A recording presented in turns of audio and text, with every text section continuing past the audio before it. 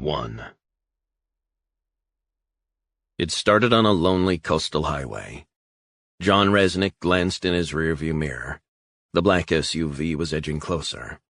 It had been 6 long miles, and the crazy fuck was still shadowing him. Resnick decided to make a move. He hit the gas pedal and sped down the near-deserted road toward home. Swirls of red leaves whipped up as he drove hard to lose the trailing vehicle. Suddenly, the SUV accelerated and pulled up to within inches of his truck's bumper, flashing its headlights. "What the?" Resnick said. He accelerated hard to avoid being rammed. He took a sharp left turn, sped off the highway, and got on Camden Road, hoping to lose the crazy driver. He checked his mirror again. The SUV was still following. The road forked. Resnick's mind began to churn through options and possibilities. Was the guy armed, drunk, just a backwoods crazy? Or maybe the guy was fucking with him. But then again, maybe it was a sign of something far more serious. His mind flashed back to an attack on an American convoy near Baghdad Airport when a Saddam loyalist had rammed the rear car before opening fire, killing 2 U.S. soldiers. Resnick glanced in the mirror again. The guy was still there. He'd had enough. The road was deserted apart from his car and the vehicle following him. He put a few hundred yards between them, then spun the steering wheel to the left, pulled on the handbrake, and came to a grinding halt. His truck now faced the oncoming SUV. He jumped out and crouched down on the grass verge at the side of the road. He pulled out his 9mm Beretta, aimed, and shot out the right front tire of the SUV. Screeching brakes, the smell of burning rubber, the vehicle swerved and flipped over. Time seemed to slow, frame by frame, like in a film.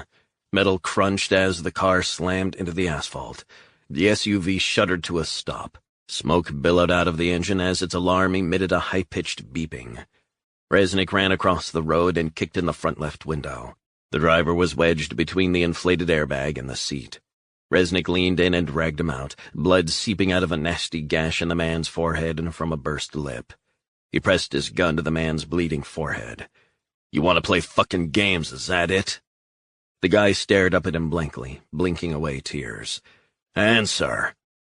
Slowly, the expressionless look on the man's face began to change. The guy started to smile through the blood dripping onto the road. "What the fuck is so funny?" "John, easy, man, it's me." The man held out his open palm. Resnick stared at the skeletal figure's wide, staring eyes. "It's me, John. It's Jerry. Jerry White. You remember now?" The name crashed through Resnick's brain like an oncoming truck. "Way back, John." Resnick was struggling to take it in. "Jerry? Are you fucking kidding me? I thought your car was trying to run me off the road or something." "It's not my car. I stole it." Resnick stared long and hard at the emaciated figure in front of him. "You stole it? Jerry, what the hell is going on? You could have gotten us killed." "I'm sorry, man, but I'm desperate. I needed to see you." Resnick was shocked at the puny frame of a guy he remembered as a phenomenally fit and perfectly honed warrior. "See me about what?" Jerry pointed at the gun. "John, you want to ease up?" Resnick put his Beretta back in his waistband and helped the ex-Delta operator to his feet. "What's going on, bro?" "I'm in trouble." "What kind of trouble?" "I'm scared. I want you to help me. That's why I came up here. I saw you purely by chance about 10 miles back. I've been driving throughout the night and all of today. I'm on the run. Been up to your house. I drove around a bit. Then I saw you. Started to tail you. I wanted to get your attention." "Slow down. My attention?" Jerry White seemed like a broken man, not the guy he'd once known. Resnick was standing beside a former Delta hard man who'd helped him through the loss of his wife after 9/11, a fearsome Special Forces soldier. "Shit, Jerry, is this really you?" He blinked away the tears. "I knew you'd still live here. Remember when me and some of the Delta crew came up here?" Resnick clasped his old friend's shoulder. "How could I forget? We drank ourselves shit crazy." "That we did." Resnick shook his head as he stared at Jerry's haunted face. "You look terrible. What the hell's the matter with you?" Jerry stared at him. "I'm so scared." "Scared? Of what? You've nothing to be scared of. That's where you're wrong, John. There are people who will come for me. They will come for me, but you can't let them. Remember who came and got you out of Solder City? It was me. You remember? Trust me, I got this. Jerry stared at him blankly, blood dripping from his forehead. I won't let anyone touch you, ever. I don't know who I am anymore, he whispered. There's something happening to me. Like what? You have to protect me, hide me. For the love of God, don't let them get me. They're gonna kill me. 2. The lowering autumn sun cast long shadows. Gold and rust-colored hues dotted the trees as they drove back to Resnick's oceanfront home on the outskirts of Rockland, in mid-coast Maine. He knew the villages and towns around Penobscot Bay like the back of his hand. The quiet, pine-lined roads, the peaceful harbors and unspoiled beaches just off US 1.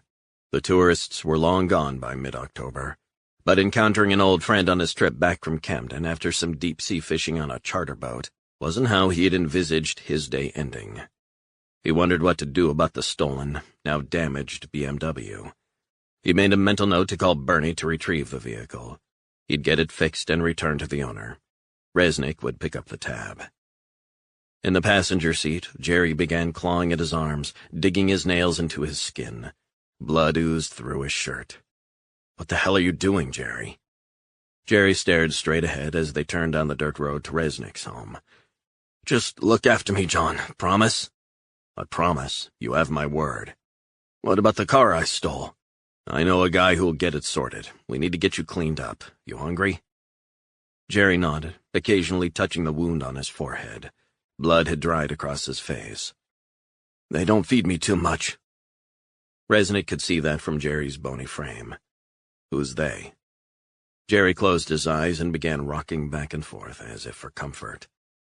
I said, who's they, Jerry? Don't let them take me back. Resnick wondered what the hell had happened, whether this was some post-trauma thing. Okay, relax, man. Nearly there.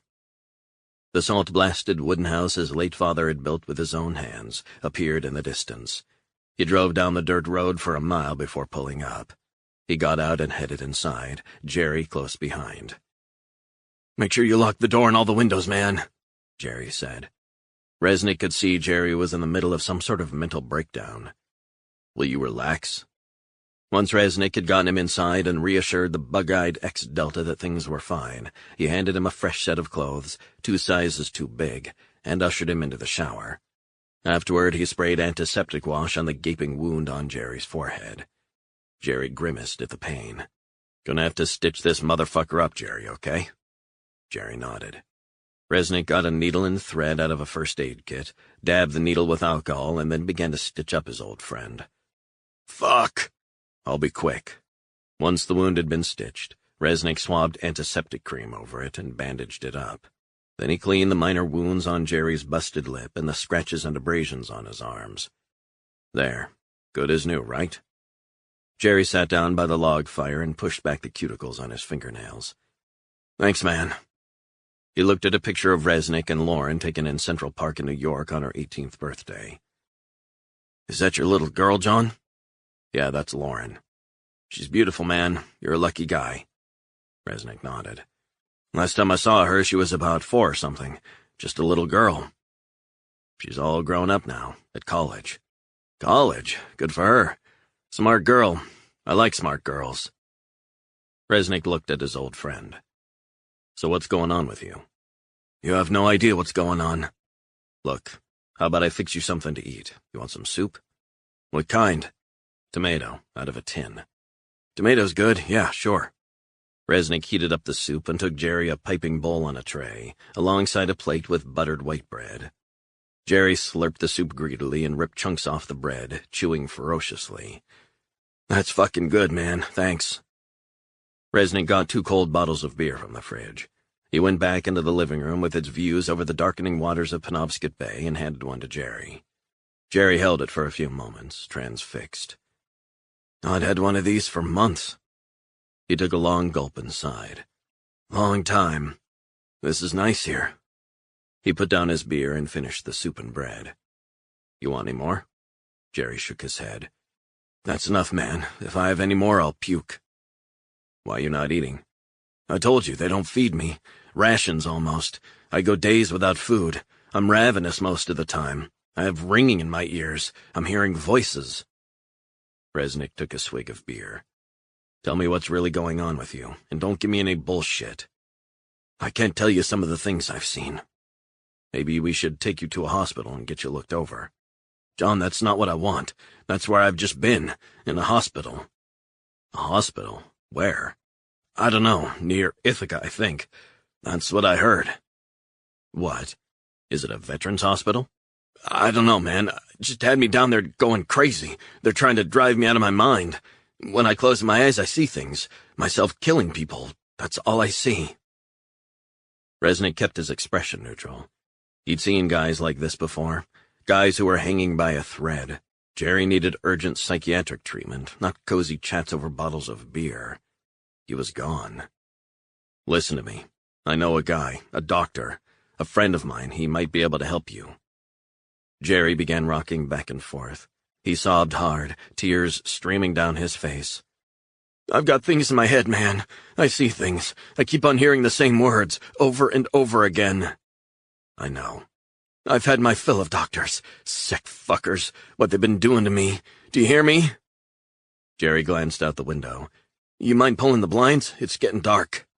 Sure. Resnick made a quick tour of the house, shutting the curtains to obscure the view inside. So here's what I'm thinking. You can spend the night here, and tomorrow morning I'll drive you across to the doctor I know. He's a good guy. He'll make sure you're taken care of. Jerry finished the rest of the beer, hands shaking. And you know this guy? He's a former Marine, went to medical school, smart guy, and I swear he'll look after you. 3. They talked into the early hours. Resnick listened while his old friend tried to explain what had happened to him over the years. Jerry talked of being a panhandler down on Ocean Drive in South Beach after he'd returned from Iraq, unable to handle life at home, begging for cash, food, drink, drugs, sleeping in doorways, dumpsters, under bridges, abandoned lots. Then he'd been arrested and taken to a hospital in Hollywood, Florida. A few months back, he'd been flown to a hospital in upstate New York. He talked of hearing whispered voices in the dark, voices from the shadows, people filming him, and then more voices, repeated voices, imploring him to kill. The more Resnick listened, the more certain he was that his friend was acutely unwell, a psychiatric illness for sure, and the sooner he was given the help he needed, the better. Jerry ground his teeth. His eyes darted across the room. Did you hear that, John? Hear what? He pointed to the ceiling. Like someone's on the roof. Just the wind. Got a couple of loose roof tiles I keep meaning to fix. Jerry closed his eyes for a few moments and began to take deep breaths, as if trying to relax. You gonna be okay tonight? Do you need any medication? Just a sleeping pill. Might calm me down. Resnick went into the bathroom and rummaged in a cabinet. He found an old bottle of sleeping pills he'd been prescribed years earlier. He handed Jerry a couple, which he washed down with a glass of water. After 15 minutes, Jerry's breathing became shallower, his eyes heavy.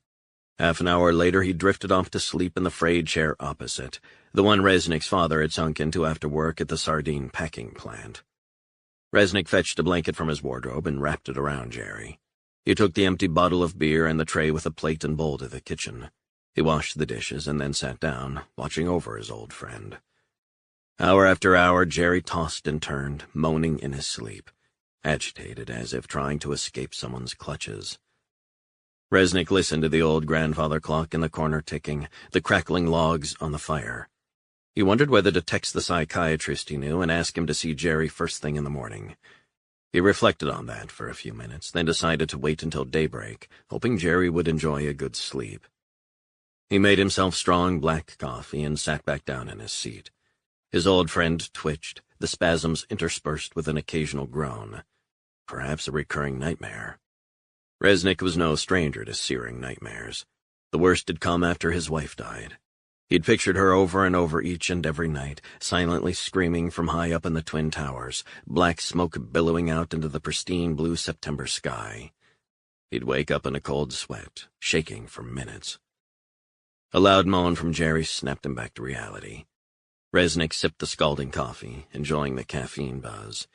A few more gulps washed down a Dexedrine, his drug of choice to keep him awake and alert. The night wore on.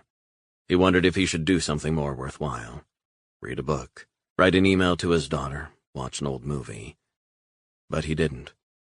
It was plain as day. His blood brother was starting to lose his grip on reality. Jerry needed someone to watch over him.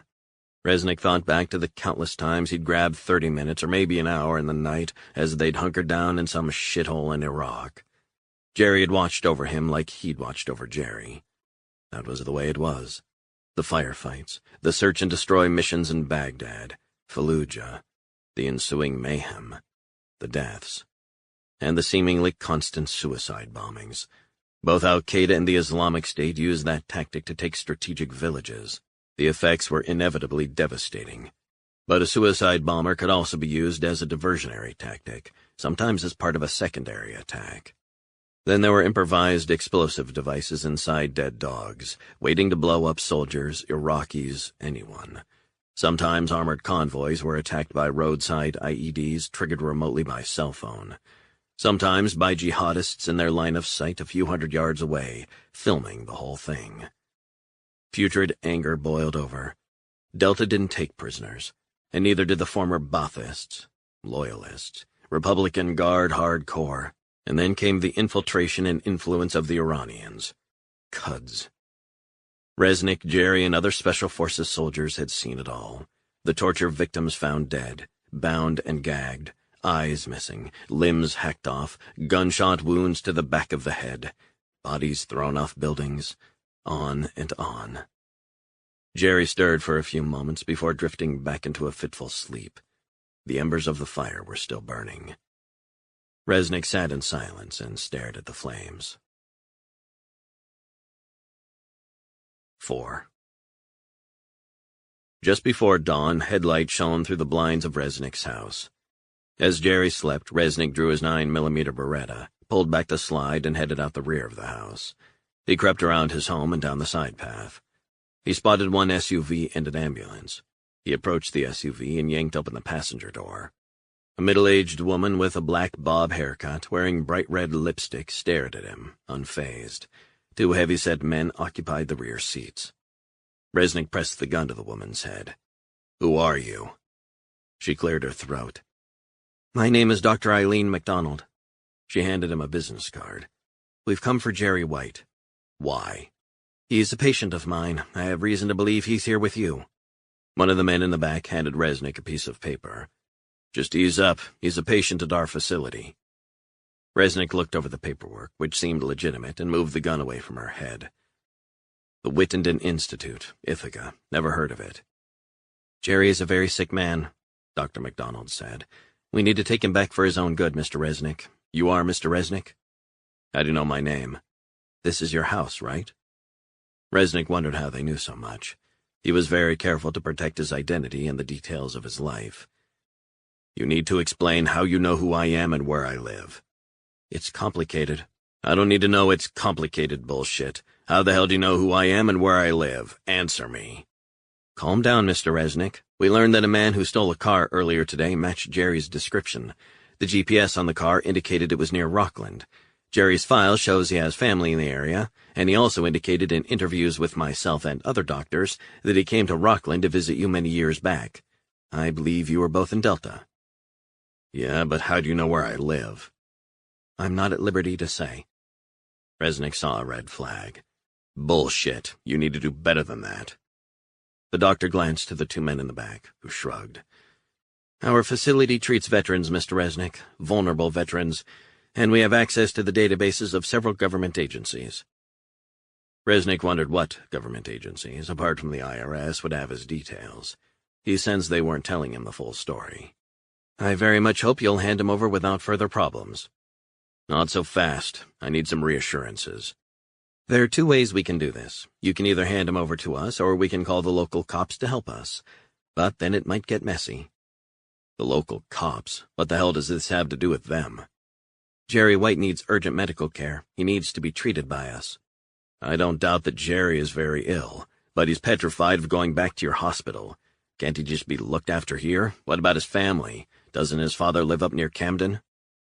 His family want nothing to do with him. Besides, Jerry has, unbeknownst to me, not been taking his medication for nearly a week, and it's made him psychotic. Resnick folded his arms. Are you kidding me? So you're telling me you haven't been doing your job right? The doctor flushed. I think that's unfair. Is it? He had been concealing the medication he should have been taking, so it's now vital that we take him back without any further delay. Resnick sighed. I have to tell you, he's in a heightened state of anxiety. How long has he been a patient of yours? Several months. He's suicidal, and in this current state he's a risk to himself and to others. He has classic signs of PTSD, recurring nightmares. Jerry also has admitted self-harming. He's talked of hallucinations, paranoia.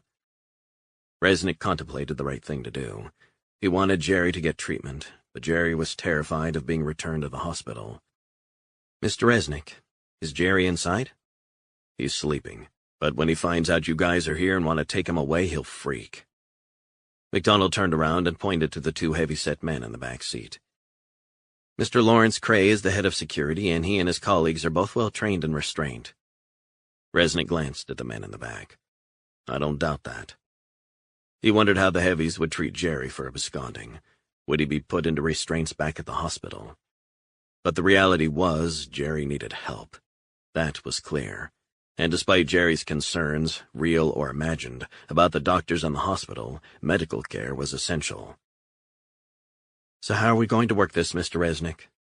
Dr. MacDonald looked over his shoulder toward the house. Damn. Resnick turned around. Jerry was standing on the front porch, bandages still on his lower arms, knife in hand. I trusted you, John, Jerry shouted. I fucking trusted you. You're a brother to me. How could you do this, man? Resnick took a few steps toward him, hands in the air. These people are here to get you better. Like fuck they are. He pointed the knife in MacDonald's direction. That bitch is trying to control my thoughts. She messed with my head, John. Why don't you believe me, man? How could you do this? Jerry, these people are from the hospital. It's not a fucking hospital. It's a nut house. A hospital gets people better. Why am I not getting better, you bitch? MacDonald stepped out of the SUV. You haven't been taking your medication, Jerry. That's why you've regressed. And you'll start having seizures if we don't act soon. You lying bastard! He looked at Resnick. She's lying, John. Don't believe her. Resnick took another step forward and reached out his right hand. Jerry, give me the knife. I thought you were my friend, John. I am your friend, but you've got to give me the knife. You called them, didn't you? Are you working with them too, John? Is that what it is? Categorically not. You know what they're going to do? They're going to take me back there and start playing all those words over and over again, trying to brainwash me. They're controlling my fucking thoughts. MacDonald turned and looked at Lawrence Cray in the back of the SUV. He stepped out. Don't fuck with me, Cray! Jerry shouted. Cray said to Resnick, Sir, can you move 2 steps back? We need to defuse this situation. Don't antagonize him any further, you hear me? Resnick watched as the second man got out of the SUV and walked over to Cray. Well, it's the goon squad. Jerry held the knife up higher. So do I have to take you all on, you miserable fucks? Don't fucking try anything. Resnick said. Jerry, put down the knife before someone gets hurt. Cray took a step forward. Not another step, you fat bastard. Torturing me like some fucking lab rat. You get your kicks like that, huh? Cray said. One last time, Jerry, put down the knife, and we'll get you the help you need, I promise. The nurse won't stop talking, trying to tell me what to think. Jerry began violently slashing his left wrist. Blood spurted onto the wooden porch. Resnick rushed forward and kicked the knife out of Jerry's hand, then got him in a headlock and brought him down to the ground, pinning his body with his own. Jerry writhed hard, blood streaming off his fingers. Get the fuck off me! Resnick used all his upper body strength and leaned in hard, restraining his former Delta buddy. Can't do that, Jerry. Don't struggle, man. Jerry saw Cray approaching out of the corner of his eye. Get him away from me! Cray pinned down Jerry's right leg, while his colleague took the left. He then jabbed a syringe into Jerry's thigh. You fucking bastards! Jerry screamed. He struggled and shrieked like a cornered animal. Then he went limp. 5. It was nearly dark when the SUV and the ambulance arrived at Wittenden. The headlights glinted off the razor-wire fence and penetrated the darkness, cloaking the institute. Watching from his third-floor executive office, Dr. Robert Gittinger stared down through the rain-streaked windows. Gittinger felt a charge of excitement go through his aging body. He had imagined his twilight years filled with strolls and swimming with his wife in a gated community in Boca Raton. But here he was, in his late 70s, back in the shadowy world he loved and thought he'd left behind. The project that had been shelved in the 1960s was back in business, and he was at the helm. Who gave a shit about aqua aerobic sessions in a gated community when you could control a man's life? He had started out all those years ago as a bright-eyed graduate of MIT with big ambitions to be a leader in his field. In the early days, Gittinger, like many of his colleagues, had felt strongly that the program's experiments were essential for the well-being of America. But as the years passed, his idealism had given way to an enjoyment of psychological torture, masquerading as science. The crazy music on a loop, play it backward, turn up the volume, and intersperse it with people screaming. Throw hallucinogens into the mix. He was transfixed by their impact on men, how they became so afraid. He had that power over them. His work hadn't received any recognition.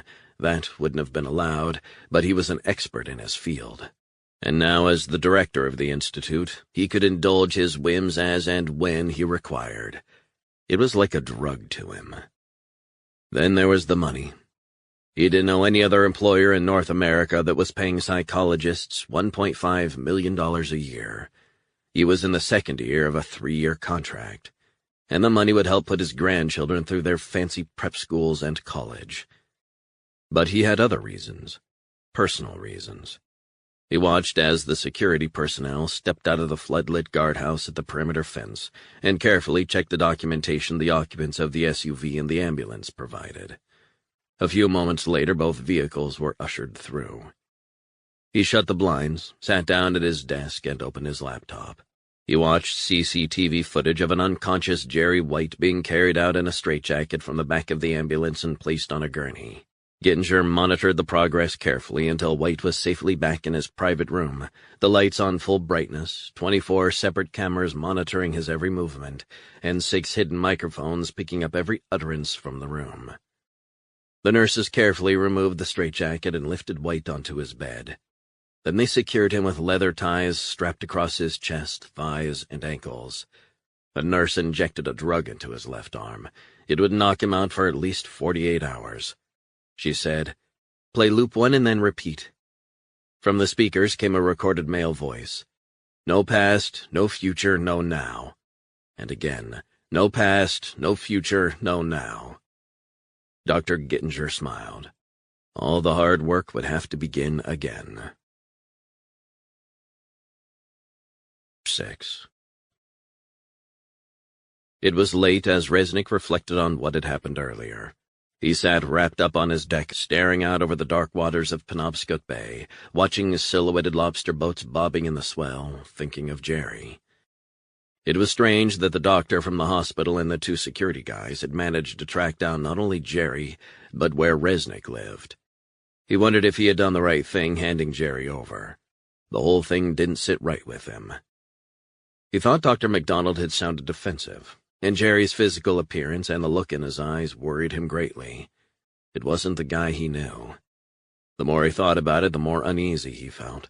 His friend was clearly on edge, if he hadn't already tipped over into a full-on psychotic breakdown. But why would they just turn up like that in person? Wouldn't they have left it to the cops to find Jerry and take him back? It just didn't make sense. Resnick watched TV, killing time. Despite the late hour, he decided to go for a run, thinking of his old Delta buddy. He changed into a sweatshirt and pants, black Nike running shoes. He headed out into the dark. The chill autumn wind was biting through him. He pounded the near-deserted sidewalks of Rockland, leaves blowing and swirling down Main Street. He headed out of town and onto a beach illuminated by the full moon, pounding the sand, mile after mile. He returned home feeling better. He headed down to the basement, which he had converted into a boxing gym. He pulled on his old leather gloves and hit the punching bag and speedball until the sweat was pouring off him. He did another 20 minutes on the punching bag before calling it quits, showered, and put on some fresh clothes. He made himself some supper. Tomato and mushroom spaghetti sprinkled with a liberal amount of Parmesan cheese. Then he took a bottle of cold beer out of the fridge. He switched on the radio and listened to the shipping forecast as he sat down at his kitchen table. It was something that reminded him of his father, listening in for weather conditions at sea. He ate alone and stared out the window at the dark waters. After he'd finished his meal and the bottle of beer, he washed the dishes, wiped down the counters, and emailed his daughter at Bennington College in Vermont, asking her how she was. She hadn't emailed him for nearly a week. A few minutes later, his cell phone rang. "Dad, I'm so sorry that I haven't been in touch." It was Lauren. It was good to hear her voice. "Hey, stranger, how goes it?" "Is it okay to talk, Dad? It's a bit late, I know." "Not a problem." "I'm so sorry about not emailing. I'm snowed under with essays and assignments and all sorts of stuff." "As long as you're working hard, honey." "What about you? What have you been doing?" "This and that." "This and that," she parroted. "What does that even mean?" "It means not very much, just enjoying my own company.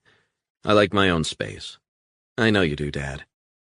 A silence opened up between them. "You okay? You sound a bit distant."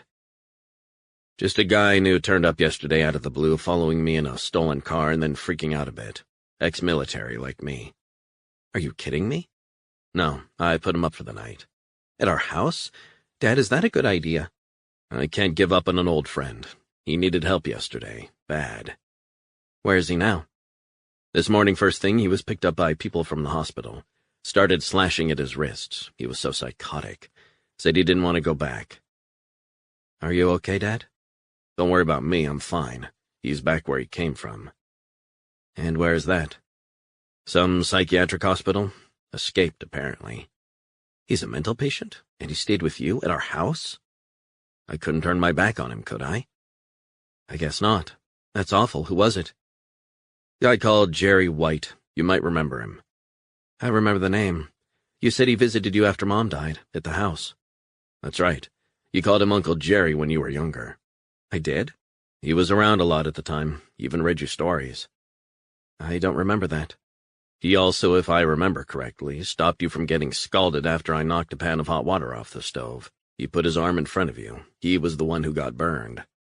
"Oh my God, Dad. Really?" "He did that. He was around for me a hell of a lot after your mom died. I was a mess. He also taught you to tie your shoelaces. You were only 2 or 3. "I remember you showed me a photograph of the 2 of you. Why didn't you tell me all that stuff about him?" "I'm telling you about it now." "You're really closed off, Dad. Do you know that? Can you find the photographs for me to look through when I come back?" "I don't even know where they are." "You've got a big pile of them up in the loft." Resnick made a mental note to check them out. Jerry was a one-off. "Yeah, you said he was a good guy." "He was. He's really gone now." "What do you mean?" "I mean he's gone schizoid or something. It happens." "But he's getting help now?" "I think so." Lauren sighed. "He's not dangerous or anything, is he?" "Only to himself, I think." "He read me stories?" "Fairy tales, that kind of thing." "I think I've still got the book in my room." "I know. It's sitting right beside Anne of Green Gables. Your mother loved that book." They said their loves and goodbyes and hung up, but Resnick kept hearing those words. "You said he was a good guy." Resnick fixed himself a tumbler of single malt scotch. He got the box of old photos Lauren had mentioned down from the attic. He rummaged around for a few minutes in the box, glancing at old photos of him with Elizabeth. Photos of him in his early 20s, Delta operator, pre-9/11, Fort Bragg, North Carolina. A different person, a different world. Then Delta focused on possible missions. They examined advancing tactics, techniques, and procedures. When there was a conflict, it was invariably short and sharp. South America to take out a member of Shining Path, Colombia to kill a FARC guerrilla leader. Then it would be back to the grind of training, and more training. Eventually, he caught a picture of him and Jerry drinking in a Rockland bar. Post-9/11, it was taken by another ex-Delta, now sadly dead, Harry Leggett. He looked at Jerry's staring eyes, but also his own blank expression. Resnick's mind flashed back to the time after 9/11. A hardened young Delta operator, still in his 20s, drinking himself crazy for weeks. He'd shipped his baby daughter off to his in-laws in New York for a time. He knew he wasn't coping. He couldn't even look after himself. He was just a shell. 12-hour drinking sessions each and every day. Eventually, weeks later, he was left alone as everyone went their separate ways. Resnick descended into an even more self-destructive pattern of behavior, until somehow, after some serious conversations with an old friend of his father's, he stopped the drinking. Stopped for his daughter, but also his country. He had skills that were prized. He was part of the elite Delta cadre. A few months later, he cleaned up. Then 2 years after 9/11, he was in Iraq with Delta. Shootings, killings, assassinations, on in blazing heat like he'd never experienced before. It was like Dante's Inferno. Blood, dust, pain, death, on and on and on. He was able to disassociate. His personality was like that. The same was true of most of the Delta guys. They just did what had to be done. Resnick had an abiding memory of Jerry White in Iraq still burned into his mind, his very soul. The hell that was Fallujah. He remembered Jerry had been cut off from the rest of Delta during a fierce gun battle. He had been kidnapped off the street at gunpoint and taken to a makeshift torture chamber by Sunni jihadists, Baathists. They pulled out his fingernails, beat him to a pulp looking for names of Iraqi informers and translators. He gave them nothing. He fed them plausible lies. They stabbed him, tried to drown him. Resnick and 2 others managed to locate him on a warren of shitty, dusty streets. They killed every goddamn enemy. Resnick carried Jerry out to a Humvee, where his heart briefly stopped, while Special Forces medics fought to keep him alive. Eventually, they got him to a U.S. military hospital emergency room, and after 3 operations, Jerry White was saved. Jerry thanked Resnick countless times afterward. And after Resnick lost his wife, Jerry was the first who turned up in Rockland, supporting him through his darkest hours. He stayed with him, drank with him, and watched as he attempted to drink himself to death. He was the one who put his arm around Resnick's shoulder and said he needed to find strength to go on for his daughter. Don't let it destroy you. Because if it destroys you, it will destroy your daughter, and she will have no one. Those were his words. Slowly, Resnick had begun to emerge from his haze. He began to realize he had responsibilities. Lauren needed him. Jerry was the one who hung around. He was the one who didn't leave his side as Resnick howled on the beach down in the cove by his house. He flicked through a few more photos and saw himself at Jerry's wedding at a hotel in New Jersey with his wife, Patty, way back in 2008. Smart gray suits. But even then, there were signs that Jerry was out of control. Patty was a recovering addict who had her own problems, but she had confided in Resnick that Jerry had threatened to jump to his death if she left him. He wondered where Patty was now. Resnick picked up the photo of Jerry, Patty, and himself. He remembered that Logan Township was her hometown. He also remembered Jerry saying that when he first met her, he'd had to head across into Camden and score her some heroin. He eventually got her off it, but Jerry was never convinced she was clean. Her eyes were always too glassy, her reactions a fraction too sluggish. She was a sweet girl, but pretty damaged, which probably made them perfect for each other. Resnick rifled through the rest of the box and saw a picture of Patty with her brother, a burly cop named Jimmy Gonzalez, who policed the meanest streets of Camden. Resnick liked him a lot. Didn't say too much, just drank and watched what was happening. Resnick wondered if he was still in the job. Gonzalez might be able to tell him more about what had happened to Jerry. He might even want to pass on the information about Jerry's whereabouts to his sister, if she didn't already know. He pulled up a number for the police HQ and called. A female voice answered. I'm looking to speak to Jimmy Gonzalez, friend of his sister. Was hoping he could help me. What's your name, sir? John Resnick. Hang on. Silence opened up down the line until the gruff voice of Gonzalez said, You gotta be kidding me, John Resnick? You got it. John, how the hell you doing, man? I'm okay, and you? A long sigh. Got fired a few years back and then rehired at a far lower salary, but hey, what the fuck, right? Indeed. Jimmy, I won't take up much of your time. Is it about Jerry by any chance? Yeah, it is. He's crazy, you know that? Yeah, I know. I was hoping to speak to Patty. Patty? She doesn't want anything to do with him. Can't say I blame her. I understand that. I just wanted to find out what exactly has happened to him. Patty's trying to get her life in order, and she's got a good job, and I don't think it'll do any good to resurrect memories of Jerry, if I'm honest. Sorry. I thought you could help. Or maybe explain his situation. The doctor who picked him up mentioned post-traumatic stress. Is that right? When was the last time you spoke to Jerry, if you don't mind me asking? About a year ago.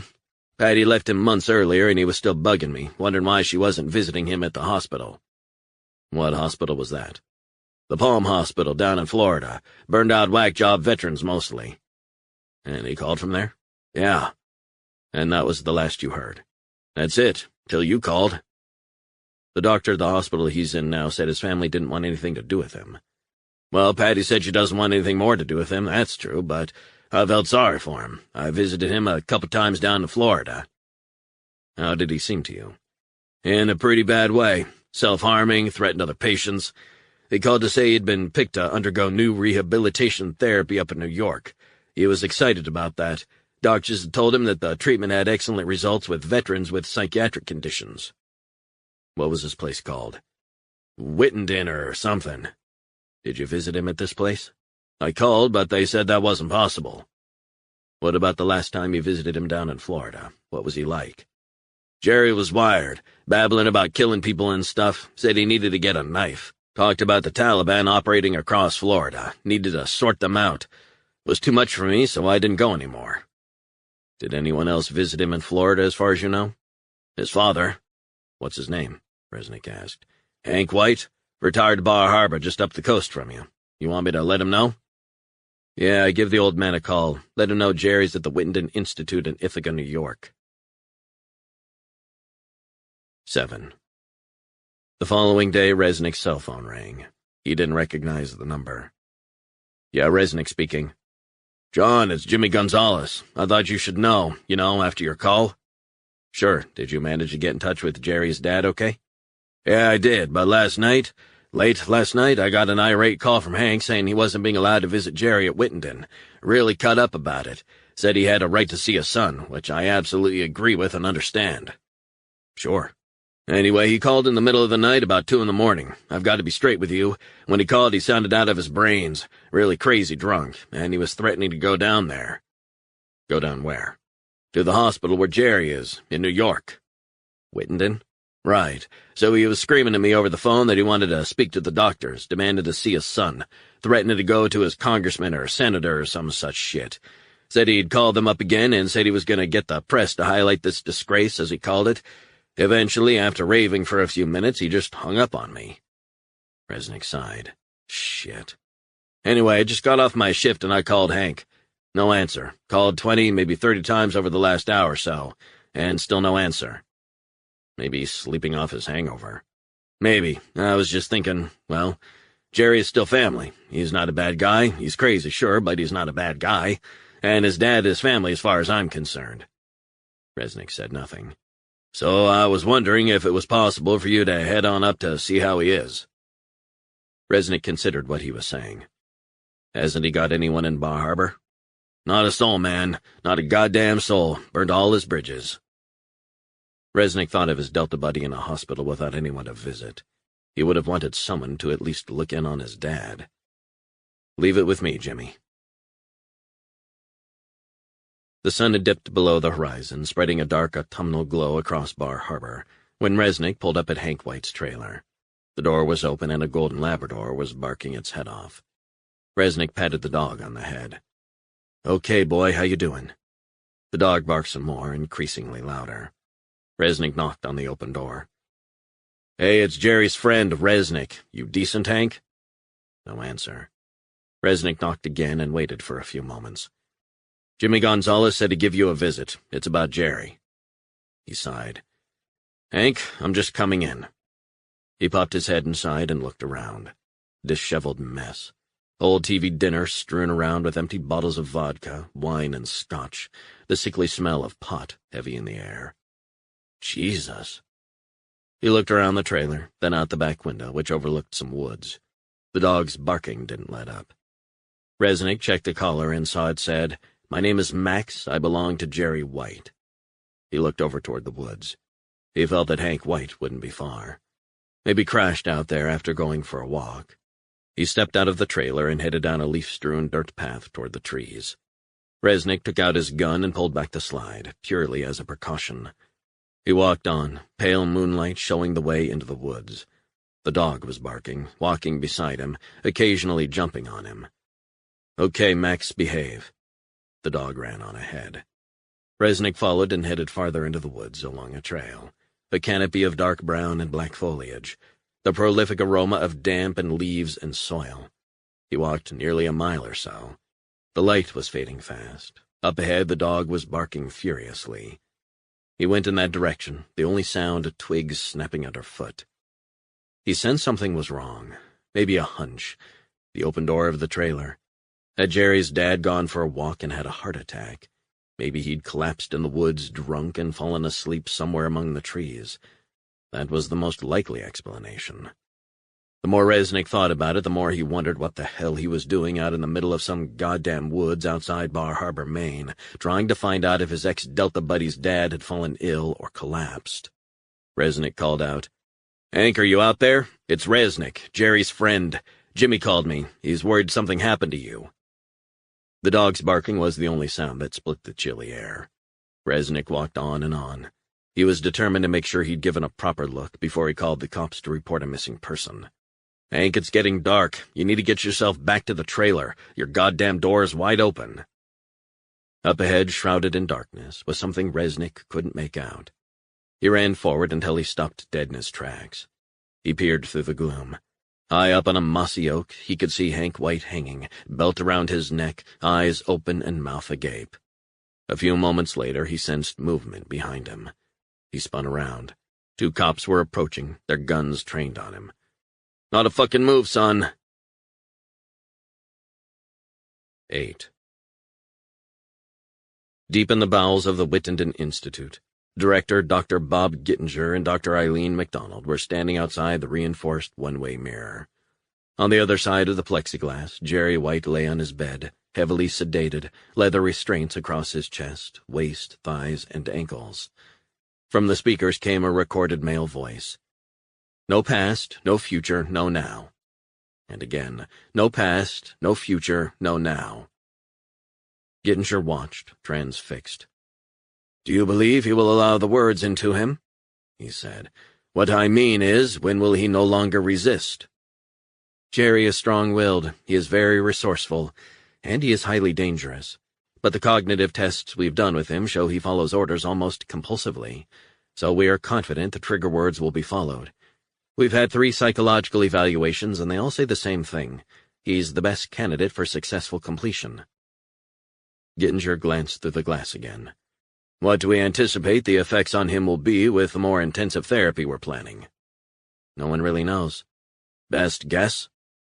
"Our best guess is that Jerry might feel overwhelmed for a short period, but we're not expecting any regressive reaction to his course of treatment." "Very well. I want a first-day update tomorrow at 11 p.m.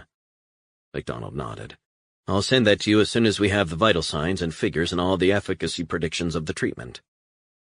Gittinger took one long look at Jerry White lying prostrate, knowing what lay ahead for him. He headed back to his office and shut the door. The more he thought of the experiments they were resurrecting, the more excited he got. His mind turned to his wife, dutifully at home, thinking his work was required for his country. And in a way, it was. As a young man in the early 1960s, when he had first joined the group in Canada conducting the experiments, he had felt that something was not right, that maybe what he was doing was unethical. But as the years had passed, those feelings had dissipated. Now the test sent a frisson of tension to the very pit of his stomach. He loved nothing more than gazing at a subject as they were put under his spell. He'd kept copious notes since the earlier days, details of each and every experiment, hundreds of notepads locked away in his basement office. And they knew that. That was part of why they'd approached him shortly after his retirement 8 years earlier. The work was of national importance, they said. Secrecy was paramount. The program was beginning again, but this time he would be in charge. He would run the show how he wanted. There were other reasons that were known only to a handful. 50 years ago, Gittinger had fallen out with numerous colleagues who had dismissed the efficacy of the tests and the results. They said the tests were barbaric, inhumane, unlawful. He didn't care. He claimed that with modifications to those selected and the medication they were given, the tests would eventually result in stunning breakthroughs for mankind. Deep down, even he didn't believe it. But the escape of Jerry White had unsettled him. He wondered if it wasn't just a matter of time before the program was fully exposed. That thought weighed heavily on his mind. Someone somewhere would surely connect the dots eventually. His cell phone rang, snapping him out of his morbid thoughts. He recognized the caller ID. His heart sank. It was the boss. "Dr. Robert Gittinger," he said. "Thought you'd want a heads up, Bob." "Regarding?" "Jerry White's father." "What about him?" "I'm hearing he's no longer with us." Gittinger took a few moments to let that sink in. "What happened?" "Think he was depressed. Took his life, apparently." Gittinger knew that wasn't the case. It was too much of a coincidence. It had to be related to the escape of his son. He understood that those outside the experiment were just collateral damage in his line of work. "Are you sure?" "He threatened to go to his congressman. From what I gather, he didn't call, but he'd looked up the congressman's phone number and email address." "But it didn't come to anything?" "That's right. Very sad. But Hank White is gone, and he won't be bothering you or anyone at the Institute ever again." 9. The sound of a cell phone ringing roused Resnick from a fitful sleep. He awoke and looked around. He was lying on top of a bed in a cold Bar Harbor police cell, an assistant director of the FBI staring through the bars at him, phone to her ear. Resnick took a few moments to realize it really was Martha Meyerstein in person. He was well known to her in the feds. His work as a black ops specialist had come to the attention of Meyerstein several years earlier. He had been tasked with carrying out a high-level hit. But it was a setup to kill an innocent government scientist. He ended up protecting the man and handing him over to Meyerstein and the FBI, subsequently helping the feds foil a biological weapons attack on the D.C. Metro. And since then, he had been called in to help Meyerstein and her team when there was a threat to national security. His covert skills had been instrumental in tracking down and killing an Iranian hit squad who wanted to neutralize former Delta Force members. He'd brought down the head of the Russian mob and rescued Meyerstein after she'd been kidnapped and held prisoner by the Bratva. He had also been called in when a senior American security advisor had gone missing. But it had transpired that the kidnapping was part of a much wider conspiracy involving a CIA cabal who wanted to kill the president. He wondered how she had gotten involved in this. He certainly hadn't contacted her. So who had? Meyerstein spoke into her phone. "I'll call you back this afternoon, sir," she said, ending the call. "What the hell is going on, John?" "What are you doing here?" She shrugged. "Trying to figure out what the hell you're doing in a 6x4 cell?" "It's a long story. Listen, this doesn't concern you." "That's where you're wrong. I was woken up in the middle of the night." "By who?" "It doesn't matter. I get to hear things. If the cops search your name in a database, the FBI will get to hear about it. Do you understand?" "What do you want?" "I want to get you out of here." "Okay, let's do it." Meyerstein stared long and hard at him. "Not so fast. I can get you out of here, but remember our little conversation? Well, I'm still waiting to hear your answer." "I'm still thinking about it." "Then I can't help you, John. I'm sorry." "Give me a break." "Here's the deal. Either you agree to work with us, in effect formalizing the role you've had, and sign a form confirming that, or I'm just going to have to leave you to the good officers here in Bar Harbor." Resnick shook his head. "You really gonna pull that stunt on me? Seriously?" "It is what it is, John." "It's blackmail." "Don't be so dramatic. It's business." Resnick sighed. He always felt uncomfortable being tied into formal arrangements. His work with the FBI had purely been on an ad hoc basis, and he had been unwilling to commit to a role that might have him focusing on more mundane FBI inquiries. He was happiest doing high-level jobs. He felt instinctively uncomfortable at the thought of being part of an organization like the FBI, which had particular ways of doing things. He enjoyed the freedom of doing operations as and when required. But as it stood now, Resnick needed every friend he had. "I can't believe you're using this as leverage." "John, listen to me. We want to help you. We want to get you out of here. And we can, but we cannot do a thing if you aren't assigned to the FBI. If you come under the auspices of the FBI, you have my word that we will do our utmost to help you. But first, you have to help yourself. What I'm doing is probably not on the FBI radar, but I need to pursue this thing. Even if I sign that bit of paper, I can't turn my back on my friend. Meyerstein thought long and hard. Fine. She handed the paper and pen through the bars. Resnick scanned the legal jargon pertaining to national security. He scrawled his signature and printed his name, then handed back the paper and pen. You play hardball, Meyerstein, I'll give you that. She folded the paper and put it in her pocket, along with the pen. Let's cut the crap, John. If I get any more sleep-deprived, I'll have to be admitted to the hospital. Nice of you to come in person. Meyerstein shook her head. Let me tell you, the director is less than delighted that you've ended up in jail for the night. It's not so bad. Been in far worse than this, let me tell you. It's not the plaza, but it's not bad. Lieutenant Jackson walked into view holding some paperwork and a plastic padded mailer with Resnick's belongings. He unlocked the cell. Assistant Director Meyerstein is vouching for you, so that's good enough for me, at least for now. Resnick shook his head. For now? As of now, the FBI is taking full responsibility for you. If we require you to answer more questions, then the rules are that you will comply. All righty? Whatever. Resnick took the padded mailer with his gun, cell phone, and wallet. Appreciate the hospitality, Lieutenant. Jackson shrugged as if he'd heard it all before. Try and stay away from Bar Harbor, Mr. Resnick. I'll see what I can do. Meyerstein drove Resnick across to a diner overlooking the water. They sat down at a window booth. She ordered a breakfast of freshly squeezed orange juice and coffee. Resnick opted for pancakes and maple syrup with black coffee and the orange juice. When they were finished, Resnick spoke first. I appreciate you getting me out. You mind telling me what all this is about? He recounted the story from when Jerry White began tailing him until he found Hank White hanging in the woods just before the police arrived. Something is wrong, very wrong. The police know that. They still consider this a homicide, but they don't think you're telling the full story. I can understand how the cops thought your version sounded less than plausible. Prints all over the trailer, discovering the body, and that following an incident with his psychotic son. I'd be asking questions myself. Resnick ordered more coffee for them, and their cups were refilled. He took a gulp. I'm guessing this sort of stuff is small-time and outside FBI jurisdiction. Unless they're terrorism issues, cybersecurity, or major threats to America, you're right. An old guy hanging himself in the woods in Maine doesn't really register on our radar. So why didn't you just ignore the call from the Bar Harbor cops? I was sorely tempted to, let me tell you, but the last thing the FBI needs is for local reporters to be alerted by a desk sergeant tipping them off that an ex-Delta guy, who has close links to the feds, is being interviewed after a body is found hanging in the woods.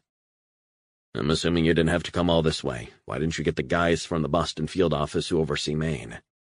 Not having a field office does make it challenging, but I couldn't risk an FBI asset being compromised. I wanted to be here to oversee this myself. I also don't want the Boston feds crawling all over this, wondering exactly what the extent of your role has been for the FBI. Resnick nodded. Probably just as well I'm here on the ground. The cops have a real thing for you in this investigation, John. That's nice. It's no laughing matter. I needed to smooth things out. I spoke with Maine's Attorney General, and I was able to explain that to the lieutenant, who seemed more than eager to offload you, at least for the present. Well, whatever. I appreciate it. I think it's important that our organization looks after its assets. Speaking of which, the director will be pleased you've signed, although he'll be less pleased by the circumstances. Resnick nodded. Attracting attention isn't something I enjoy. Gunshots on a road on the outskirts of Rockland, crazy friends staying the night, psychiatric hospital having to haul him out of your house. Not exactly low profile. Resnick sipped some coffee. I can't turn my back on Jerry. He's not allowed visitors. And now his dad is gone, I just don't want to abandon him. You're not abandoning him. He needs help. And hopefully in a few weeks or months you can see him. I've never seen Jerry like that. A guy like that, tough, that's how I remember him. But now he's like a fucking shell. Said he wasn't being fed. Crazy people say crazy things. I know. But something, and I can't place what it was exactly, about the fear in his eyes really troubled me. Was he psychotic? That's what they said. But you don't think he was? I don't know.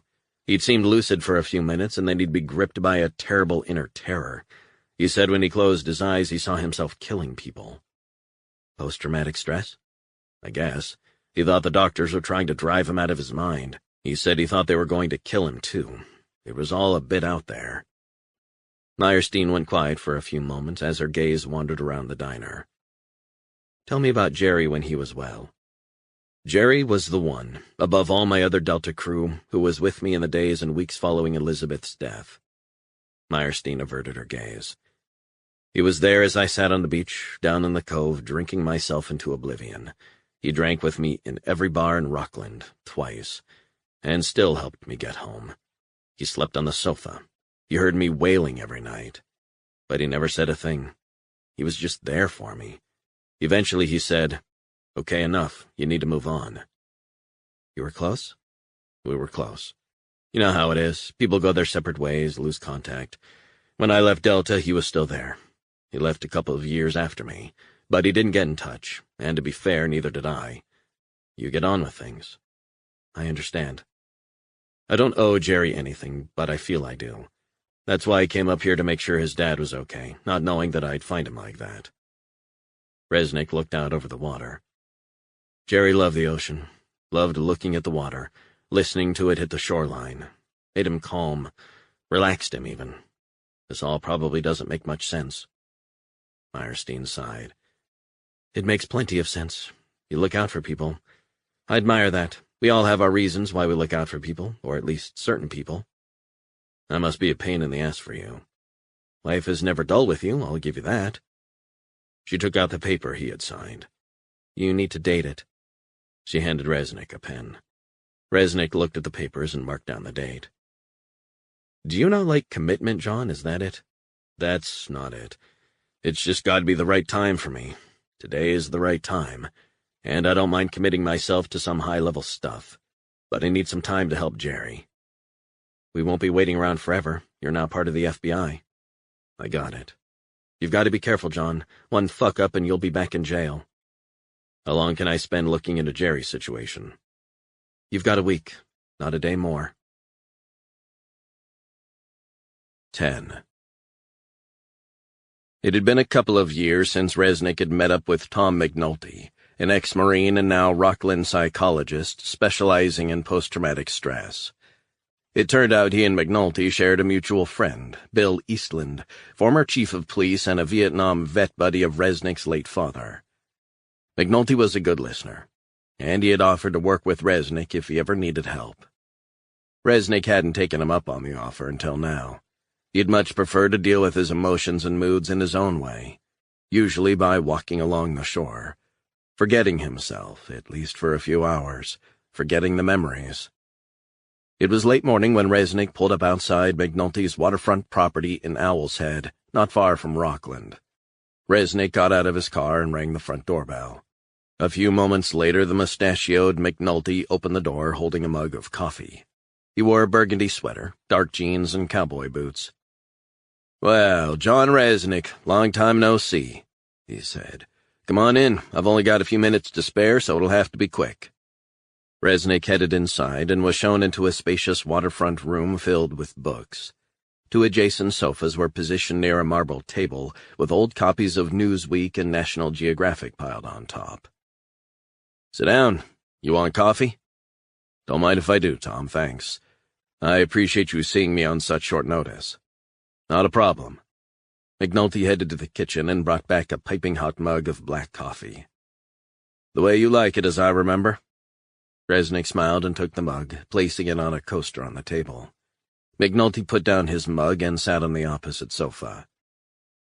"So what can I do for you? You said when you called it wasn't about you, but rather a former friend of yours. Ex-Delta, right?" "Yeah, pretty much. What do you want to know?"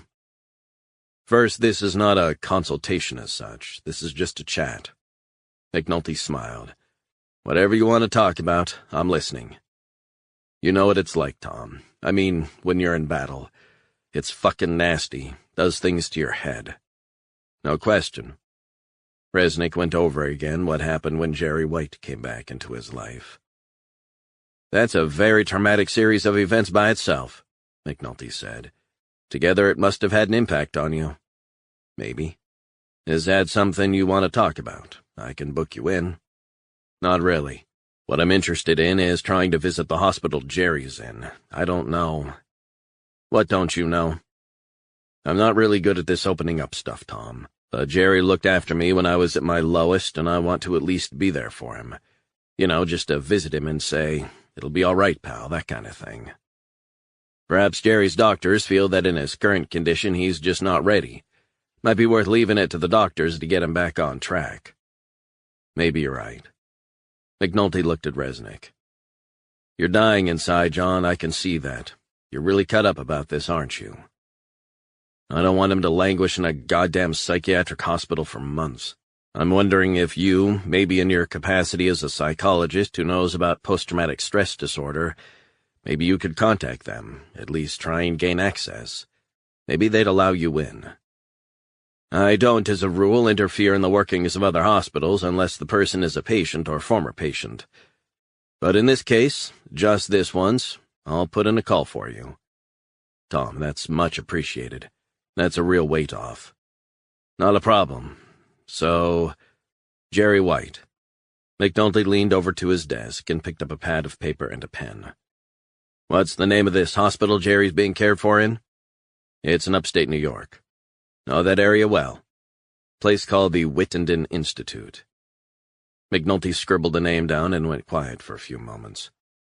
Jerry said it might be in the Ithaca area or thereabouts. He didn't seem too sure. That's interesting. How's that? McNulty sighed. I know the place you're talking about. You do? McNulty nodded before drinking some of his coffee. You mind explaining how you know about it? I applied for a job there just after it opened a few years back, shortly after I graduated from college. They must have thought with my military history, medical degree, I'd be a good candidate. So I headed up there and was there for 3 days. Sat test after test, psychometric tests, to see if they thought I'd be a good fit. I thought I would have aced it, but apparently not. During my time there, I asked questions, wanting to know more about their work there with veterans, but they weren't very forthcoming. I'd assumed it was just medical confidentiality, that kind of thing. But anyway, the long and short of it is I didn't get the job. Resnick nodded. A friend of mine did get a job there, but she left after a couple months. Why? I don't know why. So this place is legit? Far as I know, I understand there might be a public perception from people in the area that because it's delving into the memories of veterans, there are ethical issues involved. But no, far as I know, it's highly regarded, pioneering work. I think I remember reading somewhere that they're using methods to erase bad memories and re-establish the positive ones. So you think Jerry's in good hands? Sure, why wouldn't he be? Your friend, do you think she'd mind speaking to me about the place, just to put me at ease that Jerry's okay? I think that's unlikely. She got a severance package which stipulated she couldn't divulge details about her employment after the contract was signed. So they're pretty big on secrecy. John, can I offer you a word of advice? Resnick lifted up his cup of coffee and took a large gulp. Sure. This place is held in high esteem. From what you described, Jerry was probably in a frightened state of mind. So my advice to you is just let it go and get on with your life. Resnick nodded, deep in thought. Since you're an old friend, I'll tell you what I'll do. I remember I met a guy like you trying to find out more about the facility. He might know more about the place than me. Who's that? A reporter who was pestering my friend who'd worked there. He seemed to know a lot about the place. Probably keen to write a big article on it, what with the cutting-edge research. You got a name? No, but I can get it for you if it'll help. McNulty looked at his watch. Sorry, John, got an appointment in 10 minutes, and I need to do a bit of reading before then. Resnick wondered if he had leapt to the wrong conclusions about the Wittenden Institute. He felt better having spoken to McNulty and clapped him on the back. Appreciate that. You're probably reading too much into things. Jerry's in a good place. Trust me on that. 11. It was a short drive from McNulty's house in Owl's Head back to Resnick's home on the outskirts of Rockland. When he got inside, his landline phone was ringing. He picked up. It was Jimmy Gonzalez. I just heard about Jerry's old man. That's tough, man. Terrible. Resnick blew out his cheeks. Yeah. How's your sister taking it? She didn't much care for Hank, and lately Jerry too, but she still feels bad for them. John, the reason I'm calling is I've ended up organizing the funeral, since no one else was willing to do it. You know, communicate with the undertaker on behalf of what remains of Jerry's family. Has Jerry been told? That's just the thing. I tried calling them, but there's no answer on the main number. I must have tried a dozen times, nothing.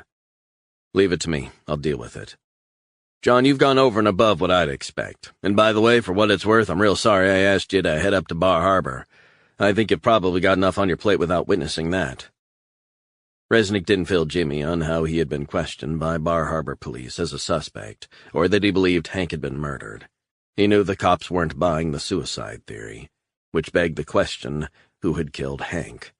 Had someone wanted to silence him? But why? Then again, was it somehow connected to Jerry's escape from the hospital? The more he thought about it, the less he understood. Seen a lot worse, Jimmy. Anyway, I'll give the doctor a call, find out if she's aware Jerry's father is dead or if Jerry has been notified, and that you'd presumably want him to have the chance to attend the funeral. Absolutely. It might be crazy and it might be upsetting for everyone, but on compassionate grounds, that's a no-brainer. He deserves to say farewell to his father. They might argue that he's in no fit state. They can say what they fucking like, but he should be at his father's funeral, end of story. Resnick ended the call. He pulled out the business card Dr. McDonald had given him. He dialed the number. He tried calling several times, but there was no answer. The rest of the day dragged as he thought of Jerry White at the hospital, about the death of his father. Jerry needed to know. That night he called Dr. McDonald's number again. It rang for nearly a minute before it was finally answered. Dr. Eileen McDonald. Sorry to bother you, Dr. McDonald. John Resnick. Can I have a couple minutes of your time? It's very late, Mr. Resnick. It's about Jerry White. It's quite urgent. A silence echoed down the line. Mr. Resnick, I'm very sorry. Jerry White regrettably cannot at this moment receive visitors. Listen, the thing is, Jerry's father died. A beat. I'm sorry to hear that. I'm requesting on behalf of Jerry's family, his brother-in-law and wife, that Jerry be allowed to attend his father's funeral. It'll be sometime over the next few days, maybe a week or so. I'll certainly consider that, Mr. Resnick. Resnick thought her tone was very offhanded, dismissive and cold. We have to think of the patient first and foremost. What will be the impact on his mental health, which is already in a perilous state? Dr. McDonald, I'm not telling you how to do your job, but I think Jerry is entitled to attend his father's funeral. That's just what I think for what it's worth. So do I. But that final decision is made by the Whittington Institute Board of Governors, and only with all the facts on the table can they make an informed choice about what is best for Jerry. So can you tell me when that will be?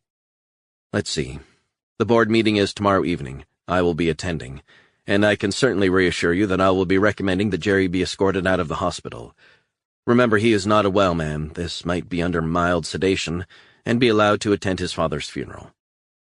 Okay, fair enough. How about I call you tomorrow night as soon as I hear? I'd appreciate that, thank you. An awkward silence stretched between them. Anything else, Mr. Resnick? Yeah, do you mind me asking how Jerry is? What's the latest on his condition? McDonald sighed. Last I heard, Jerry was sleeping, and I know he's attended music therapy classes. We find that in some patients it can alleviate the symptoms of post-traumatic stress disorder, helps relaxation. It provides useful distraction for those in pain, but also stimulates parts of the brain. And he likes that? Very much. Along with his new medication, we are seeing some promising signs. Okay, I appreciate the heads up. I should be able to get back to you by 9 tomorrow evening. If that's all, Mr. Resnick, good night. 12. Early the following morning, Gittinger was in a separate room behind the one-way plexiglass, watching as Jerry White was awoken by the beguiling, hypnotic sound of the traditional Vietnamese stringed instrument Don Tran. It reminded Gittinger of his years in Hanoi. He thought it was sublime and soothing. He sighed as he gazed at the patient. Like a frightened animal, he was looking around him, unsure of his surroundings. Gittinger saw how heavily sedated he was. Suddenly, the voice activation kicked in, with harsh lights all around. White looked alarmed as he struggled to sit upright in bed. This time it wasn't a recording. The woman's voice was calm, authoritative, and clear. "Good morning, Jerry. Did you sleep well?" White's eyes were roaming all over the room. "Who's saying that?" "It's Nurse. I said, 'Good evening, Jerry. Did you sleep well?'" "Yes, thank you." "You seem a bit calmer than yesterday, don't you?" "Yeah, I guess so." Gittinger watched closely as Jerry's eyes got heavier. "What day is it?" Jerry asked. "Why is that important, Jerry?" "I don't know. I don't know what time it is or what day it is." "Are these things important?" "I don't know. I can't remember. I can't remember. My thoughts are being changed. This is not me." "Jerry, can you see the new plants at your bedside?" Jerry nodded. "Aren't they lovely?" "They're very nice." "Do you know they have a lovely fragrance?" "There's a really nice smell in the air. Is that where it's coming from?" "Why don't you find out yourself? The plant is right there." Gittinger watched as Jerry got out of bed in a trance-like state, bent over and sniffed the plant. "Take your time, Jerry. Do you smell that distinctive aroma, that perfume?" Jerry's head hung loose as if he was struggling to stay awake. "Just lie down in your bed, Jerry, why don't you?" Jerry took a couple steps and slumped on the bed, eyes rolling back in his head. "Repeat after me, Jerry. I must do as I am told." Jerry opened his mouth but said nothing. "Repeat after me, Jerry. I must do as I am told." The lights went off and the voice continued. "Repeat after me, Jerry. I must do as I am told." "Jerry, punch the air," the woman's voice said. Gittinger was transfixed as Jerry began to punch the air. "And again, Jerry." Jerry lashed out at nothing. "Scratch your arms, Jerry."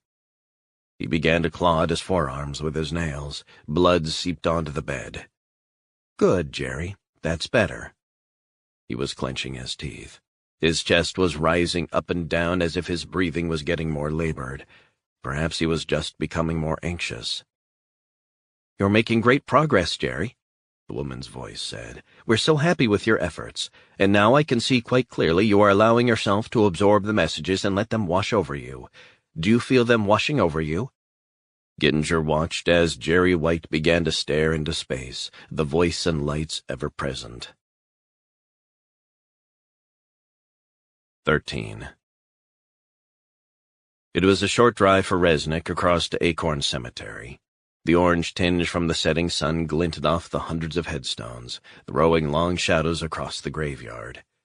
He picked up the flowers he had bought on Main Street and walked solemnly to the plot for his mother and father. His mind flashed to images of their funerals. First, his mother. He was just a boy. A freezing cold day, standing, shivering, holding his father's hand. He'd never seen his father like that before. Memories of his father's funeral still hurt him deep down in his soul. He remembered the eyes on him, carrying the coffin past the same headstones until they reached his father's resting place, in the same plot as Resnick's beloved mother. Even when they had lowered his father's coffin on top of his mother's, Resnick hadn't shown any emotion. It was the way he was. His father, by contrast, had been far more emotional. Heart on his sleeve. Resnick had learned how to conceal his feelings. He didn't want people to know what he felt. That was his business. His deepest memories were for him alone. He held his love for his parents in his heart and in his soul. Every time he breathed, that was them. They had given him life. Resnick saw the alabaster headstone with both their names inscribed. Beloved father and mother of John. He thought back to his father's darkest days. After Vietnam, the days, weeks, and months of drinking himself senseless. His wife's death had almost tipped him over the edge. But he had hung on. He had worked the shittiest job in the sardine packing plant. He had cursed out the foreman, but he knew they were just there making ends meet too. It was a living, if you could call it that. Resnick had grown up fast. He had watched and learned. He had been taught how to hunt and fish by his father. He had listened as his father patiently explained how to bait the hook. They had spent weekends out in all conditions, his father's weathered face withstanding wind, rain, hail, and snow. He had learned not to moan. He was taught the importance of patience, but also of doing the right thing. His mind flashed to a hazy memory of his mother as she lay dying. She was looking up at him on her deathbed, smiling. Her hand was going cold. He remembered that. She knew she didn't have long, but even then, even at that moment, she was thinking of his father, her husband. "Look after him, John, when I'm gone," she said. It was like she sensed her husband needed support. There was a selfless quality to his mother he revered. He could only imagine how it must have been to cope with a crazy guy who had returned from Vietnam. He had bottled everything up, drank to forget, and she was always forgiving. "When you've walked in his shoes, then and only then, John, can we judge what a man does." He leaned over and picked up the dead, shriveled flowers he had left a couple of months back, and he put in their place the fresh lilies his mother would have loved. He remembered his dad had said that. He sat down on the grass, facing their headstone, dead flowers by his side. He leaned forward and touched their names, inscribed on the stone as he always did. He sat for quite a while as the last remnant of the sun dipped beyond the far horizon. He thought of their lives, ordinary men and women, people who toiled and endured. Nobodies. But they weren't nobodies, far from it. They were, in his eyes, giants, quiet, unassuming, hard-working, upstanding, strong, and honest. The real America. The unsung. They were the people who worked for very little, the backbone of a country, the people who had built America, the people who had fought for America and its values through hard work, sacrifice, and love. The light was fading as he left the cemetery. Resnick dropped off the dead flowers in a trash can nearby, got back in his car, and drove back to his house. He arrived home to find a message on his voicemail. He played it. It was from Dr. Eileen MacDonald. He returned the call and waited for nearly a minute before it was answered. "Thanks for calling back, Mr. Resnick." Her voice was brittle, as if she was trying to conceal her annoyance. "No problem. The Board of Governors has decided that it would not be in Mr. White's best interest to attend his father's funeral. He is in no fit state." "Doctor, we're talking about his father's funeral. You're going to deny him that?" "It wasn't me, Mr. Resnick. As I said, it was the board, and it was a unanimous decision after having access to all the facts and medical data on Mr. White." Resnick stared out over the dark waters of Penobscot Bay. "So no one can visit and he can't leave for the funeral?" "That's the decision laid down by the board. We must adhere to it." "One final question, Doctor." "Certainly. Has he even been told that his father died?" "I'm not in a position to answer that, Mr. Resnick." "Do you want to clarify what you mean by that?" "If that's all, I have a patient to attend to." The line went dead. Resnick was slightly taken aback at her curt response and the call's abrupt end. He couldn't shake the feeling that something wasn't right. He headed out onto the rear deck of his house, overlooking the water, the sound of the waves crashing over the rocks in the cove below, the smell of salt water in the air. He thought of Jerry in a psychiatric hospital who couldn't leave and couldn't get visitors, whose father had died, most likely murdered. The more he thought about it, the more he wondered why the level of secrecy. He wondered about the work going on at the Wittenden Institute. They claimed to be helping veterans with post-traumatic stress disorder, but not allowing even visits home on such occasions left Resnick cold. It didn't seem right. Then again, maybe Jerry was so damaged he was a risk to himself and others. Hadn't he proven that when he'd come out of the house holding a knife? Was that it? Resnick thought about his meeting the day before with Tom McNulty. He took his cell phone out of his pocket and dialed his number. "John, I was just about to call you." "Hi, Tom. Sorry to disturb you." "Hey, not a problem. What's going on?" "You mentioned a reporter who had looked into the workings of Wittenden. I was wondering if you'd managed to get a name." McNulty sighed. "I think you're on a wild goose chase. The place is highly rated. Trust me, the place is bona fide." "I'm sure it is, Tom. I'm simply curious, that's all. Just trying to find out a bit more about this place." "Okay, fair enough. The guy's name is Kevin Houlihan." "Who does he work for?" "He was a freelancer, used to work for the New York Times, occasionally the Washington Post." "And he knows stuff about Wittenden?" "I believe so. My friend Cindy, who used to work there, said he bugged her all the time. Said he was going to write a major feature on the place." "Was it written?" "I don't think so. Anyway, he knows a bit about the place, apparently. You got a number? I put in a call to a few people yesterday, thinking about what you said, but the New York Times and the Post have no current number for him. No cell phone number. His last byline was a couple of years back. No one knows what's happened to him.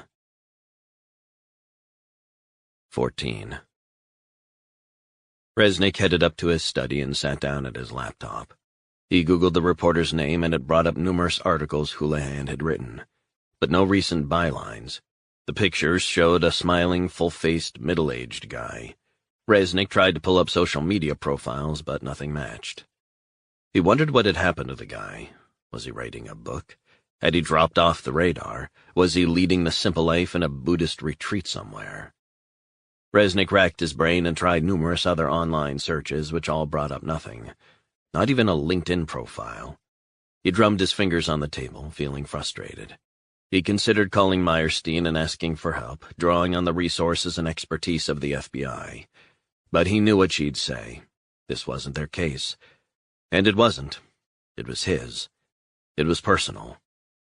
He made himself coffee and trawled the internet for hours, trying to find out if Houlihan owned a business, a house.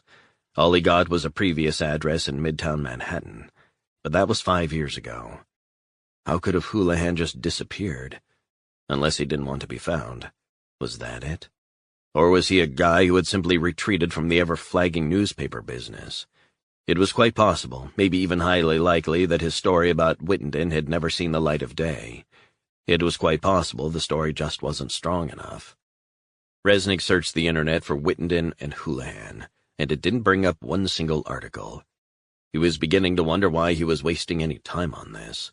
He then began searching for the Wittenden Institute. No website, only a blurred image on Google Street View. Resnick stared out the upstairs study window.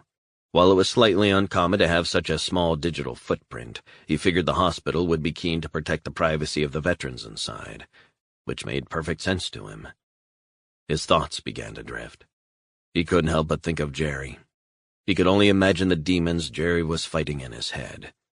He wanted Jerry to know he was not alone, that people were thinking of him, rooting for him to get better. Resnick closed his eyes as he began to realize he was obsessing too much. He needed to let his old friend go. Let him have the time and space to get better.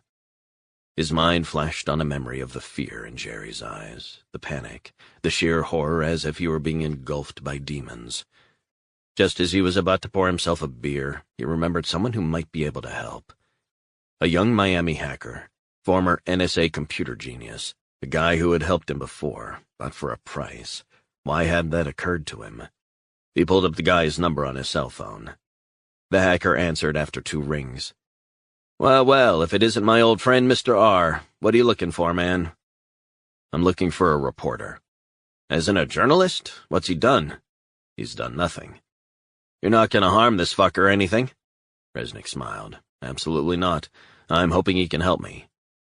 You want me to find him, pure and simple? Resnick sighed.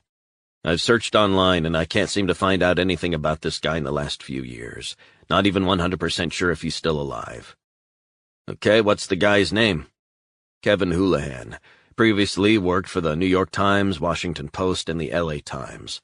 All I want is a number, or failing that, a current address. The sound of keys tapping in the background. It'll cost you. My prices have all gone up. How much? For you, Mr. R, $3,000. You should be wearing a mask. The hacker laughed. How do you know I'm not? Good point. Fair enough, you got a deal. I'll give you a call back as soon as I can. A couple of hours later, Resnick's cell phone rang. Yo, Mr. R, this guy was ridiculous to find. I mean, who the hell is he? You got him?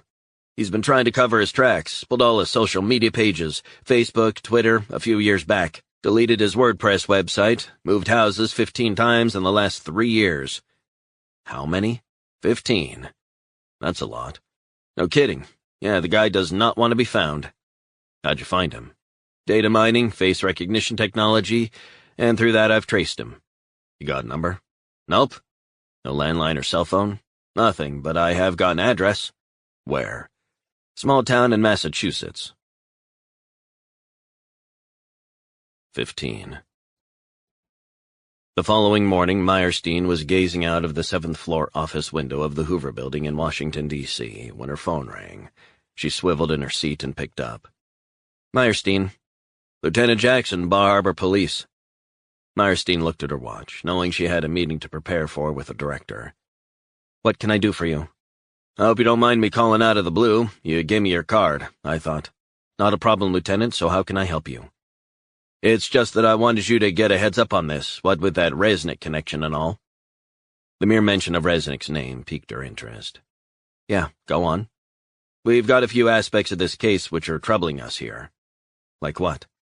We believed from the outset this was homicide, hence our interest in Resnick. Do you want to get to the point, Lieutenant? The medical examiners carried out a full autopsy. According to the report, Hank White's face was congested, tongue-bitten, ligature just below the thyroid. But on dissection, the neck muscles showed signs of trauma. The medical examiner found that the tracheal cartilaginous rings were fractured. Meyerstein listened intently, scribbling some notes. She knew exactly what that meant. The trachea, the report said, contained blood-stained froth. Assistant Director, there were numerous abrasions and contusions on the chin, both arms, and abdomen. Which would suggest a struggle, she said. Precisely. Meyerstein closed her eyes for a moment as she contemplated the scenario. She knew it couldn't be Resnick, but he was squarely in the frame for this. Now that I've laid that out there on the table, I think it's important that we have cooperation. We believe Resnick might be involved in some way. Lieutenant, this is your call, your case. If you believe this is a homicide, then that's something for you to investigate. The only reason I intervened on behalf of Mr. Resnick was that he occasionally does work for us. I would say, though, that in all the years I've known Resnick, he is a trained killer. Meyerstein was taken aback at the sharpness of the response. Lieutenant, this is not his doing, I can assure you. And why is everything pointing at him? Forensics has his prints all over the place. Why were your guys called, Lieutenant? We got an anonymous tip-off and discovered the body. Then we found Resnick in the woods right below where Hank White was hanging from a tree. And we've subsequently learned that Hank White's son nearly ran John Resnick off the road with a stolen car a few days back. Did you know that? There's probable cause right there. That's motive. Meyerstein kept quiet, allowing the lieutenant the time and space to get to his point. He is our #1 suspect, and I'm giving you the courtesy after your previous intervention of letting you know that we are going to be interviewing John Resnick for a second time about this murder as soon as we find him. Meyerstein couldn't believe what she was hearing. This is crazy. The only problem is that he wasn't home in Rockland. We turned up at his place, but he's gone. But when we find him, you need to know he will be questioned about this homicide. And as it stands, he is the only person we want to speak to in connection with this. 16. After a flight down from Owl's Head to Boston, Resnick took another flight across to Albany. Then he rented a car and drove for 45 minutes. He pulled up a block from a tidy colonial house in Stockbridge, Massachusetts. He wondered what the hell he was doing. Did he have too much time on his hands? The bottom line was he wasn't in any way responsible for Jerry White. But deep down, Resnick was beginning to think that maybe, just maybe, there was more to the Wittenden Institute than met the eye. He walked down the street toward the house, the events of the past few days still swirling around his head. Outside, a man was smoking a cigarette. He turned and stared as Resnick approached.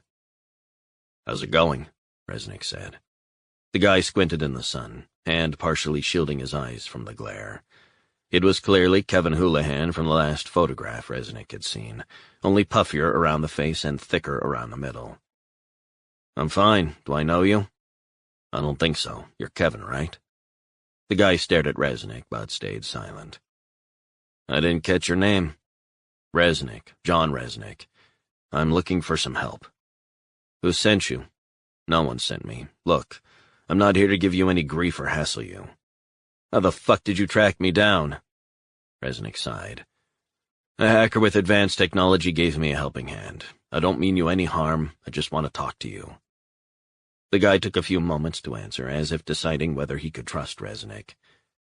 "You're not from some crime family that has a contract out on me?" Resnick showed his hands. "Not as far as I know." The guy dragged hard on the cigarette and threw it onto the gravel path. "Do you always turn up on people's doorsteps unannounced?" "Not usually." "What's this about?" It's about a friend of mine. I'm trying to get to him. He's not very well. My friend is a veteran. He's being cared for at Wittenden." The guy closed his eyes for a moment. Fuck. Resnick's gaze wandered around the affluent neighborhood. Nice place to disappear to. "It was until you turned up, man. Who are you?" Resnick cleared his throat. "Do you want to go inside and discuss this in private?" Houlihan sized Resnick up for a few moments. He cocked his head and Resnick followed him inside. Houlihan showed Resnick into a large, open-plan kitchen with a laptop on a wooden table, scribbled notes adjacent, and the dregs of coffee in a mug beside. "Welcome to my humble abode. Supposed to be off the grid, but I guess not. You're more off than you realize. I don't think anyone will find you unless it's a government agency." "That's not very reassuring. Is that where you're from? A government agency?" Resnick shook his head. "I'll be up front. In my work as a military specialist—" "Ah, shit, man, I knew it. Now that makes me very uncomfortable." Resnick smiled. "Just relax. I'll be completely up front. I've done some consulting work for the FBI, but this case has nothing to do with them. This is about an old friend of mine. Ex-Delta." "Oh, shit, don't say stuff like that to me." Houlihan began to pace the room. "You see, that's the kind of stuff that unsettles me. Delta, that's like trained killers, right? Kevin, you need to calm down. You're going to give yourself a heart attack." Houlihan sat down at the table. "Sorry, it's just that I'm permanently wired. Fucking wired all the time. I think you can help me. You know about the Wittenden Institute." Houlihan nodded. "Go on." He took out a cell phone and placed it on the table, and a red light came on. "I want to know everything. Tell me from the beginning what this is all about." 17. Resnick took a few moments to gather his thoughts. He thought the guy was being unduly secretive, perhaps even paranoid. "This conversation is not for public consumption," he said, looking at the light on the cell phone. Houlihan nodded. "Do not identify me. That might be problematic." "You got it, so let's start at the beginning. I need to know how this came about." Resnick gave him a succinct version of the events to date, interspersed with an occasional "oh shit" from Houlihan. When he got to the part about finding Jerry's father, the color seemed to drain from Houlihan's face. "Holy fuck. So it's all pretty messed up. And you want to know what?" "Jerry White is still in Wittenden. Another friend of mine, a psychologist, said he had gone for an interview there. Psychometric tests. Didn't make the grade, apparently, but a friend of his, a woman, did, but she resigned after only a few months." "That is very interesting." Resnick leaned forward. "Kevin, I was told you had been in touch with this woman, trying to find out what happened. We're keen on writing a story." Houlihan sighed. "I know the woman you're talking about, top psychologist, but she didn't say a word, not a damn word. I think she was scared. Do you mind me asking, why exactly are you here?" "I've got the number of a psychologist who works there, and I can call her and she can call me, but it's Jerry I want to speak to. And I'm wondering if you knew how I should address this. Maybe you've had the same experience, I don't know. Should I write a goddamn letter asking to see Jerry? But since I'm not a relative, why would they allow that?" Houlihan sighed long and hard. He got up to fix himself and Resnick some coffee. "So you're concerned that he's in there? Are you not a little concerned about why they're so secretive?" "Yes, I am, if I'm honest." Houlihan went quiet for a few moments, as if trying to find the right words. "John, you don't know the half of it. You're only scraping the surface. I'm still only scraping the surface. Most people have no fucking idea what that place is like or what it does to the patients." "I don't follow. I was told it's a highly respected hospital, pioneering work. I've spoken to dozens of people who have worked there. I won't beat around the bush. The stories they told unnerved me." Resnick shrugged. "Are they maybe disgruntled former employees?" "No. How can you be so sure?" Houlihan leaned closer. "John, the Wittenden Institute is an experimental lab for crazy veterans." "I thought it was a hospital." "That's what they say, but it's not. It's headed up by a guy called Robert Gittinger. Does that name ring a bell?" "No, should it?" "I'm estimating that he's in his late 70s, Canadian, used to work at McGill University in Quebec at the Allen Memorial Institute under the tutelage of a brilliant psychiatrist, Dr. Donald Ewan Cameron." Resnick shrugged. "What relevance is that?" Houlihan scratched his head. I'll get you a photograph, because this relates to everything, the beginning, the middle, and the end of this story. He headed upstairs and returned with a black-and-white image showing two bespectacled men standing in the snow. This was taken outside the Allen in Quebec in 1962. The younger man is Robert Gittinger, a science genius. The older man, the Scottish psychiatrist, and his mentor, Cameron. So Gittinger was trained by this guy Cameron in Canada? Yes, at McGill. Cameron was working on a program to erase the memories of those with schizophrenia. Erase memories? He wanted to, in effect, reprogram the human psyche. They used drugs like LSD and electroconvulsive therapy. Crazy stuff. That doesn't make sense. John, like I said, you don't know the half of it. You know what they did? Play tapes with phrases or commands for weeks at a time, and all the time the patient was in and out of insulin-induced comas. Psychic driving, that's what they called it. Resnick wondered if Houlihan was making it all up. It sounded very far-fetched. How do you know that? I spoke to people who worked there, people who were damaged by what they saw. It's well documented what happened up there. I don't understand how, if this is true, it's allowed. What's the point of doing such horrible things? Wiping memories and implanting trigger words. What? Try to imagine how horrific that would be, trapped in what they called the driving room. Voices repeated, phrases repeated, instructions, mantras repeated, words, phrases again and again and again. And with drugs? These are vulnerable, psychotic people who were put in the most terrifying environment. They were being driven out of their minds, deliberately. You can only imagine. They were, in effect, being brainwashed, their memories erased. But what is happening now is that you also have trigger words and phrases being implanted at Wittenden. That's what I've heard, to make the subject obey orders. Resnick wondered what to make of this. I don't know. It sounds pretty out there. It's completely out there. Okay, that was at McGill under Cameron in the early 60s. What about Wittenden now? That is Wittenden now, in the 21st century. The same as before, except they're now using trigger words and phrases. That sounds like a nightmare. Are you sure about this? Houlihan held up his hand as if wanting Resnick to listen closer to what he had to say. 10 years ago, I was working for the New York Times and the Washington Post. Freelance, whatever. Crime, politics, whatever took my fancy, the editor's fancy. Then one day I got a call from a woman who used to work at the Wittenden Institute. I'd never heard of it. She was a cleaner, a humble cleaner, and she told me about this basement. Actually, it was a sub-basement, and she had to clean it. It had 3 rooms, audio equipment hooked up, medical beds, leather straps. She occasionally saw patients wheeled down there on a gurney, unconscious. She told me that she was seeing a male nurse who worked there. His name was Frank Perino, and he had told her about everything. He suffered nightmares because of what he'd seen. So did some of the other nurses and doctors, and they were all on various types of medication. Frank killed himself with an overdose. And that's what got you interested in this place? Yeah, the Times was very keen on the story, and then they just got cold feet after a few months. Said it didn't feel right, that kind of thing. That's quite a turnaround. They got spooked, or someone got to them, I think. Do you have any proof? No.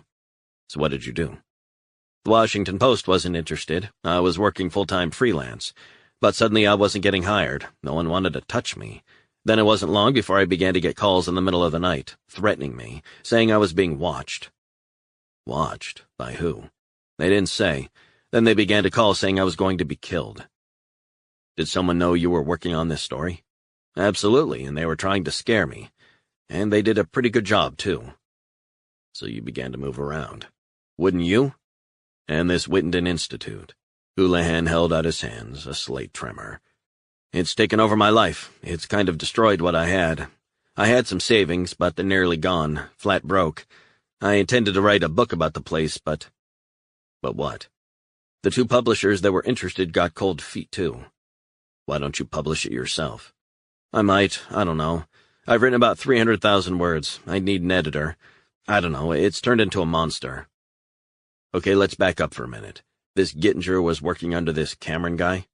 Eminent psychiatrist, used to be the president of the American Psychiatric Association in the early 50s. But here's the interesting thing. Who was covertly funding all of Cameron's work? Resnick shrugged. The CIA. You're kidding me. Houlihan shook his head. Swear to God, 100% correct. Very well documented. Cameron didn't even know it was the CIA that was plowing all this money into his research. He was living in Albany, and he was commuting across to Montreal a couple times a week.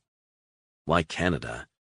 It's illegal for the CIA to operate on U.S. soil, so research funding through Cornell made its way to McGill and Cameron and his team. There was funding coming in from the Navy, Army, you name it. And Cameron didn't know about the funding?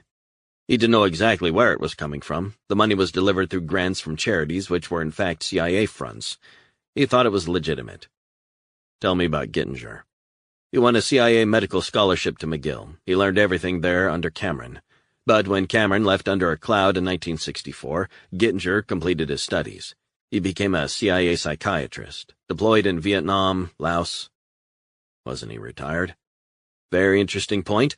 Apparently, he was brought out of retirement for this special project. He was put in charge of it on the ground, special access program, above top secret classified. You heard of SAPs? Resnick nodded. He felt overwhelmed by the revelations. His friend was being treated inside such a hospital? Was he being experimented on? So you'll know that it's restricted only to certain people with the highest level of security clearance. What's the purpose of this program? I have my suspicions.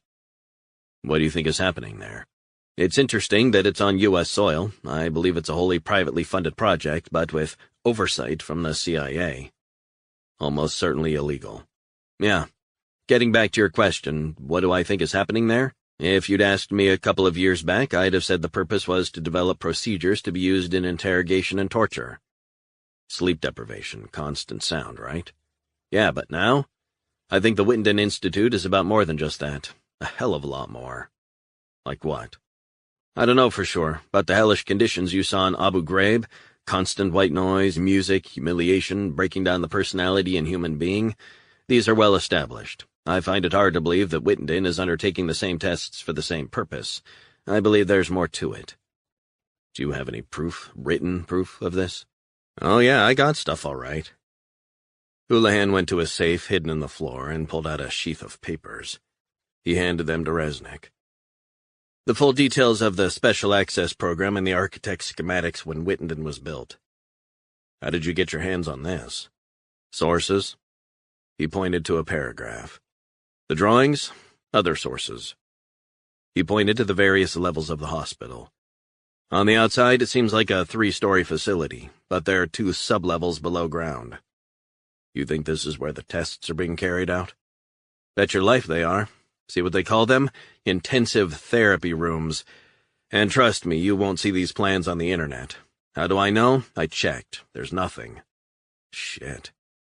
Houlihan pointed to other aspects of the plans. What does that say? Access tunnels. They have tunnels underneath. You fucking believe that? For what purpose? I have no idea. Have you had verification of these basements and tunnels? One guy, a former priest. Ex-priest? What's that all about? He was excommunicated after writing to a local newspaper talking about sinister forces at work at the Wittenden Institute, but he told me there was a subterranean world going on there. His sister worked at Wittenden, but she killed herself apparently on the day the letter appeared in the paper. What's his name? Father McNamara. He lives in Ithaca. 18. 3 days after Jerry White had been returned to the facility, Gittinger made his way down to the hospital's basement. His job was to determine when Jerry White would be ready to be released into the community. The phrase was code for the patient being activated. He headed into the special observation room where doctors and nurses could watch patients through special one-way reinforced plexiglass. He observed through the glass as Jerry White sat up in his bed, looking around his room blankly. The haunting ethereal sound of the traditional Vietnamese instrument, the Don Tran, breezed out into the room. Gittinger always loved the juxtaposition between the calm and peaceful music and the nightmare the patients were enduring. It was a signature element of the program he had introduced. It reminded him of his sweat-drenched days and nights in Vietnam in the late 1960s. The smell of rice cooking, the kerosene and the sticky air amid the chaos. The look in the captured Viet Cong kids' eyes as they were locked in a windowless basement room, awaiting their fate. The woman's voice coming through the speakers snapped Gittinger back to the present. "Jerry, how do you feel today?" White looked around as if unsure where he was. How do I feel? I feel good. Can you describe why that might be, Jerry? Why do I feel good? Yes, what do you believe is contributing to your happiness? Things seem clearer now. I'm beginning to feel more focused. I think I'm beginning to understand that you're here to help me. I didn't understand that before. That's very good, Jerry, the woman continued. When you returned to us, you seemed very agitated. Now, well, I think you can see for yourself what we're achieving together. I was scared. I'm not scared anymore. That's very pleasing to hear, Jerry. Tell me, are you still having nightmares? I see things very clearly in my dreams. I see people, and they're afraid. But I'm not afraid. I can see them cowering in fear, from me. How do you feel about that? I feel fine, that doesn't bother me. Do you feel calm during the dream? I remember watching the events, shooting them, and it's almost like I had to do that. Do you mean you felt compelled to shoot them? Sitting on a dresser at the bottom of White's bed was a picture of him as a boy. I absolutely had to do it. And is that a good thing? It's a really good thing. I was smiling in my dream. No one was smiling, apart from me. Gittinger watched as White closed his eyes and began to hum a tune. It was as if he was in a trance, which he was, a deep trance, locked in. A little part of Gittinger felt sorry for the poor bastard, but at his time of life he was beyond caring. The woman's voice said, Jerry, why don't you lie down? Do you want to sleep? Jerry nodded blankly, eyes still shut. Are you ready to begin? Do you want to feel that way again? Do you want to feel calm again? Jerry began to rock back and forth for a few moments, then lay down on the bed in the fetal position. The voice began on a loop again. No past, no future, no now, no past, no now, no future. Gittinger could see that Jerry White would soon be ready. He caught his reflection in the glass. He was smiling. 19.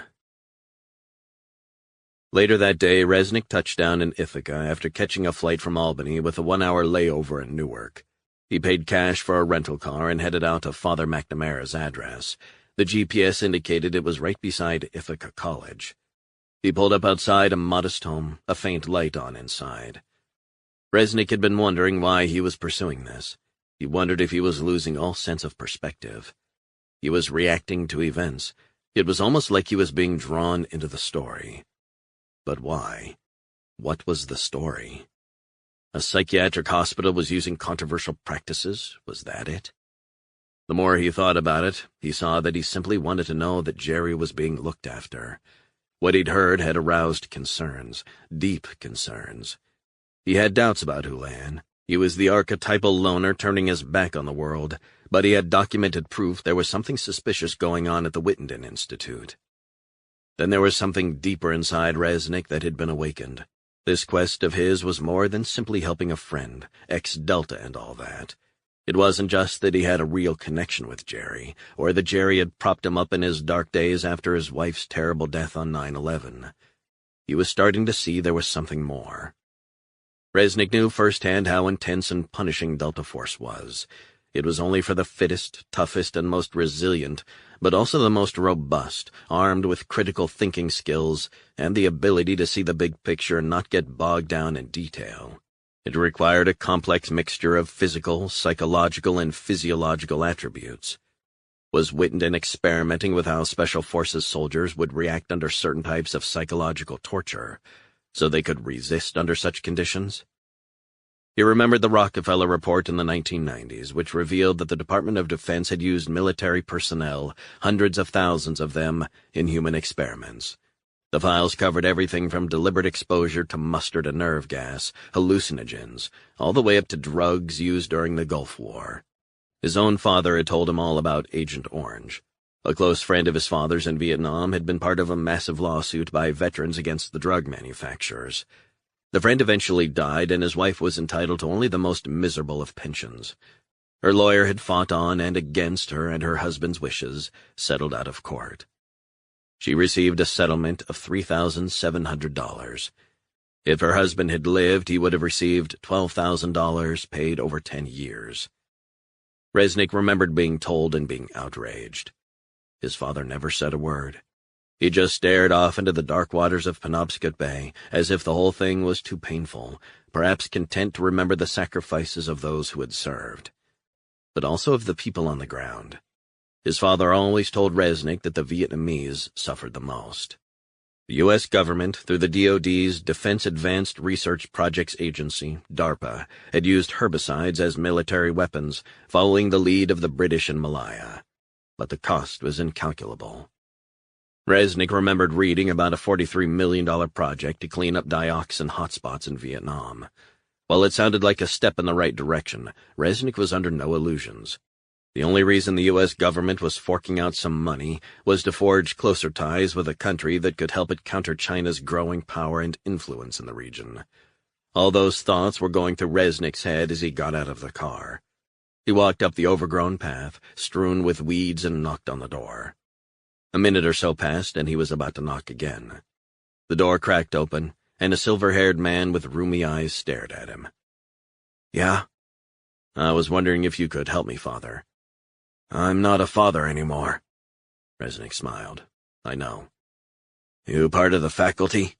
"No." "Like I said, I'm no longer an ordained priest." "I need to talk to you, sir."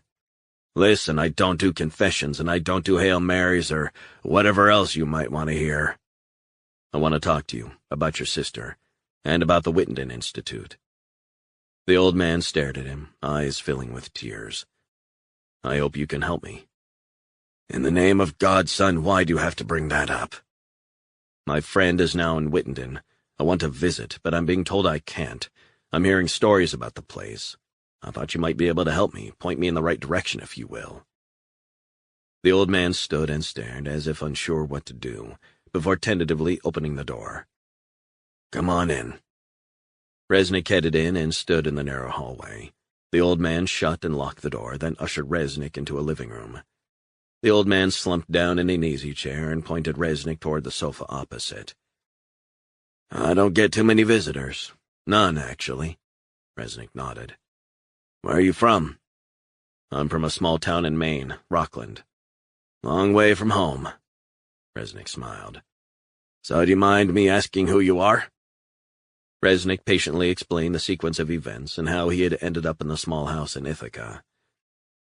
"This brings back a lot of painful memories for me. Talking about it is difficult." "I'm sorry to rake over this. I came all this way. Kevin Houlihan. I spoke to him."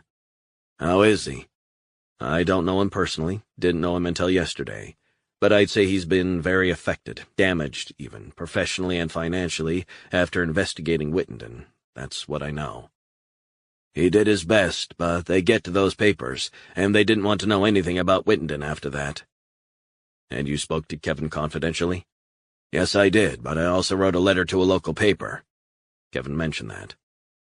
Father McNamara's hand was trembling slightly. "Let me tell you this. I am not afraid. I will not shut up about Wittenden." Resnick smiled, admiring the defiance of the vaguely broken man in front of him. "Tell me more about your friend inside Wittenden," McNamara said. "Jerry, we were in Delta together. We drifted apart, as you do. Then the other day, a few days ago, he's suddenly back in my life, running for his life. He was petrified. Never seen him like that before." "How do you mean?" "I don't just mean because he was skeleton thin, which he was, and I don't mean how scared he was, but it was as if he was out of it, too, almost like in a trance. I don't know if it was because he was undergoing a psychotic episode, but he seemed real strange." "The Wittenden Institute is a dangerous, horrible place. I know because my sister used to work there, God rest her soul. She'd been depressed and on medication for years afterward, and her deterioration matched that of quite a few other people who worked there over the years, and who I counseled or took confession from after seeing what they described as bedlam. They were talking not about a Victorian asylum system, but a 21st-century hospital, only built about a dozen years ago on the site of an old brickyard. My sister's husband left her. He thought she was crazy, but she wasn't. She just didn't know how to comprehend what she was witnessing, seeing, or hearing about. Men being strapped down, put into drug-induced comas for days and even weeks, and crazy taped voices being piped into the rooms at high volume 24 hours a day. Why was no one interested? They're scared they'll lose their jobs, their children will lose their jobs, all the newspapers, no one is interested. What about politicians? What about them? Isn't anyone interested in what happens in there? I've lost count of the number of senators or congressmen I've tried to raise this issue with. They all think I'm crazy. Eventually, the lack of any progress or any idea that anything will be done meant we lost hope. That's what they want us to do, just forget. But I can't forget. How can I? My sister was driven crazy inside that place. Father, Kevin Houlihan told me about the experiments down in the sub-basement. That's where my sister worked. She was scared. She began to wake up in the night screaming. She thought she heard whispers in her head. On and on and on it went. There was no respite for the poor, demented souls in there. But the people who worked there, the impact was also terrible. Kevin said he had compiled a dossier on the place and wanted to write an expose. What I can't understand is how a hospital can exert pressure on major newspapers to pull a story. No one knows if that's what happened. It might have been pressure. It might have been the threat of legal action against the papers. Possibly they didn't think they had enough to put it out there. Father, if what's going on inside that place is as you believe and as Kevin alleges, that would be unethical, surely. Not only unethical, but immoral. Torture, and that's what it is against the Geneva Conventions which we've signed on to. That prohibits torture. But there's also the American Convention on Human Rights, the International Covenant on Civil and Political Rights. We have signed up to show we are not a country that tortures. Resnick sighed. Tell me, Father, do you have any pictures of this place? Father McNamara went upstairs and returned a few minutes later with a photo album. This has all the photos I have of the Institute. He handed it to Resnick. Resnick flicked through the pages. It showed a low-rise brick building ringed by high-security fences, with cameras high up on poles scanning the entrance. He checked out angle after angle. Then he saw a long-lens photo of a top-of-the-line red Lexus driving through the gates. What's this? Have a close look at the driver. Resnick squinted to see the grainy image of the elderly driver. This is Dr. Robert Gittinger. What about footage inside the hospital? Nothing. Several cleaners and one nurse were fired and the cameras they'd smuggled in confiscated. So no one knows where these experiments take place. McNamara sighed long and hard. It's in the basement. It's a huge area. I've seen some drawings. Acres of space. A person could get lost there. I think that's the plan. The area that takes up the vast majority of the space is underground, and that's where all the bad stuff happens. Resnick nodded. He felt anger begin to build up within him at the thought that Jerry might be undergoing some of those terrifying experiments there. In addition, there are 5 huge rooms where the patients live, and those are underground too. Out of sight, out of mind.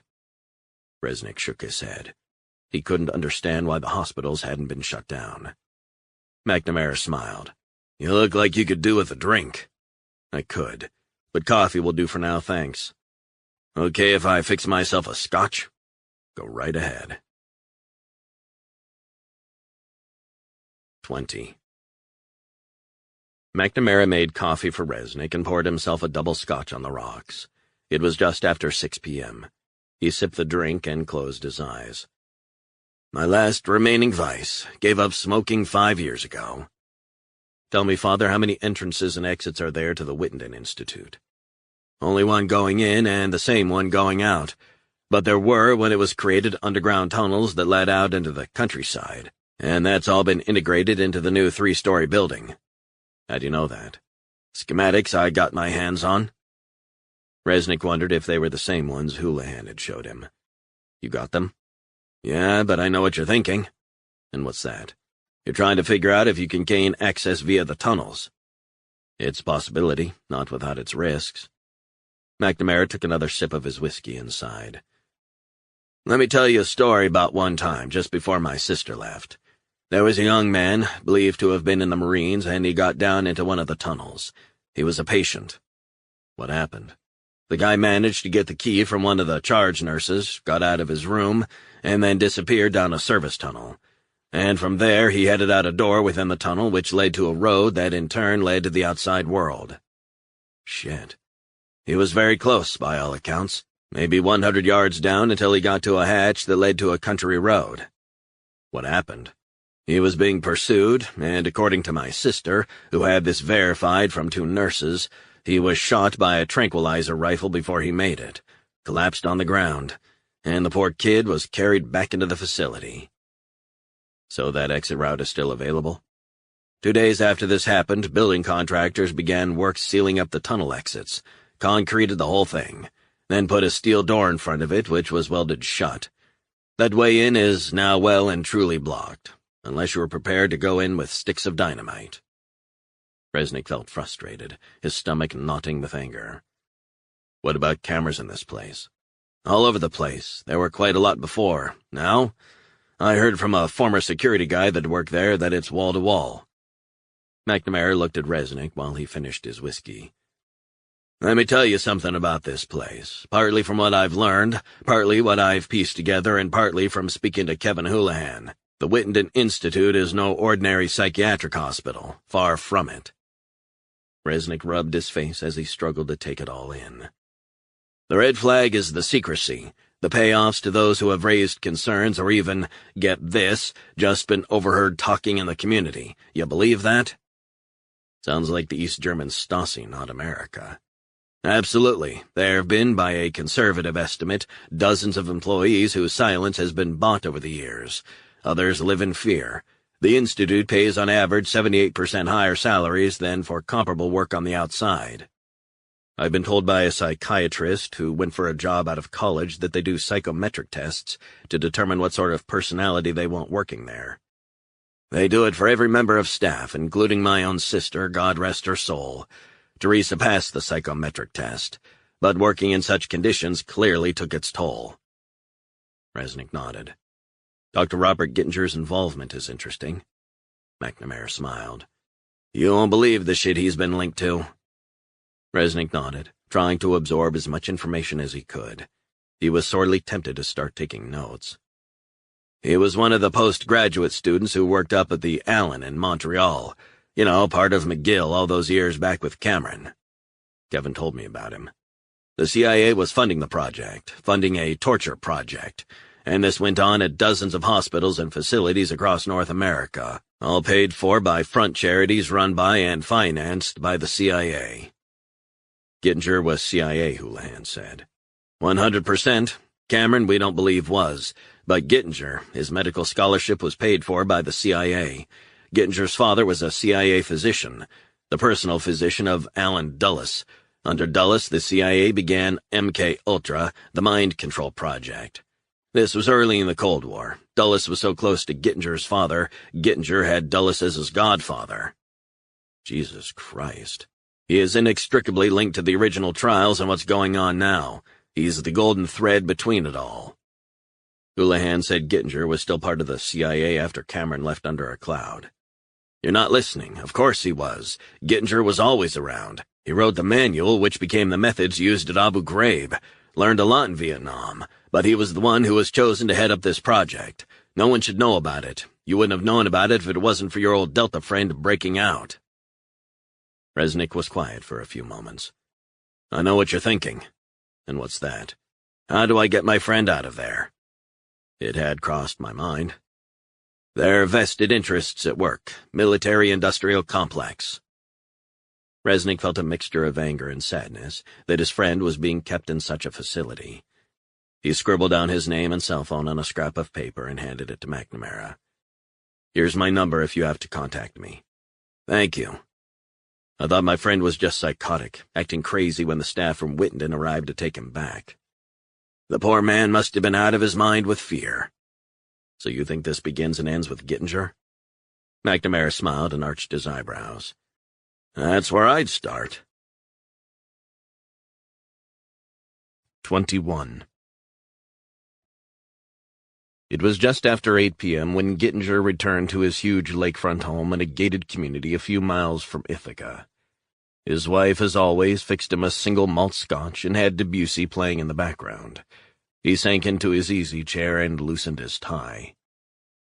"You're a bit later tonight, darling. Everything okay?" Dorothy asked. Gittinger sipped some whiskey and enjoyed the warmth in his belly. His mind was racing, and he knew his blood pressure was hiking higher than his doctor would have liked. He felt intense pressure at his work, and White's escape had introduced serious complications to the project. He was in charge, and he alone shouldered the responsibility. "Just a rather trying day, that's all." His wife tenderly touched his shoulder. "I'm concerned at your age what this job is doing to you." "I have obligations. Besides, I signed the contract, and I will honor the contract." "How much longer is the term?" Gittinger sighed. "The next couple of years, I guess." A silence stretched between them as he thought back to the original pioneers of which he was one, of the Project MK Ultra. It still rankled him that the program had needed to be scrapped. It was outrageous that he and his former colleagues had all been demonized. The press hounded good scientists and portrayed them as power-crazed ideologues, more intent on keeping the funding rolling in than considering the moral implications. He had lost count of the number of colleagues and scientists whose careers had been wrecked by their involvement in the original project. He, by comparison, had been lucky in the sense that he had been moved by the CIA to a host of mind control projects they were working on. Vietnam, Cambodia, Laos were rich pickings. He'd had numerous subjects, both captured Viet Cong and traumatized American GIs. The knowledge gleaned over those years had greatly improved his understanding of the darkest fears of man. He relished the role, and yes, it turned him on, the power over man or woman. Then he spent a few years in Central America. The CIA were keen to have his insight during interrogations. He found himself not feeling anything after a while. The screams only echoed in his dreams, but he could deal with that. The last assignment before his retirement was the Middle East, Bahrain. His links with that tiny archipelago of 33 islands made him the perfect choice for the assignment. Bahrain, a former British protectorate, was ruled over by a Sunni monarchy who used fear to govern the majority Shia population. Its links with Saudi Arabia and close ties to America and the United Kingdom gave it clout beyond its size. "Bob, are you okay?" his wife asked. Gittinger briefly snapped out of his reverie. "Yes, sure, just thinking over the work I've got to do." Gittinger felt very lucky. The pioneering years of MK Ultra had been invaluable to the project he was doing now. Jerry White's scans had shown there were new neural pathways being created in his brain. His research was changing thought processes.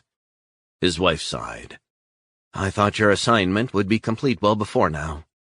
"That was the plan, but we're behind schedule with the diagnostic tests on some of our patients, so the original timescale is going to be very challenging."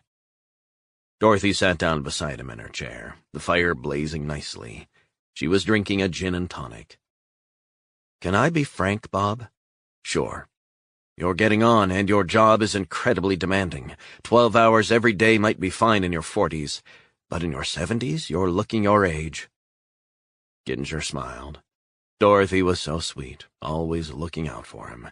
She had been with him since they'd met at McGill when she was a classics student specializing in ancient Greece. They had spent countless vacations visiting places like Knossos and the Acropolis in Athens. They were inseparable. But she was unaware of the true nature of his work. She thought it was for the humanitarian psychological services of U.S. veterans. The truth and his work in Langley and at secret sites around the world could never be revealed, even to his beloved, devoted wife. He was prepared to drive himself and those who worked at Wittenden hard until the project was complete. He knew what awaited Jerry, and it was going to take people's breath away.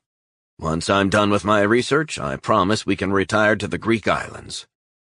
"Can you imagine living in Crete? Chania and the Venetian heritage is amazing. I would love to live out our final days there. The children could come and visit in the summer, and grandchildren. Imagine." Gittinger sipped some more whiskey. "What about the house I like?" "In Elinda?" "I like it." "I'm not fussy, darling. Elinda or Chania would be amazing." Gittinger's cell phone began to vibrate in his pocket, and he groaned. He checked the caller ID. "This is what I'm talking about, darling. she said. "This is so tiring for you. Can't someone else deal with it?" "I need to take this in the study." Dorothy shrugged, resigned to the demands of his job. "We'll have dinner in 15 minutes. Gittinger smiled and headed upstairs to his study, where he locked the door. He sat down at his desk. "Gittinger, what is it, Lawrence?" "I'm hearing from a police source that Resnick has dropped off the radar. He hasn't been home for the last 24 hours. Gittinger felt his stomach tighten. Knots of tension began to form in his shoulders. "Do we have anything to worry about, bearing in mind the trip to Bar Harbor to visit Jerry White's father?" "This John Resnick is a wild card. I don't like it, and his involvement with the FBI is not good. Anyway, I thought you'd want to know, especially in light of the escape." "Lawrence, you did the right thing. I appreciate that. We need to double down on our security, and I don't care about the costs. Am I clear?" "Crystal. I want to know the moment Resnick resurfaces. Do you hear me?" The line went dead. 22. It was just after 10 p.m. as Resnick peered through the binoculars and passed the guardhouse at the entrance to the gated community. He could see Gittinger's car. He tried to make out the license plate, but it was partially concealed by the huge oak trees surrounding the property. He needed more information. He pulled away and headed to a downtown diner, where he got a steak sandwich, fries, and a black coffee. When he finished, he dialed the number for the computer hacker in Miami. He passed on Gittinger's name, the community where he lived, as much information as he could. "What sort of things would you be looking at?" "His cell phone. I can't gain access to his car, as it's either in a garage within the facility or in his gated community." "When do you need this?" "As soon as possible." Resnick ended the call and got some more coffee. He went to the bathroom and popped a couple Dexedrine. It would keep him awake and sharp for as long as he liked. He splashed some cold water on his face and stared at the reflections staring back in the mirror. Pupils like pinpricks, slightly unshaven, shadows under his eyes. He got back to his booth and drank some coffee. His gaze wandered around the rest of the patrons of the diner. A lot of college kids on their cell phones, a couple with MacBooks punching away at the keys as they enjoyed their coffees and fries. He couldn't help thinking of his daughter up at college in Vermont. He wondered if she would be hanging out at a diner, perhaps at a friend's dorm. Then again, with a boyfriend, maybe she was in a bar drinking, forgetting her studies. She said she was snowed under with essays and assignments, so hopefully that would keep her busy. She was a very smart girl. But Resnick couldn't suppress the doubts that surfaced when he thought of his daughter. He was overprotective to a fault. Lauren teased him about it. But that was his job. That was the deal. A father looked after his flesh and blood no matter what. He thought back to when he had sent her away to boarding school. He missed her like crazy when she wasn't around, but his work dictated when he had to leave town. With no mother, Resnick thought it was the only way to give her a great education without having the day-to-day worry. He had thought about sending her to New York to be with Elizabeth's parents, but they had already done more than enough to help her as she grew up. He wanted her to be independent, or as independent as she could be. He remembered the first letter she had written home telling him how homesick she was. She wanted to come back to Rockland. She missed her friends in her hometown. His heart had sunk. He wanted her to be happy, but he had written back explaining how much he loved her, but that without Mom to help out, he needed her to be looked after. It took her months to overcome her homesickness. But eventually, after making friends in the school, the pain of separation began to abate. Her letter started to talk increasingly about what she was doing at school that week. The trips to museums, the sports, lacrosse, tennis. She threw herself into life at the school. When he saw her next during Thanksgiving, she was no longer that frightened little girl, afraid of her own shadow. She seemed more relaxed with herself, more self-assured. As the years rolled on, Resnick couldn't help seeing she was more and more like her mother. The way she rolled her eyes if he suggested something. The way she smiled. The way she curled her hair behind her ears. The mannerisms were all there. He was tempted to call her, but since he was waiting on a call, it might be better to speak to her later. The minutes dragged as he waited for the hacker to get back to him. Resnick ordered another coffee refill and some pancakes with maple syrup. He felt famished, despite the sandwich and fries. He wolfed the food down in minutes. 15 minutes later his cell rang. Yeah, any luck? Resnick said. I tried everything I had at my disposal, and I didn't see any phone registered to Wittenden. That doesn't mean the phone wasn't registered by someone else or bought by someone else. Fuck. Don't worry, man. All is not lost. You're dealing with the best in the business. What have you got? His wife has a cell phone, and I've remotely activated it. Interesting. And it's picked up the wireless signals of their Wi-Fi router and a cell phone that isn't hers. It was registered by a company called 21 Consultancy in McLean, Virginia, formed 3 years ago. Can't find anything else. No tax returns or anything. Resnick thought it sounded like a CIA special project, especially as the company was based in the town of McLean. Interesting. What else have you found? The cell phone and the provider, and I hacked into the provider and got an itemized billing of every call he's made from the phone. Also the geolocation of where he's been. Now that is interesting. Can you message me that information? Encrypted, of course. Who is this guy, if you don't mind me asking? Just a person of interest. The hacker gave a throaty laugh. Don't tell me any more, man. Bill me and you'll have your money when I get a moment. Don't sweat it. The hacker ended the call. Resnick paid the check, left a nice tip, and headed out into the night. 23. Resnick checked into a nearby hotel for the night, showered, and put on a fresh set of clothes. He got himself a Coke from the minibar, pulled out his cell phone, and began examining where and when Gittinger's phone had been used. He scanned the long list of locations. Gittinger was a man of fixed habits, a 2-mile drive from his gated community in Ithaca to the Wittenden Institute. He left his house at 5:30 a.m. every day and returned at 7 p.m., apart from today when he had arrived home an hour late. Otherwise, he was as regular as clockwork. Resnick scanned the list until he saw a visit to D.C. 3 weeks earlier. The location? A CIA satellite office adjacent to Langley. The more Resnick looked at the timeline and the locations, the more he was struck by the regularity. Nothing changed. 2 visits in 6 months to the CIA office. The rest of the time, Gittinger headed to or from work. Nothing was allowed to intrude on his world. The problem was there was no chink in Gittinger's armor that Resnick could see.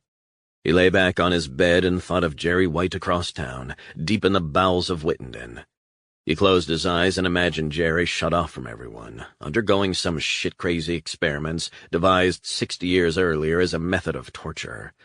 The guy who had laid his life on the line for his country, and who now was being treated like a guinea pig.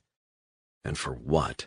What was the purpose? Was it just for the military to observe how far they could push psychologically fragile soldiers? Was that what this was about? The problem was he didn't have proof of this happening. All he had were assertions from a reporter who was clearly paranoid, and a priest who claimed his sister had witnessed what was going on inside. It was just their word. But Resnick's gut told him that both these men weren't lying. That Gittinger had visited a CIA office twice in the last 6 months confirmed their stories. Gittinger was indeed heading up a program, a top-secret classified program. Houlihan had shown him details. That was pretty compelling. Resnick headed out to his rental car. He drove across town to the Wittenden Institute. It was only 3 minutes away, according to the GPS. He negotiated the quiet downtown streets and headed to a tiny town a couple of miles away. On the outskirts, he saw for the first time the floodlights of Wittenden. 24. Resnick peered through binoculars as the employees arrived. He watched as security guards scanned their ID badges. He glanced in his rearview mirror as an SUV pulled up right behind him. The front passenger door opened and out stepped a familiar-looking figure. Resnick put down the binoculars. He saw it was Lawrence Cray, director of security at the Wittenden Institute. Out of the back seat, 2 other rather imposing guys stepped out, both carrying batons. A sharp knock at his window. Resnick opened it. "John, how are you this morning?" "I'm well. How are you, Lawrence?" Cray leaned into his window. "Do you mind me asking you a question?" "Sure. What are you doing here?" Resnick smiled. "Just looking around." "You're a long way from home, John." Resnick glanced in a side mirror as one of the security guards spoke into a walkie-talkie. He wondered if they were calling in the license plate. "Guess so. Nice town." "Do you mind me asking exactly what you're hoping to achieve, John?" Resnick got out of his car and eyeballed Cray. "I want to see my friend." "I'm sorry, but as we explained before, this is not an option just now. We don't have an open-door policy, and I don't think it will be looked on very favorably, you just turning up outside, knowing full well you can't visit." "When I spoke to Dr. MacDonald, she seemed a reasonable person." Cray sighed. "She is a reasonable person, John. Can I speak to her?" Cray winced and looked off toward the workers arriving for the shift. He turned to face Resnick. "That's not going to happen. Look, I've got her number on my cell phone. Why don't you explain to her that I'm outside and want to speak to her?" Cray shook his head. "You're killing me, you know that? Let her know I'm here. Let her decide. Do you think I'm making this up? We have a very strict policy for a good reason. The rehabilitation of our patients is our top priority. I don't want to disturb the workings of the hospital. I just want an opportunity to speak to Dr. MacDonald." Cray shrugged and pulled a cell phone out of his pocket. He turned away and spoke into it. "Dr. MacDonald, very sorry to bother you. We have Mr. John Resnick." "Yes, that one. Mr. Resnick has been observing the entrance of the hospital. He wants to see his friend Jerry White." He nodded as he listened to her answer. "I've explained that, but now he says he wants to speak to you." He nodded. "Are you okay with that?" He nodded. "Will you require us there?" He cleared his throat. "Very well, I'll pass that on." Cray ended the call and turned to face Resnick. "Guess you're in luck." Resnick said nothing. "East Green Street, Ithaca Coffee Company. She can see you there in 30 minutes. 25. The coffee shop was deserted apart from Dr. Eileen MacDonald, who was speaking into her cell phone in a corner, sipping her coffee. Resnick walked in, ordered a latte, and sat down beside her. MacDonald gave a cold smile. "I'll get back to you this afternoon. Gotta go." She ended the call. "You're up early this morning, Mr. Resnick?" "Appreciate you seeing me on such short notice." "I'm surprised at you, Mr. Resnick." "How do you mean?" "You don't strike me as a stupid man." Resnick said nothing. "For the life of me, I do not understand what on earth you thought you'd achieve by turning up like this." "I'm concerned about Jerry." "And that's to be applauded. I'm delighted you care about him so much. But you've got to understand, by taking time out of my schedule, I'm not attending to the care of another patient. So while I fully understand your desire to see your friend, your actions put us in a difficult position." Resnick gulped some of the frothy latte. He contemplated revealing a little of what he knew. He wondered if he should show his hand. "I'm at a loss to understand the obsession with secrecy. What is that all about?" "We don't see it as secrecy. We see it as creating a culture for our patients which is free from outside influence, be it relatives, albeit well-meaning ones, or friends who may resurrect negative feelings." "I've been asking a few people about Wittenden." MacDonald flushed. "And?" "It appears to be operating almost as a law unto itself." "Is that what people are saying?" "No, that's what I'm saying. The people I've spoken to have very definite views on what goes on inside Wittenden, and I would not be exaggerating to say they believe that psychological torture is being pursued on highly vulnerable patients, all veterans suffering from PTSD. I'm interested in what you have to say about that." MacDonald sipped her coffee but stayed quiet. "Don't you have anything to say?" "We are a pioneering institute, and whatever people say about us, for whatever reason, it's just not true. We view what we do as intensive therapy, and we have seen the majority of our patients make great strides." "Why do you think people would say such things, then? Are they making it up?" "People don't like what they don't understand. Disaffected former staff are something we have to contend with, like any organization." Resnick sighed and leaned closer. "I just want to know that my friend is okay. If I can see him and see that he's being cared for, then that's all I need." "I think you're being somewhat disingenuous, Mr. Resnick. I don't think even getting a personal tour of the hospital would change your fixed mindset on what we do at Wittenden, and that's perfectly fine. But I think you have to understand that we operate to the highest possible standards, ethical standards. I wouldn't operate in a hospital that wasn't humane, caring, and working for the betterment of the patients." Resnick stayed silent, allowing her to talk. "I want to help, and I'd hope that by meeting you face to face you would see that we are reasonable people, professional people. I take pride in the work I do, and I ensure that Jerry and all my other patients are looked after and given the appropriate psychological support in addition to the rehabilitation therapies we offer. Can I ask you a question, Dr. MacDonald? She shrugged and sipped her coffee. Go right ahead. It's no ordinary hospital, is it? No, we're not. We are an extraordinary hospital, pioneering fantastic new treatments for some of our most damaged veterans. Can you tell me how many have undergone treatment at the Whittington Institute and been integrated back into society? We have numerous success stories. So how many? MacDonald sighed. I'm sorry, but I think I have been quite open with you. Is that it? Is the discussion over? Mr. Resnick, I'd appreciate if you didn't use that tone of voice. Now, I've been patient, but I've got a very busy day ahead. So when will I be able to see Jerry? MacDonald stared at him. I don't know who you are and what you've been involved in, but you are close to crossing the line. And what line is that? MacDonald picked up her bag and briefcase and got to her feet. I'd strongly advise you to leave town and let us get on with our work undisturbed. Strongly advise, and if I don't, let's not find out. Resnick returned to his hotel room, showered and changed. Over the rest of the day, he contemplated his next step. He wondered if he should cut his losses and leave, head home. That would be the best thing for a quiet life, and he liked his quiet life. He liked his own space, his own way of doing things. He didn't like to get caught up in things that weren't strictly his business.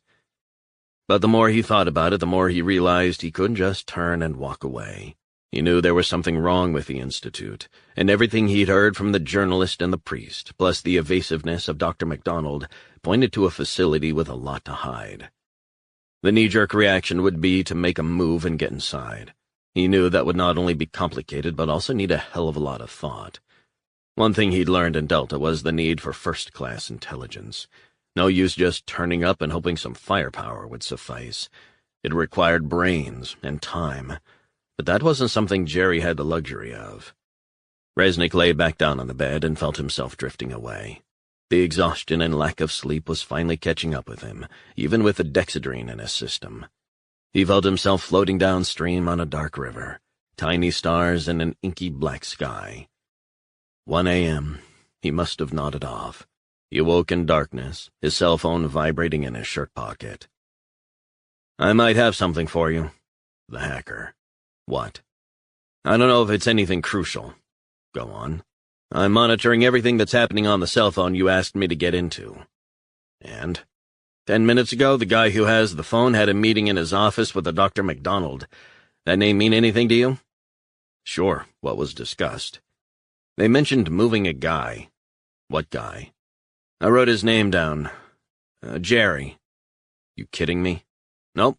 What other details? They're going to move him tomorrow night. Got a time? Not so far. Resnick ended the call, headed to the bathroom and splashed water on his face to wake himself up. He began to pace his dark room. Moving Jerry tomorrow? Where to? And why? Was this a move to the second hospital? Was this some sort of end game for them? What did they have in store for Jerry? Fuck! He clenched his fists, getting angrier and angrier. The reassurance and warm words from Dr. MacDonald had just been a smokescreen. He needed to figure out a plan, and fast, whatever the consequences. Resnick's mind began to race. He got his binoculars, crouched down behind the blinds, and peered through the wooden slats. Farther down the street, he noticed 2 men in a black SUV, lights off. One of them was Cray. 26. It was a sleepless night for Resnick as he tried to figure out the best way to rescue Jerry.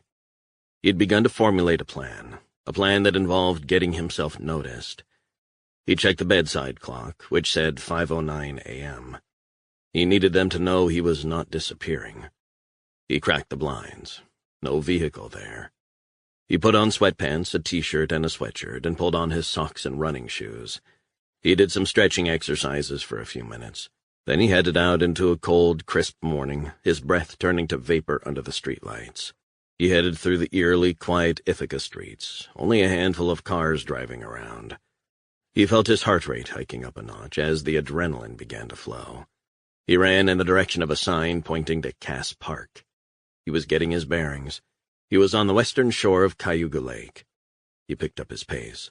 The first tinges of a tangerine dawn washed over the upstate sky. Resnick ran farther on the trail, feeling himself getting stronger and sharper. He began to think of Jerry again, his plight. He crossed over the trail which led to Stewart Park on the eastern shore. He felt the blood flowing as he contemplated what moves he could make. He knew he was seriously restricted.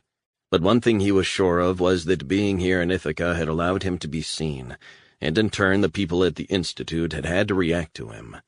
And it was that reaction, or any future reaction he was counting on, to open up an opportunity for him. The more he thought about it, the more he knew he couldn't walk away from Jerry even if he wanted to. He was a blood brother. Was that it? He had an obligation, maybe even a duty, to look out for Jerry White's interests. After all, no one else would. Resnick turned around and headed back the way he came, through Cass Park and toward downtown. A cop car pulled up across the street and in front of him as he pounded the sidewalk.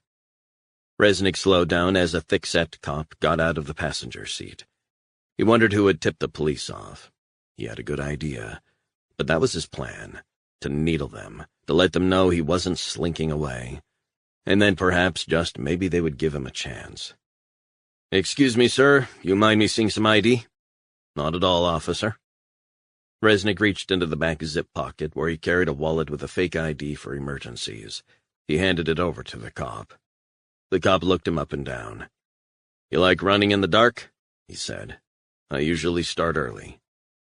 The cop scrutinized the card and called in the details. While he waited for the confirmation of the name, he eyeballed Resnick. "Mr. Greer, says on your ID you're from Camden, Maine." "Yes, sir." "You in town on business?" "Thinking about moving here." "Is that right? What line of work you in?" "Real estate, property, some buying, some selling." The voice on the cop's radio said, "Yeah, that's clear. Mr. William Greer, Alden Street, Camden, Maine." The cop smiled and handed back the ID. "Sorry for bothering you, sir. Enjoy the rest of your stay in Ithaca." "Appreciate that, officer." Resnick watched as the cop got back in his car. They pulled away, and Resnick continued the rest of his run until he got back to his hotel. He showered and changed. His mood was hardening, and the final straw was the Institute security guy parked outside the back of the hotel the night before. He got in his rental car and headed onto the streets of Ithaca, only one thing on his mind. 27. Resnick picked up a coffee and a box of donuts at a Dunkin' Donuts and headed farther down the road from the Whittington Institute, with line of sight of the entrance. Cars pulled up and the employees piled out. A few vehicles, possibly senior management, were in a separate line. He popped a Dexedrine and washed it down with a scalding sweet coffee. He felt it buzz his system to life. He fully expected to get company, and he wasn't disappointed. A few minutes later, he glanced in his rearview mirror and saw the SUV pull up again, Cray in the front passenger seat. Cray hauled his bulk out of the SUV and strode toward Resnick's car. He tapped on the window. Resnick let the window down, the cool air rushing in. "Morning, Lawrence," Resnick said, taking a gulp of coffee. "How are you today?" He handed him the donut box. "Try one, they're delicious." Cray stared down at him. "You okay? You look stressed." "I'm not so good, John. You're going to give me an ulcer with all this hanging around outside the hospital. As you were checking me out at my hotel, I thought, why not? Let's return the favor. You're a real smart-ass, aren't you, Resnick?" "I have my moments. Not too many, to be fair, but yeah, one or two moments. I guess this is one of them." "John, you have no business being here. I'm not obstructing you. I'm not obstructing your hospital. Just hanging out. You're not hanging out, you're pestering people. We're a peaceful community here. I'm just curious. Besides, I've got nowhere else to go." Cray sighed. "John, we had this talk yesterday morning. This can't go on. You're clearly a nuisance and upsetting employees of the Institute." "Like who? Me? Dr. MacDonald? Look, I don't want to call the cops on you. You seem a decent sort." "I actually was stopped by the cops when I was out earlier." Cray said nothing. Was that you, Lawrence? You calling in a favor with the local cops? John pulling a fake ID trick with the cops is not a smart thing to do. News certainly travels fast in upstate New York. I know the cops around here. They know me. I used to be a cop myself. I also used to be in the military. Army? Yeah. Look, Resnick, this is my town. I know my town, and the people in it. They're good people, but they don't take kindly to people from out of town coming in and causing aggravation. Resnick took a couple of gulps of his coffee and shrugged. We're reasonable people, Mr. Resnick, and had hoped to reassure you that your friend is being properly looked after. Well, I'm pleased to hear it, except you didn't reassure me. Cray leaned in closer to Resnick. He caught a whiff of cigarettes on his stale breath. My patience is wearing very thin. As it stands, you might leave us with no choice but to use other means to prevent you from harassing the people who work at the Institute. Are you threatening me, Lawrence? Perhaps. Maybe go down the legal route. Maybe not. You know where I'm coming from, Mr. Resnick? Resnick was tempted to wipe the stupid smile off Cray's face. Nothing would give him greater pleasure than knocking the fucker out. But that was exactly what Cray wanted him to do. So the cops would be called again, but this time he would be charged. Appreciate the feedback, Lawrence, and send my regards to Dr. MacDonald. Very nice lady. Stay away from the Institute. Stay away from the staff. I think you've overstayed your welcome. Resnick smiled. What's so funny?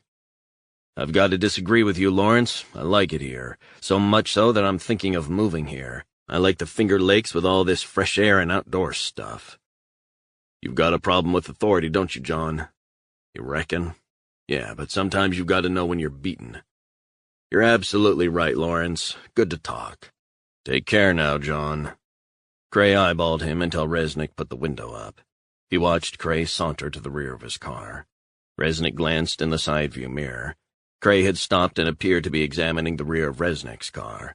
He walked up to the window again and tapped it twice. Resnick wound it down.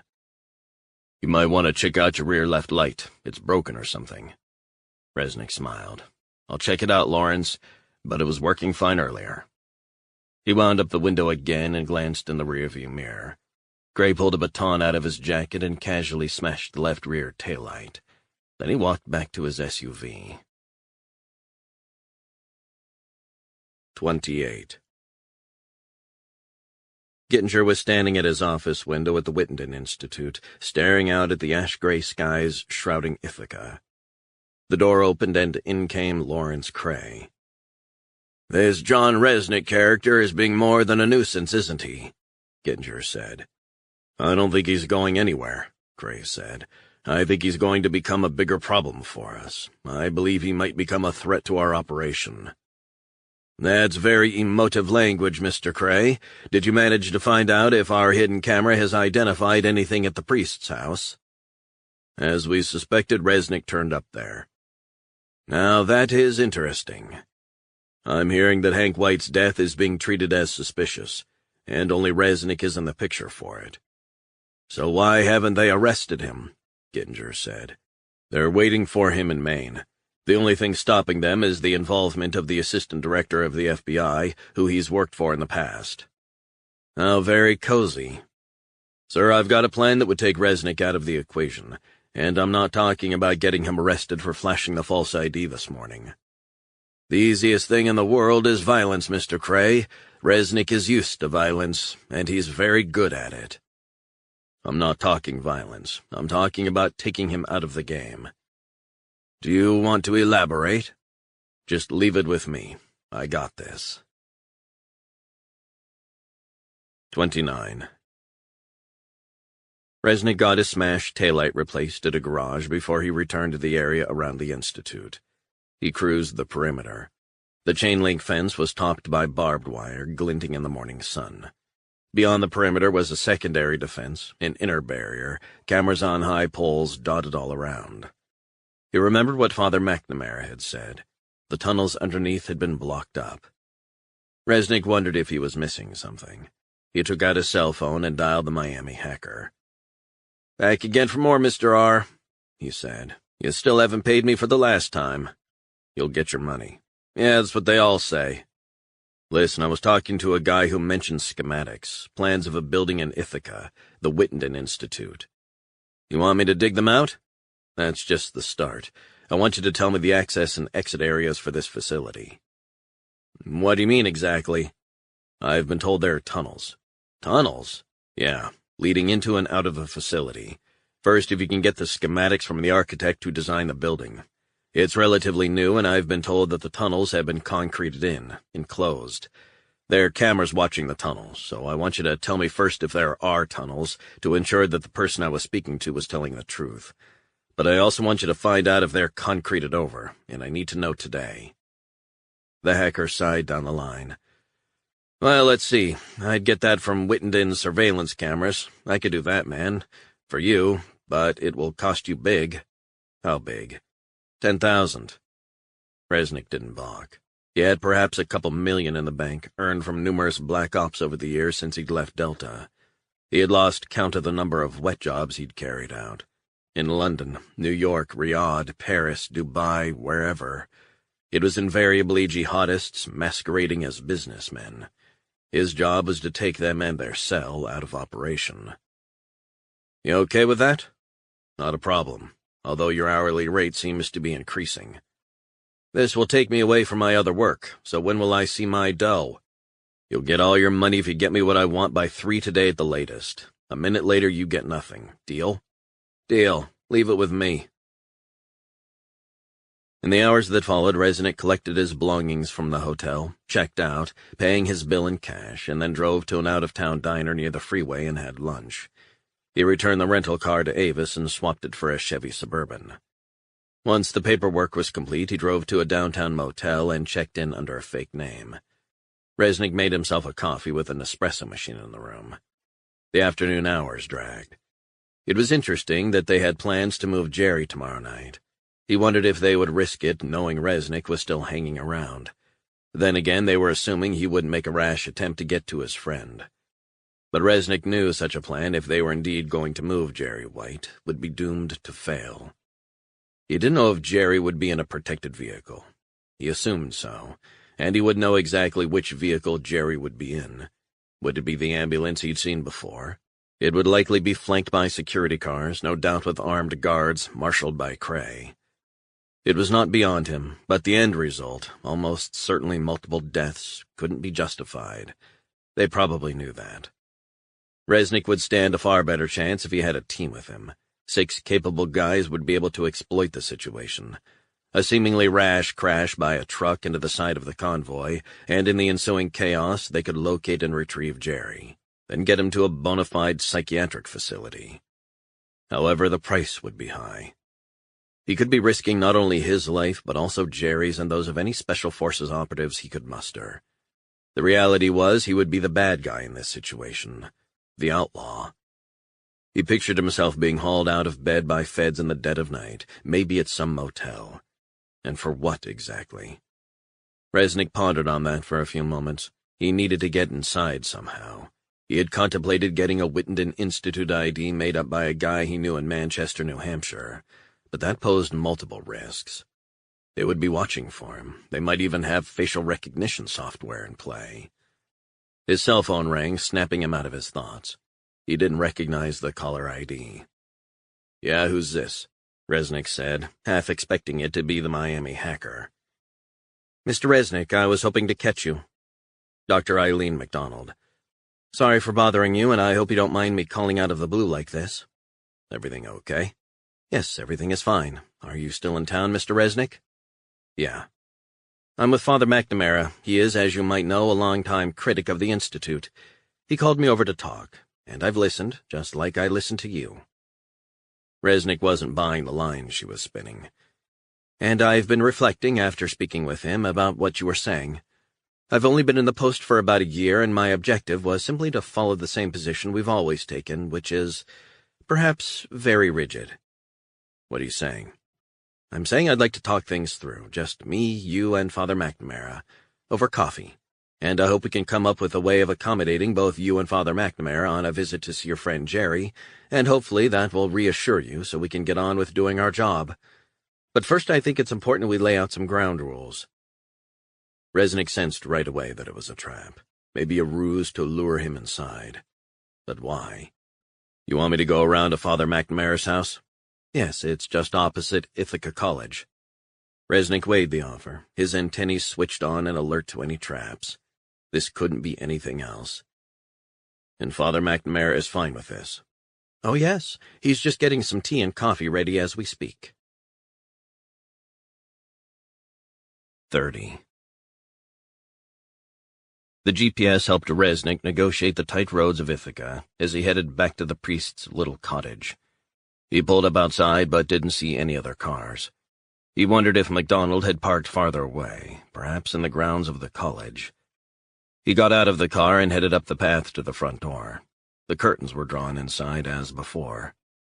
Resnick knocked 3 times. He stood and waited as he had earlier. "Father, it's John Resnick." He knocked again and rang the bell. Still no answer. He tried the handle, but it was locked. Resnick knocked again, pacing the front of the house. He waited again for an answer, but still nothing.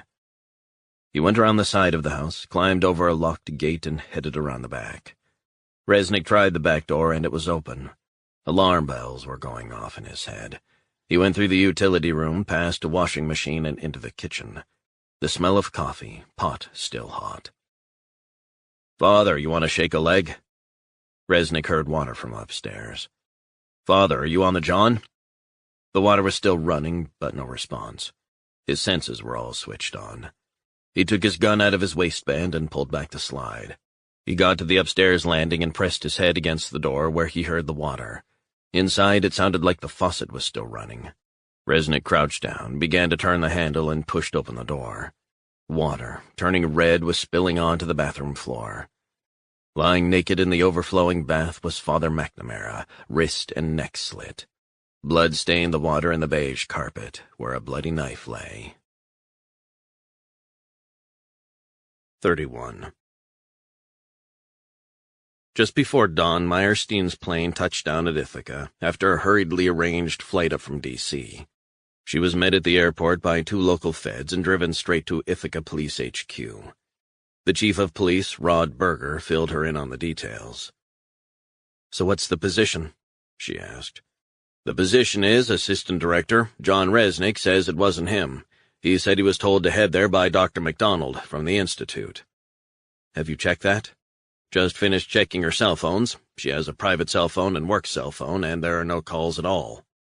"Chief Berger, you know as well as I do that John Resnick is wanted for a suspected homicide in Maine about 48 hours ago."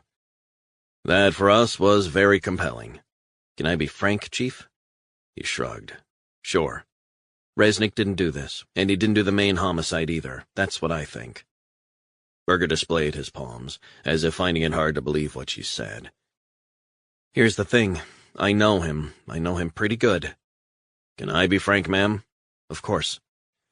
"Are you perhaps, and I don't want you taking this the wrong way, letting your professional friendship with this guy cloud your judgment somewhat?" Meyerstein felt her stomach tighten with anger. "I beg your pardon?" "Is it possible that you want him to be innocent?" "Let's be clear. That's not what I'm basing my judgment on. Over time, you get to know people. I've gotten to know John Resnick very well." The chief leaned back in his seat. "Maybe you do, but I've been in this job a long time, maybe too long, and we have footage of him captured from yesterday outside Father McNamara's house." "Do you mind me asking how you came to be in possession of the footage?" "A source within the Institute." "Were they spying on the priest?" "I believe it was filmed by an employee who lived nearby." Meyerstein said nothing. "So this is the second time he's turned up at a location. Twice. 2 victims found dead. One in Bar Harbor and now Ithaca. It's quite a coincidence, don't you think?" Meyerstein took a few moments to compose herself. She had decided on the flight up that she would defend Resnick. Her heart and soul and every fiber of her being told her John Resnick did not kill Hank White in Bar Harbor or Father McNamara in Ithaca. But her head said the evidence didn't look good. "Where is he now?" "He's being interviewed by 2 of my most experienced detectives." Meyerstein nodded. "They might be sometime. Have you had Resnick's cell phone examined?" "The SIM card was copied and electronically sent across to the Forensic Investigation Center in Albany." "When will you hear back?" Within the hour. I'd like to speak to John Resnick. Don't go throwing your weight around. Why do the FBI always do that? Listen to me, Chief, and listen closely. I am here at the behest of the director of the FBI. He showed her a letter confirming this, and as you can see, it gives me authority to speak to John Resnick if I see fit. If you see fit? Are you kidding me? On what grounds? If what you're saying is true, Resnick could be a serial killer, and as such he would come under our jurisdiction if we have reason to believe that he crossed state lines, which in this case we most certainly do. You're not going to pull that, are you? This is our patch. You know that. I need to talk to John Resnick. Just me and him, one-on-one. You understand? 32. Resnick was lying back on a hard bed in an Ithaca Police HQ cell, hands behind his head, staring at the ceiling. The sound of keys and locks turning, metal doors slamming shut, then the clacking of heels. An officer opened the cell door. Meyerstein walked in holding 2 mugs of coffee. Resnick got to his feet and took the black coffee off her. She waited until the cell door was locked again before she sat down on a chair. "Well, this is becoming quite a habit, John," she said. Resnick sat down on the edge of the bed and gulped some of the coffee. "Thanks." "For what?" "Turning up, I guess." Meyerstein sighed. "We got a problem, John." "No kidding." "Now, this is the second occasion where you've been found at the scene of a murder. 2 people dead, 2 different towns, and I'm hearing you say you had a call from Dr. Eileen MacDonald at the Institute."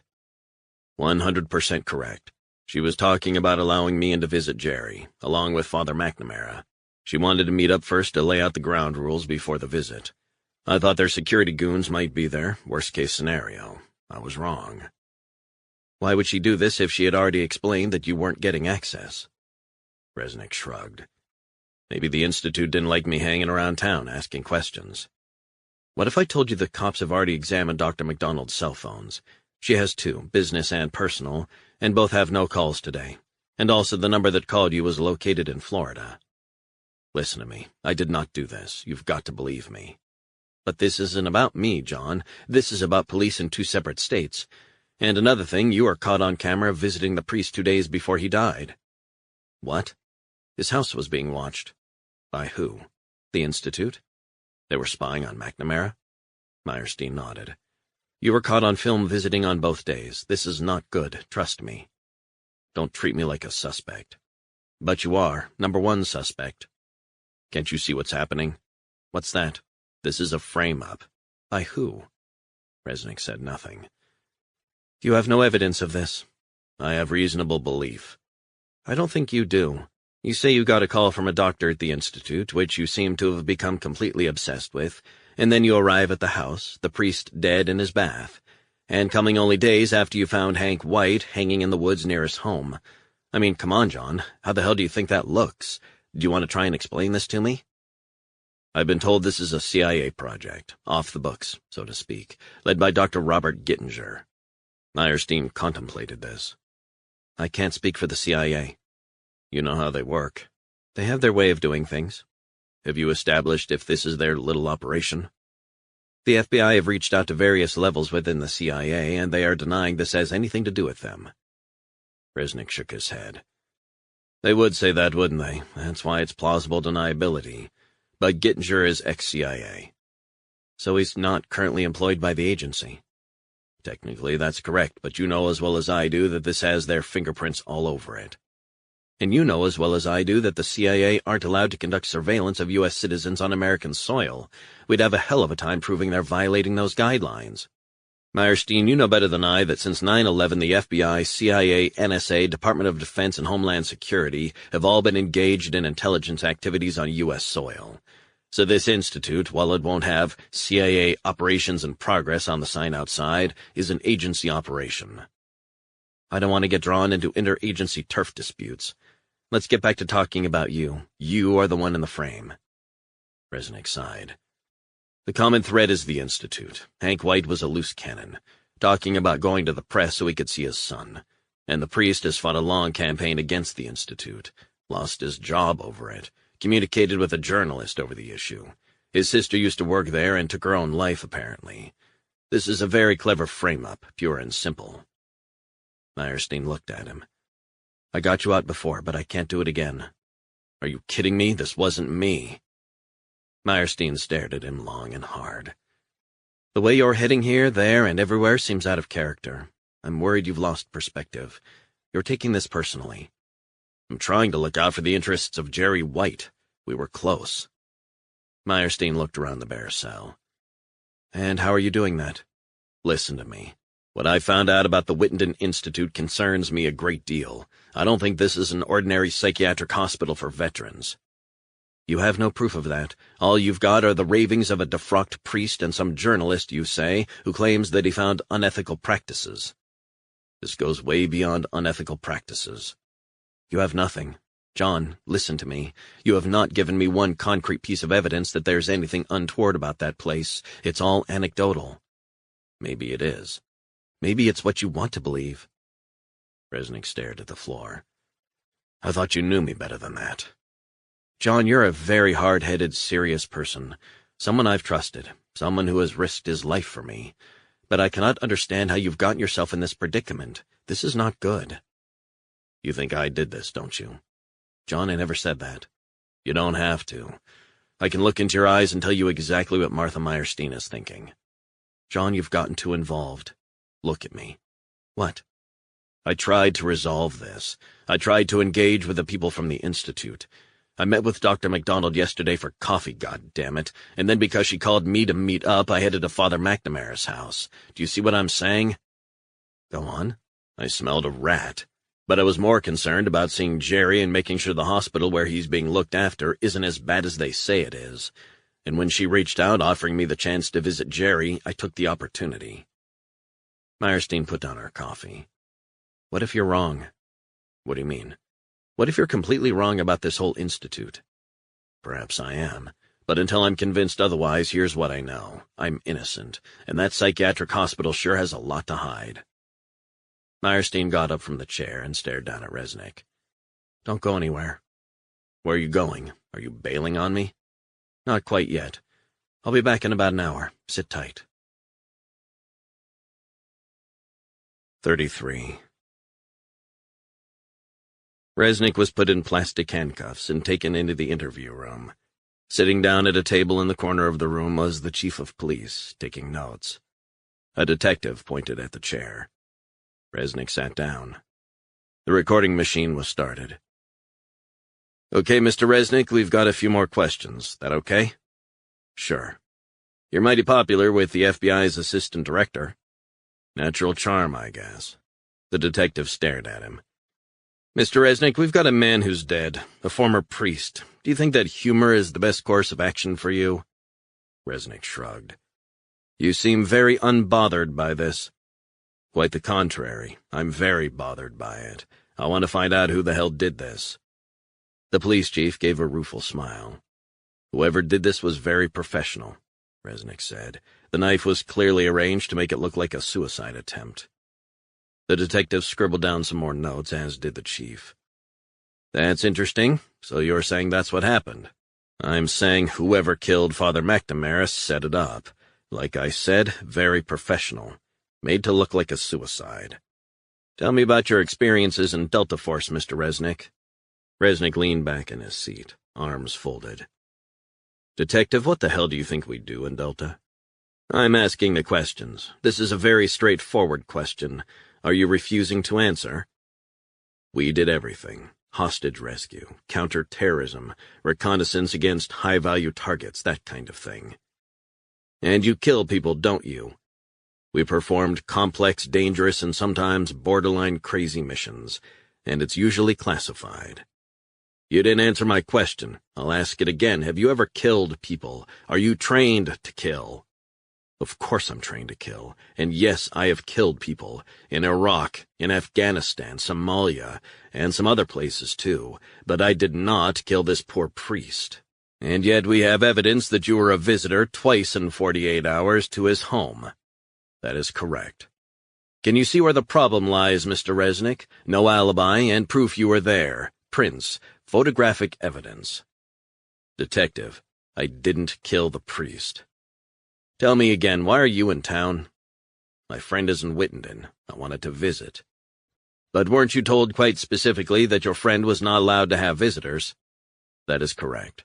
Do you think Dr. MacDonald is lying when she says she doesn't know anything about this? Her phones have already been checked.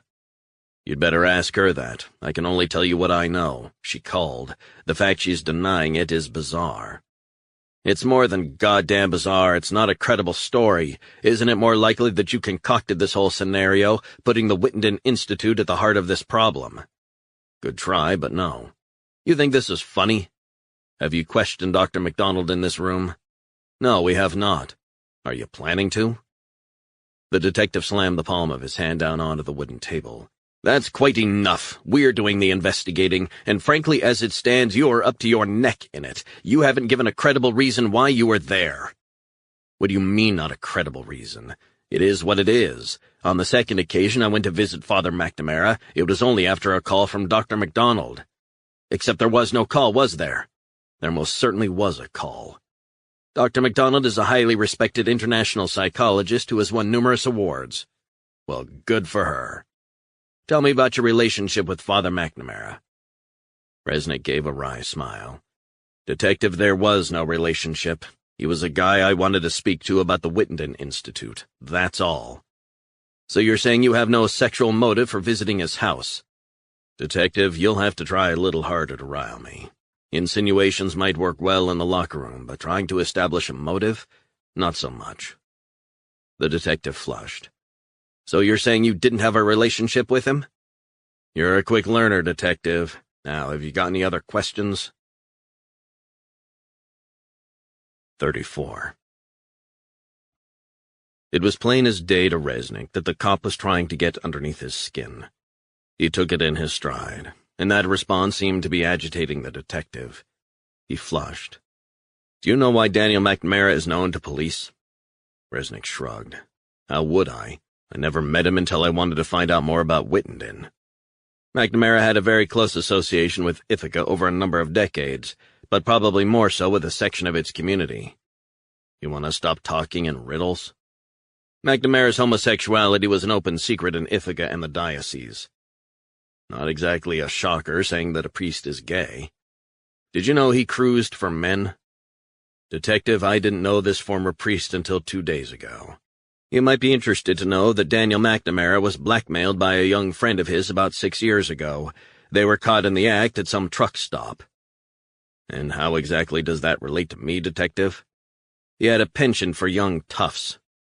Well, you'll be pleased to know that this aspect of his life was not known to me, nor is it of interest. You are married and you have a daughter. That's right, I was married. My wife died, 9/11. But I'm lucky, I have a great daughter. That's nice. A sarcastic tone in his voice annoyed Resnick. Are you in a relationship, Mr. Resnick? Not since my wife died. Wow, not in a relationship since then? Resnick nodded. Why is that? Why have I not been in a relationship? The detective nodded. Listen, I thought you were interested in finding the person who killed Father McNamara. Oh, we are, and we will find them, don't worry about that. So why the fuck are you asking these questions? You get a kick out of this? Do you have a problem with me asking such questions? Detective, I don't know if you think this is a smart way to get to the truth, or maybe it's how you've been taught to interview suspects, but it's got to be the dumbest set of questions I've ever heard. You've got a bit of an attitude, John. Damn right I have. I'm gonna let you in on a little secret, just me and you. Cut the bullshit. Daniel McNamara was obsessed with a guy from Ithaca, a married man with a happy, stable family, a Christian man like himself, a practicing Catholic, and this man had been having a relationship with McNamara on and off for the best part of a decade, but 6 months ago he broke it off, and McNamara took this very badly. Resnick said nothing. He tried to make contact with this man repeatedly, he was so distraught. Is there a point to this? Motivation.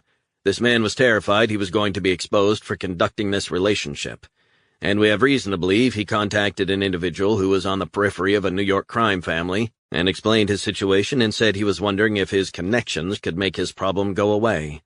The mob associate, some street thug with family connections to Ithaca, said no can do, and that was that.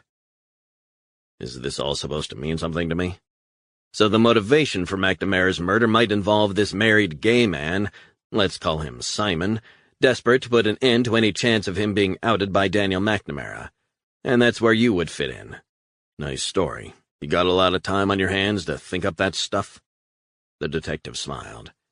"You have the skills to do this. This man, Simon, is very wealthy, so money would be no object. 50,000? No problem. 200,000?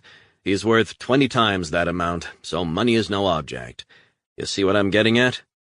You really need to get out more, do you know that? Wise guy, right? Listen, I'm not the guy you're looking for. You're so wrong it's almost funny. Except I'm not laughing. You see, John, the more I get to know about you, and I've been reading a file on you, wow, now that is interesting." Resnick said nothing. "Delta, assassin, hired to kill. You're a specialist in assassination. Interestingly, I believe you're familiar with the phrase, suicided. A murder is made to look like a suicide. Father McNamara found in the bath naked after slitting his wrists and neck, knife on the carpet. I went over this with the chief. The chief of police in the corner kept on writing notes. There's an interesting aspect to all this, Resnick. And what's that? Your involvement with the FBI. We have had confirmation from Assistant Director Meyerstein that you have worked with them on several classified operations. I can't discuss anything like that. I'm sure you can appreciate that. This is a hell of a resume. You kill for a living. Tell me, Resnick, how did this approach from Simon happen? You're really going down that route? Did he offer you a lot of money? Everyone needs money, right? I'm fortunate. Money is not a problem for me. The detective leafed through a few papers.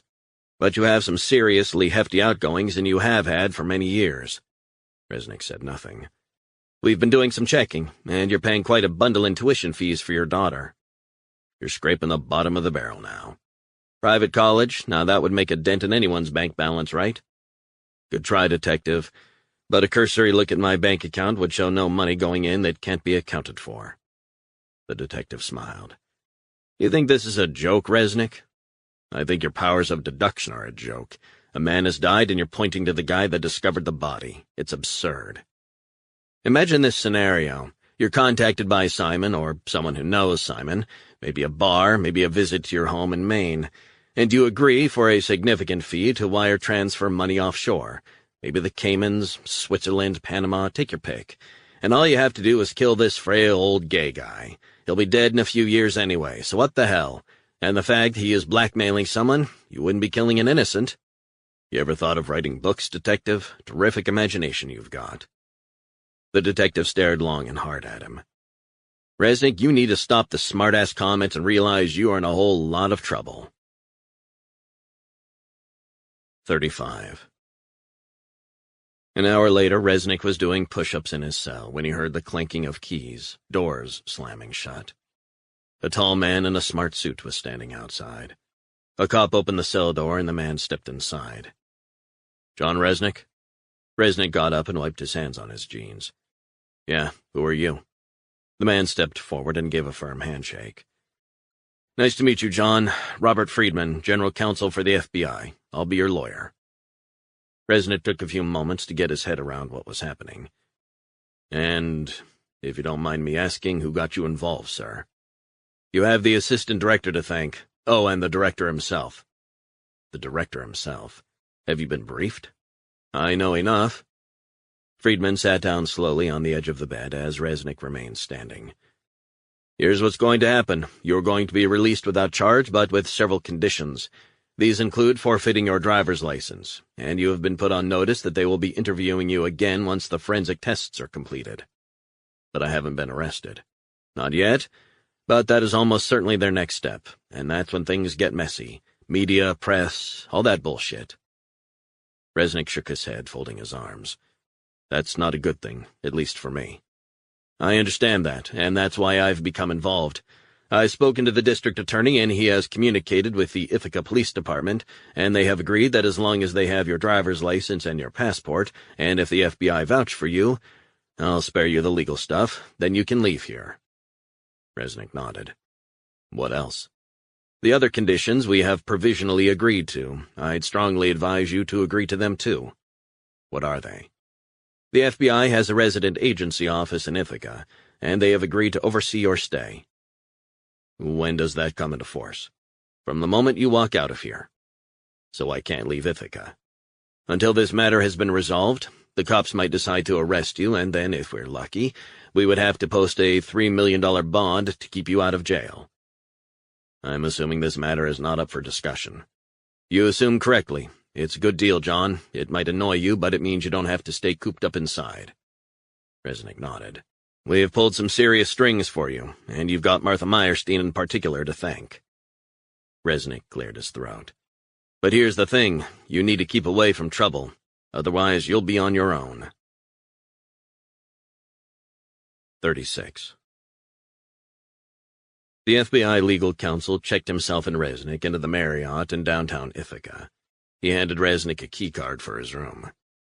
Change of clothes inside your room, courtesy of the assistant director. Resnick smiled. Where is she? You've got 10 minutes to freshen up, get your new clothes on, and head across to see her. 15 minutes later, Resnick was in the tiny FBI office in Ithaca. Martha Meyerstein was sitting on the edge of a desk. He was introduced to a couple of agents. Then Resnick, Meyerstein, and Friedman went into a separate office. Friedman spoke first. I've been in the legal business a long time, and this situation is not to my liking. Anything which attracts focus on the FBI, especially pertaining to illegality or alleged illegality of those who work for it or have an association with the Bureau, is absolutely not what we want in this or any climate. Meyerstein nodded. John, I've got to be frank. I don't know why you've gotten yourself in such a mess. This is very unlike you. So why didn't you just let me face the consequences? If you had been arrested without any FBI counsel or any FBI input, the leaks from the police would be that an FBI contractor, freelancer, whatever they wanted to call you, would be splashed all over the papers. We can't have that. We need to protect the organization. The backlash against the FBI would sorely damage us. But there's another reason. What's that? Resnick asked. Myself, the director, and Counsel Friedman believe you are wholly innocent. Resnick felt somewhat relieved. Appreciate that. Look, once this is over, I'll understand if you decide not to proceed with allowing me to work for you again. I get that.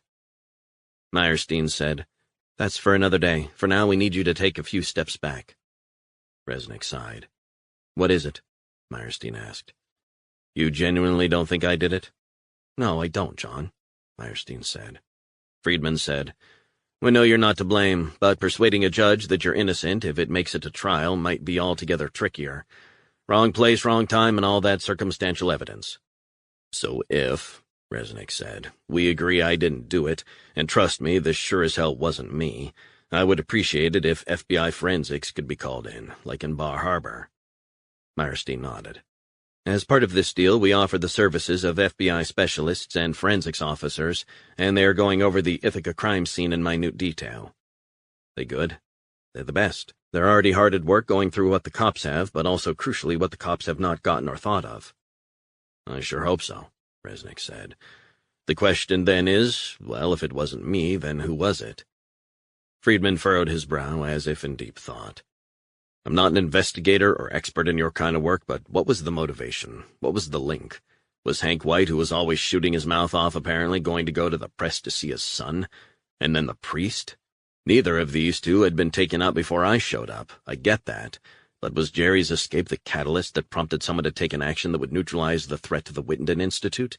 And by getting these two out of the way, I would also be in the frame. I'm the patsy. Friedman rubbed his face with his hands. Then if what you're saying is true, this is a conspiracy, not just a murder and conspiracy to murder, but a web of deceit. Meyerstein held up her hand as if to get a word in. We're reaching, and we don't know any of that. Resnick said, I'm telling you this is what happened. Friedman said, I don't want you going within a half mile of the Institute. Do you hear me? Resnick felt frustrated. He nodded. Sure. Your cell phone and gun have been confiscated. You kidding me? Friedman shook his head. That was part of the deal. Shit. Be thankful you don't have to sleep in a cell tonight. We gave Wittenden no excuses if they are in some way involved. The Institute is on the eastern outskirts of the town, so you have no reason to go there. Resnick, Meyerstein, and Friedman returned to the hotel, ate dinner, and enjoyed a quiet drink in the bar afterward. They made small talk. It transpired that Friedman had to catch up on some paperwork. Resnick waited until Friedman was out of sight. Am I okay to stretch my legs and get some fresh upstate New York air? Meyerstein looked at him as if trying to establish his true motives. Stretch your legs. I need exercise. Meyerstein sighed. Do I look like a stupid person, John? Quite the contrary. Well, don't treat me like some schmuck. I'm looking out for you. Resnick nodded. I know you are. I have your back, and time again I've blocked people within the Bureau who wanted you out on your ass. I know that. I don't want your thanks, and I don't want your gratitude, just a bit of respect. Resnick said nothing. I know you're not going to let this go. I know you too well. Resnick felt conflicted. He knew she was going out on a limb for him, and if he took things further he would be throwing all her hard work back in her face. But much as he liked, respected, and admired Meyerstein, he couldn't just abandon Jerry. This isn't easy for me. I appreciate that, but I don't think you realize what you're facing. Trust me, I do. You think you do? What does that mean? Friedman has your cell phone and Beretta. What do you think you're going to prove? I believe that my friend is still in there. I also believe they're going to move him later tonight. You heard what Friedman said. He's a good man and a smart man. He told you in no uncertain terms you will be on your own if you go within a mile of that place. Meyerstein leaned forward, her voice now a whisper. You are in danger, grave danger, of being hauled in front of a court and charged with 2 homicides. That's the reality of what you're facing. This time, if you head out there, no one will have your back. Resnick leaned closer and lowered his voice. I plan on getting into that facility. Meyerstein looked away and shook her head. Your friend is not the only one who's going to be in danger if what you say is true, and the Institute, or people linked with it, have had 2 innocent people killed. You will be at risk, and for what? Jerry White is a brother. We fought together, and I was the one he ran to when he escaped from there. He was pleading with me, begging with me not to let him be taken back, but I let him down. You never let anyone down, but fine, let's say they're treating him involuntarily. Why not contact a lawyer and go down that route? Listen to me, there isn't enough time. I believe they're trying to control his mind, and take away his ability to think for himself. Meyerstein said nothing. I have to do this. After an excruciatingly long pause, she nodded. Your friend the hacker called you. What? He called and I answered it. Remember, I have your cell phone. Shit. He seemed a bit reluctant to talk, but I explained what had happened to you and asked if he had any message to pass on. Resnick raised his eyebrows. He said there are 2 tunnels underneath. One leads out and the other leads into the facility. I had heard they had been concreted over. Definitely not the case. Your friend said he had surveillance images of the tunnel which showed they had clear access into the facility. I'd imagine there'd have to be surface access for emergencies, and I'd imagine that it would be concealed. You imagine correctly. Just over 2 miles northwest of the facility there's a manhole shaft, brick and cylindrical in shape, which leads down 200 feet underground. The steel access covering is in a field. Meyerstein showed him a message on his cell phone. It gave coordinates, latitude and longitude. You got that? Resnick nodded. You got your wallet? Sure. That means you can buy any provisions you think we might need. Resnick looked at her for what seemed like too long. I must say, me to you, I don't want you to go. I don't think it's a smart strategy. But you're not going to stand in my way. Meyerstein nodded. Just remember, you'll be on your own. 37. Gittinger was watching from his window as the headlights of Lawrence Cray's SUV pierced the darkening gloom on his approach to the illuminated Wittenden Institute gatehouse. The guards ran a scanner over everyone's ID and waved the SUV through to the inner security fence. More checks, and then the steel electronic gates opened, allowing them in. Gittinger left his office and knocked on the conference room door. Inside was his CIA contact, the man who was controlling things. He didn't know the man's name, he had asked, but all the man said was, "You don't need to know that." He wore a navy suit, white shirt, a mauve tie, and highly polished black shoes. He exuded a sense of power, menace. The man, like Gittinger, had to be fluent in Arabic, or else he wouldn't have been posted to Bahrain. He had alluded to Gittinger's cover job the first time they met. Did he know more about Gittinger's cover story than he was letting on? Gittinger always assumed he did. He believed the man was well aware that his work at the fake charity had appealed for other reasons. The crop of willing patients he'd cultivated was not just for his carnal desires. The end result was several highly compliant individuals who could also be activated.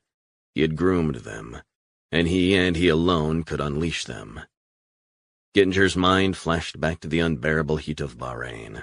His cover was as the director of a humanitarian charity that helped traumatized youths.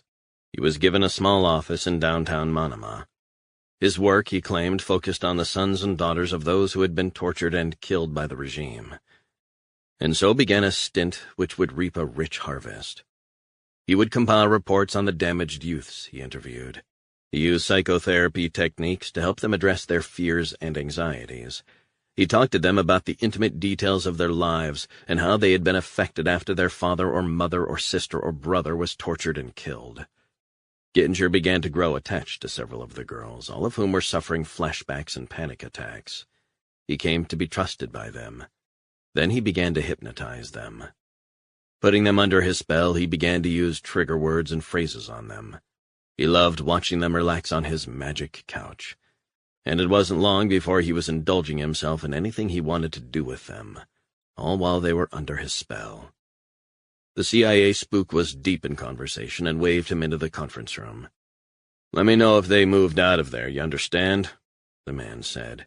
He ended the call and leaned back in his seat. Gittinger pulled up a chair and sat down.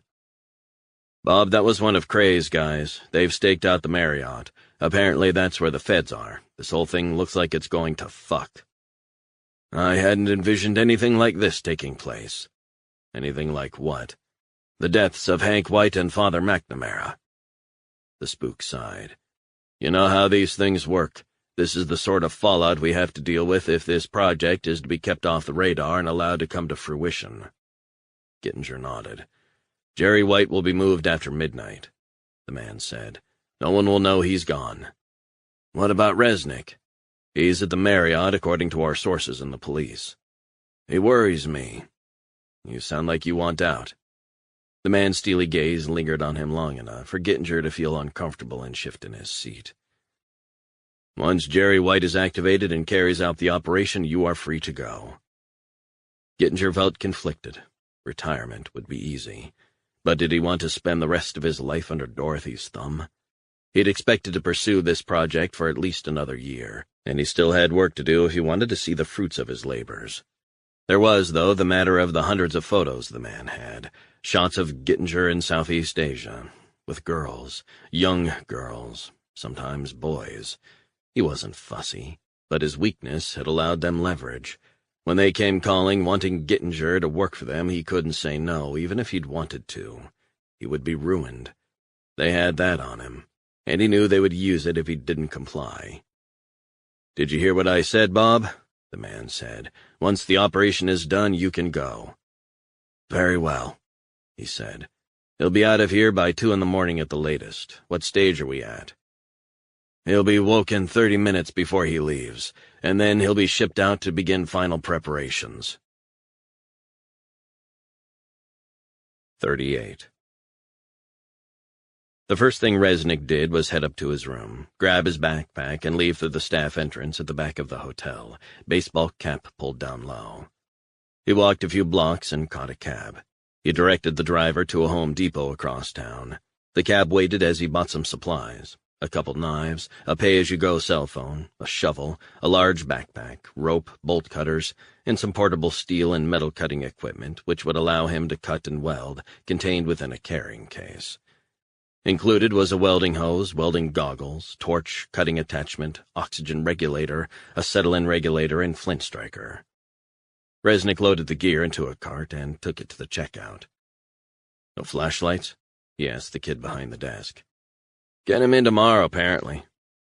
Resnick paid for it all and was out within a matter of minutes, the cab still waiting. He loaded his booty into the trunk. "Where to, buddy? You work nearby?" "Bought a small plot of land outside town, just getting some new equipment." The cab driver nodded. Resnick started up his cell phone and tapped in the GPS location.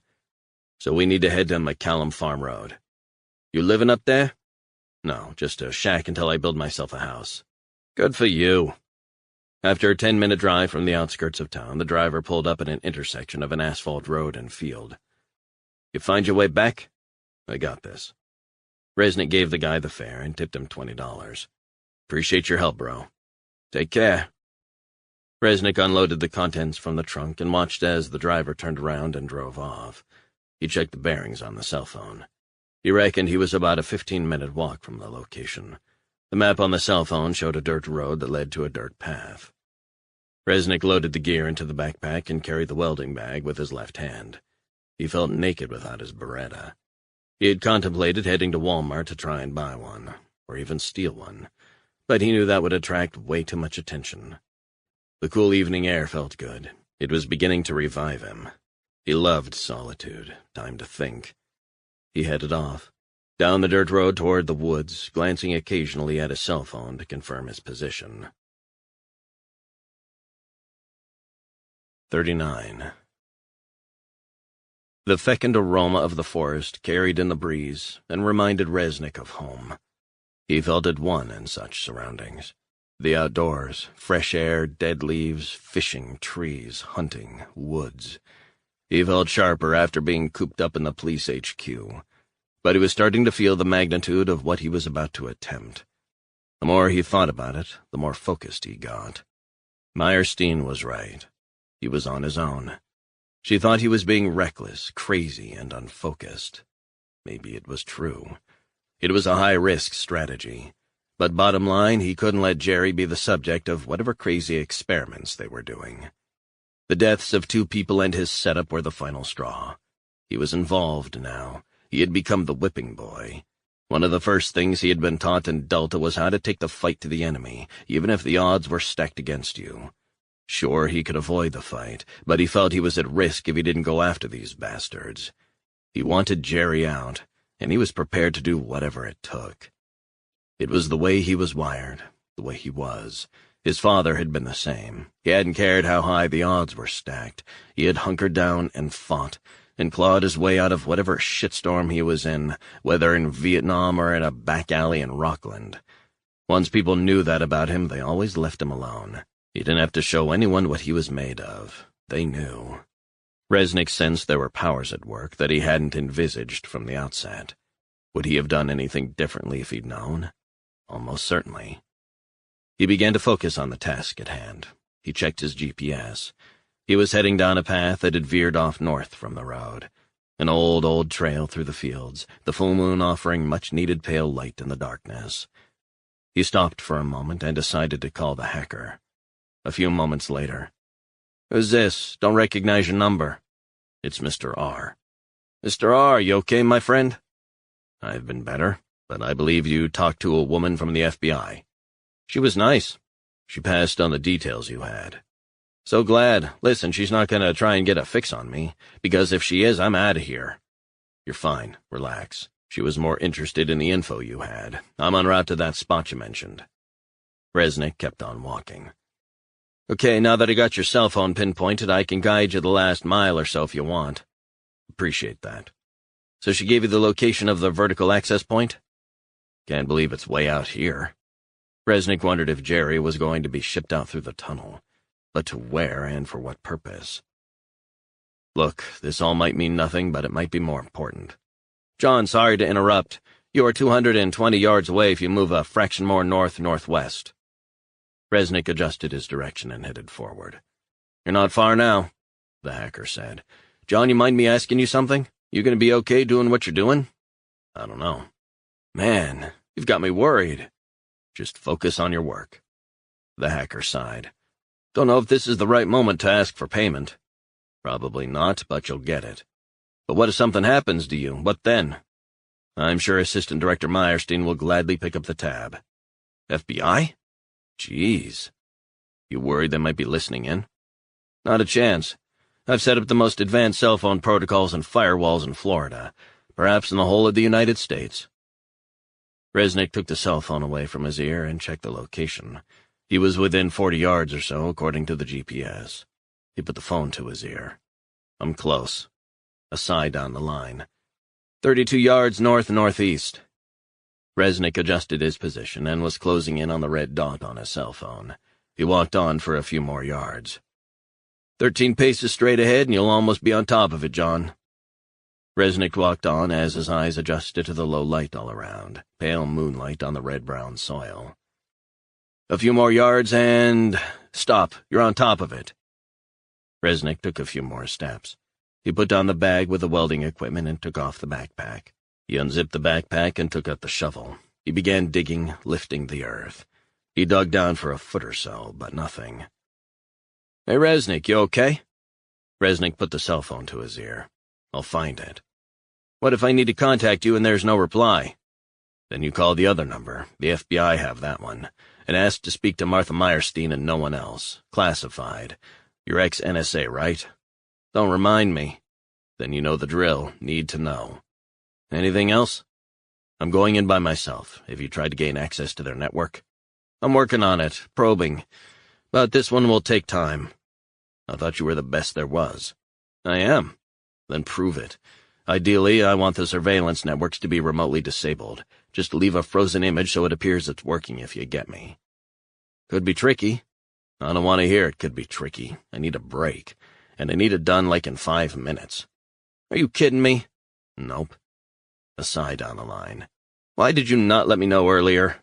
I didn't want you testing out their computer defenses and inadvertently alerting them ahead of time. Besides, I didn't know if you'd do it. Yeah, I'll do it. Not that you left me a lot of choice. And I've just sent you all the schematics, so you've got them on your new phone. I owe you one, man. Be safe. Resnick ended the call. A ping sounded on his phone, and he checked the message. He opened it up, and it showed the design, layout, and infrastructure of the building. Corridors, control room, rooms marked driving rooms. Was that where they had Jerry? He studied the plans for a few minutes, trying to get his bearings. Winding corridors which led from the tunnels and the vertical shaft down which he would have to climb. No backup. Resnick made a mental note of the plans, and then flicked through the different levels of the building. Entry points, exit points, ventilation systems, internal generating facility. And up top, the offices. Resnick could see one of the tunnels headed off in an odd direction, but it wasn't labeled, as if it wasn't complete. Resnick put the cell phone back in his pocket. He began to dig around the original hole. 20 minutes became 30. Then he struck metal. He dug the earth away and brushed dirt from the steel access hatch. Resnick kneeled down and examined the metal. Welded shut, as he suspected it would be. He quickly assembled the cutting and welding equipment, put on the goggles, and got to work. 10 minutes later, he had taken off the steel lid. Resnick peered down into the darkness. He pulled on the backpack, knife through his belt, and tied a military knot around the metal step near the top. The steps went all the way down. He looked around the dark field. No one in sight. He stared down again into the total darkness. Then he began to descend, feeling his way, gripping tight, deeper and deeper down the brick walls, not knowing what lay ahead. 40. Meyerstein felt one of the 2 cell phones she had on her vibrating in her pocket. She checked and saw it was Resnick's, the one he had given up as part of the deal. Yeah, who's this? The hacker. We spoke before, Meyerstein said. You're in Miami, right? I wanted to talk to you, pass on what I know. I'm listening. I've lost contact with Resnick's cell phone. What cell phone? He got a new one, and we talked. Okay, I'm listening. I'm a bit freaked out by all this. Listen, relax, no one is coming for you. Besides, it sounds like we wouldn't be able to find you even if we wanted to. That's true. A long sigh. Resnick's signal has dropped. The last location was the GPS location I passed on to you. Vertical access shaft, right? Precisely. I lost touch with him 3 minutes and 20 seconds ago. Shit. So he had managed to get into the facility. What else do you know? I've been looking over the plans again, thoroughly. The tunnels underneath the Institute head out of Ithaca to an area 1 mile due west. What is it? That's the problem. On the surface, there's nothing at all. Meyerstein waited for the hacker to elaborate. I mean, there are no buildings on that site. Torn down, leveled, flattened, and turned into farmland. Cattle graze on it. You said on the surface. What exactly do you mean? I mean, there's nothing to see on the surface, but I've detected data traffic flowing across various networks directly from that area. Are you saying there's something underground? I'm saying 100% there's something underground. How can you be sure? The routing and transferring of packets of data are occurring directly under this locale. and the origin is in an underground tunnel situated at the Wittenden Institute. 41. Resnick felt firm ground below him. He'd made it. He pulled out the knife from his belt and cut the rope. He took a few moments to get his bearings. He felt his way to a cold brick wall, felt faint vibrations. His mind's eye saw the schematics and plans, and he headed left along the tunnel for a couple 100 yards, breathing hard. He stopped for a few moments, the only sound his heart pounding, a low humming noise as if from a generating plant. He pressed on farther down the tunnel, a pinprick of light up ahead. He headed toward it and spotted a tunnel access door. He peered through the keyhole. He ran his fingers over the lock. Damn, it was a barrel lock. He took out a knife and tried to pry it open, but it wouldn't give. Resnick opened the welding bag. He popped on the goggles, lit up the flint, and set the torch to tearing a hole in the lock. A minute later, he had gained access. He zipped up the bag of welding equipment and pushed on through the door. Behind it was a cavernous space, dimly lit like a corridor. He could see. He reckoned he was about 200 feet underground, but he was very exposed. His senses were switched on. His eyes were getting used to the dim light. Resnick edged left again. He checked his cell phone. No signal. He checked the downloaded plans and refreshed exactly where he was. Phone back in his pocket. He headed cat-like down the tiled sub-basement corridor adjacent to the tunnels, deeper and deeper into the facility. The sound of footsteps behind him. He turned around and faced a security guard with a flashlight shining on him. "Who the hell are you?" the guard asked. "No one's supposed to be down here." "Maintenance. Gas leak, apparently." "No one is allowed down here. Rules are rules." "Gas leaks need to be fixed, buddy. Can't you smell it?" The guard sniffed the air. "Nothing." Resnick took a step forward. "Here, I'll show you my instructions." He reached into his pocket and pulled out the knife and pressed it hard against the man's neck, drawing blood. "Not a fucking word." The security guard nodded slowly. Resnick grabbed the flashlight and shone it in the man's face. "On your knees, hands on head." The guard complied. "Take your clothes off." The guard stripped off down to his boxer shorts. Resnick pulled on the man's shirt, jacket, and dark trousers and hung the ID badge around his neck, making sure the photo was tucked inside his shirt. Then he tied up the guard with duct tape and wrapped it around his mouth. Then he tied his wrists to his legs with some climbing rope. He took the guard's walkie-talkie and the set of keys in his hand. The guard was shaking on the ground, clearly in shock. "Do not move. Do not set off any alarms, because I'm coming back." 42.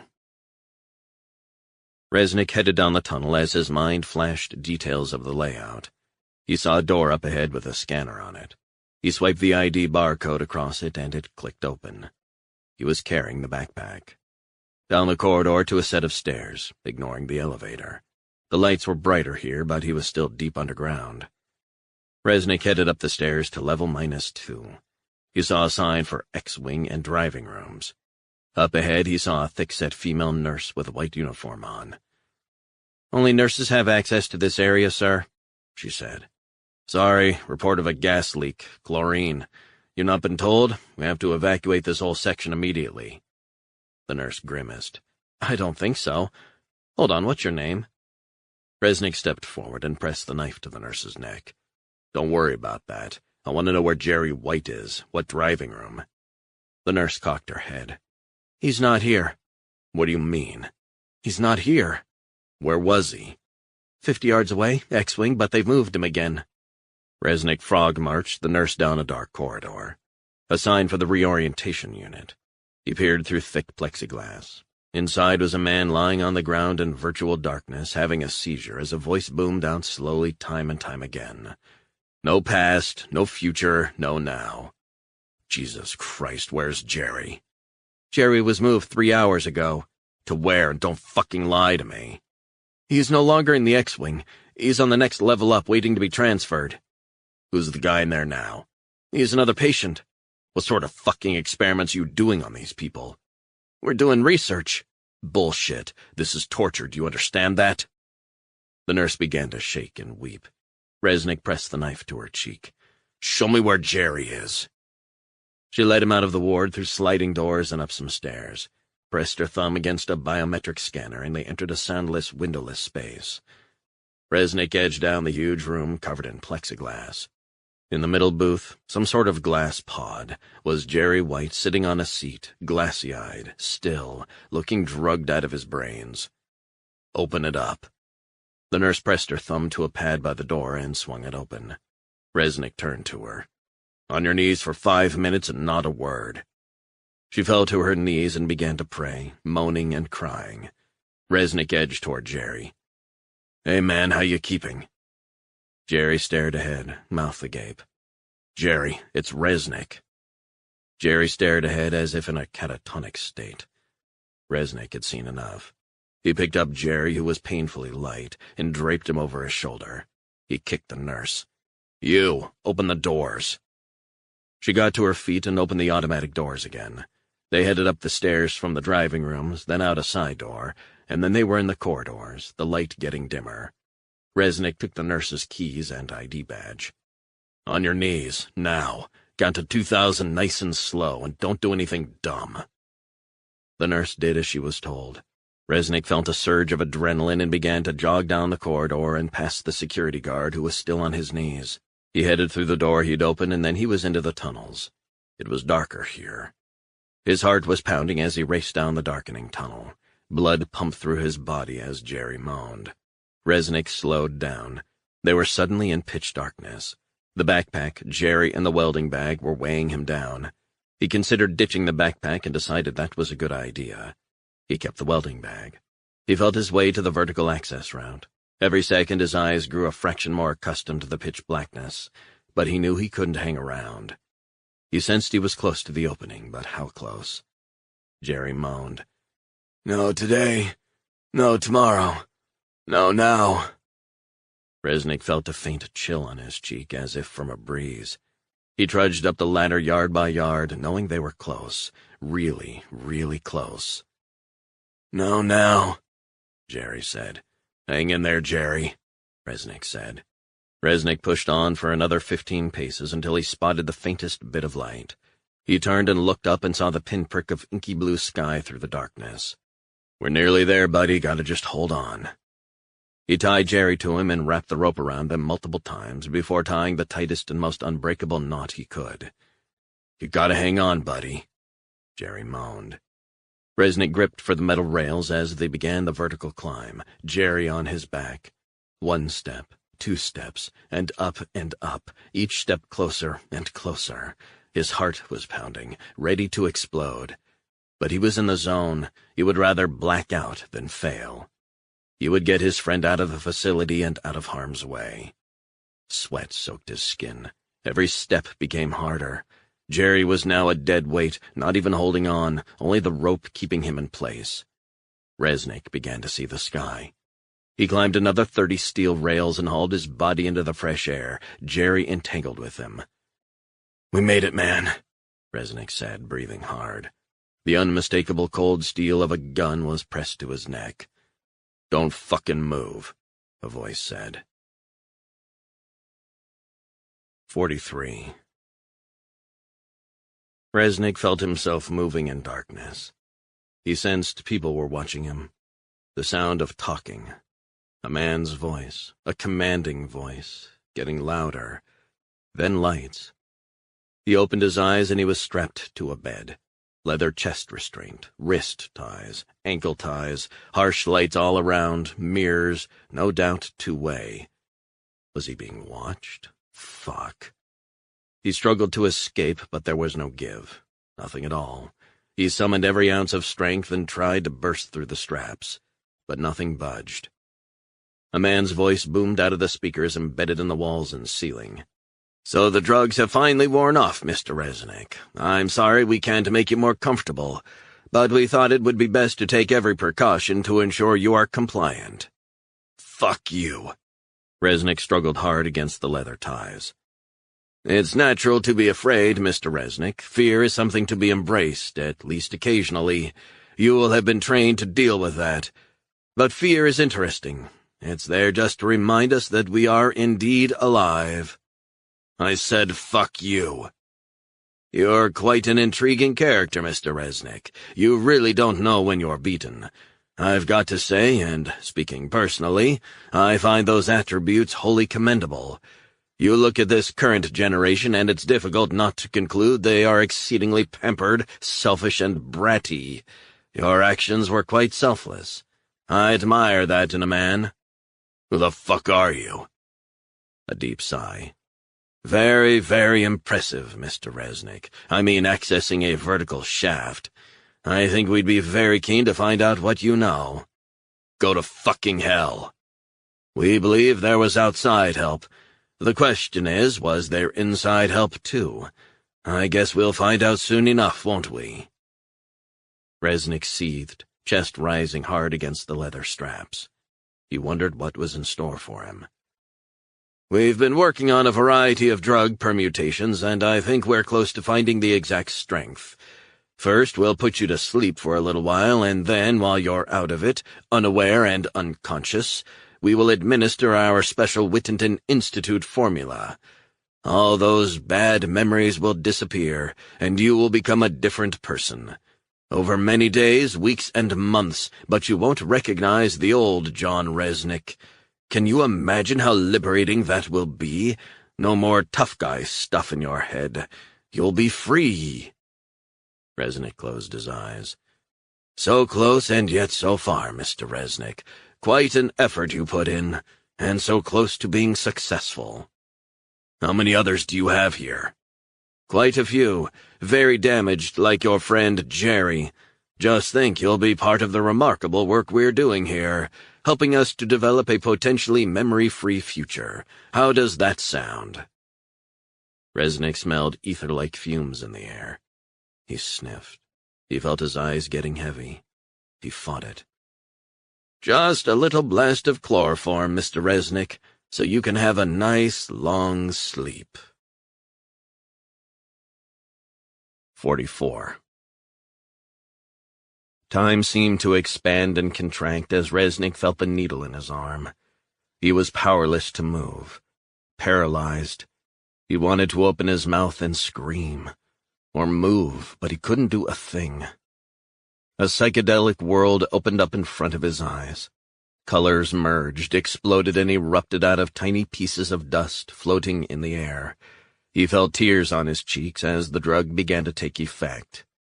His mind flashed back to his early days in Iraq, when he was gripped by fear, moving from house to house, virtually hallucinating from the heat, exhaustion, hunger, and thirst. He thought he heard music, very low. He felt the bass vibrate, the sound of pulsating electronic beats, like a metronome. Then a man's voice. In the beginning there was just us. In the beginning there was just us. In the end there was just you. In the end there was just you. Resnick gritted his teeth as the beat got louder. His heart was pounding hard. He wanted to scream, but he couldn't. The drug was engulfing him. The sound, the drug, overwhelming him. In the beginning there was just us. In the beginning there was just us. In the end there was just you. In the end there was just you. Resnick tried to block out the voice, but it was too loud, incessant, monotonous, pervasive. He was tripping. He felt himself trying to snap the leather straps with his chest muscles. He tried to channel the inner torment and anger and fear of the drug, to try and break free. Time and time again he tried, imploring himself to fight harder, to resist, but the words kept coming. In the beginning there was just us. In the beginning there was just us. In the end there was just you. In the end there was just you. Resnick flashed back to his childhood. He thought he saw his father on the Rockland breakwater, casting a fishing line, showing a young child how to put the bait on the hook. He felt himself slipping into a watery grave, the beat of the metronome, and the voice always with him. 45. Meyerstein headed to her hotel room and locked the door. She switched on the TV, turning up the volume so those in the next room couldn't hear. Then she dialed the number of the Miami hacker on Resnick's phone. "We spoke before," Meyerstein said. "What the hell is going on?" "I managed to get in behind their firewall, and I managed to disable the surveillance just moments before Resnick went down." "And now?" "I think he's still in there. Resnick told me a while ago about you. He said you're very good, ex-NSA. "Yeah, what are you getting at?" "What I'm getting at, Mr. Hacker, is that my acquaintance, who you seem to know, is in mortal danger. Do you understand?" "Yes, ma'am. Now, if you disabled the system before, I think you can do more, a whole lot more." "Like what?" "I want you to bring the system down." "The whole system? It's a hospital, right?" "It's a private facility, and if Resnick isn't back, then he was right. It's not legitimate." "My brother's a veteran, Iraq War, and so is my uncle, Vietnam, both pretty messed up." "So are you going to help John Resnick or not?" "This is very, very tricky. I can do this. There are various layers to their security, but it will take time, and I'm looking at their network, and it's all being beefed up as we speak. The intrusion spooked them." "Damn, listen to me. I don't know what Resnick has promised you in monetary terms." "That's a private transaction." "Well, I'm going to quadruple that fee if you do as I say. I want that system brought down in whatever way you can. You've heard of asymmetric warfare?" "Sure." "Well, show me what you've got, and do it real quick." Meyerstein ended the call. 46. Resnick came to, red lights flashing on and off and an alarm piercing the air. The brainwashing mantra was still playing. He opened his eyes and saw a nurse behind the plexiglass, talking into a cell phone, anxiety creasing her face. "Get me out of here! Get me out of here!" The nurse stared back at him and turned away as she continued to speak into her phone. "Get me the fuck out of here!" Resnick began to struggle. He began twisting his right wrist against the leather restraint to create friction. A half-inch give, and he began a movement that looked like he was shaking, perhaps having a convulsion. But he was moving the leather up and down and against the steel bed frame he was strapped to. Minuscule movements. He knew what he was doing. He'd been taught the trick by an American guy who'd been in the French Foreign Legion. The friction was causing his skin to chafe, and chafe. The pain was stinging. The burning as the skin tore away, and he began to bleed. The blood was oozing out, but he continued. The pain was now his friend. The worse the pain, the better for him. He tore and moved and jerked and moved. The leather was tearing into his skin, peeling off a layer, and the blood oozing out made the inside of the leather wetter and wetter. He felt a fraction more give in the leather. He twisted and twisted, making his fingers tight together, twisting and jerking, until he felt a bit more give. Blood was dripping heavily from his wrist onto the tiled floor. Resnick twisted and turned his wrist again and again and again, until finally he whipped out his hand. He quickly leaned over and undid the left wrist restraint, then both on the feet.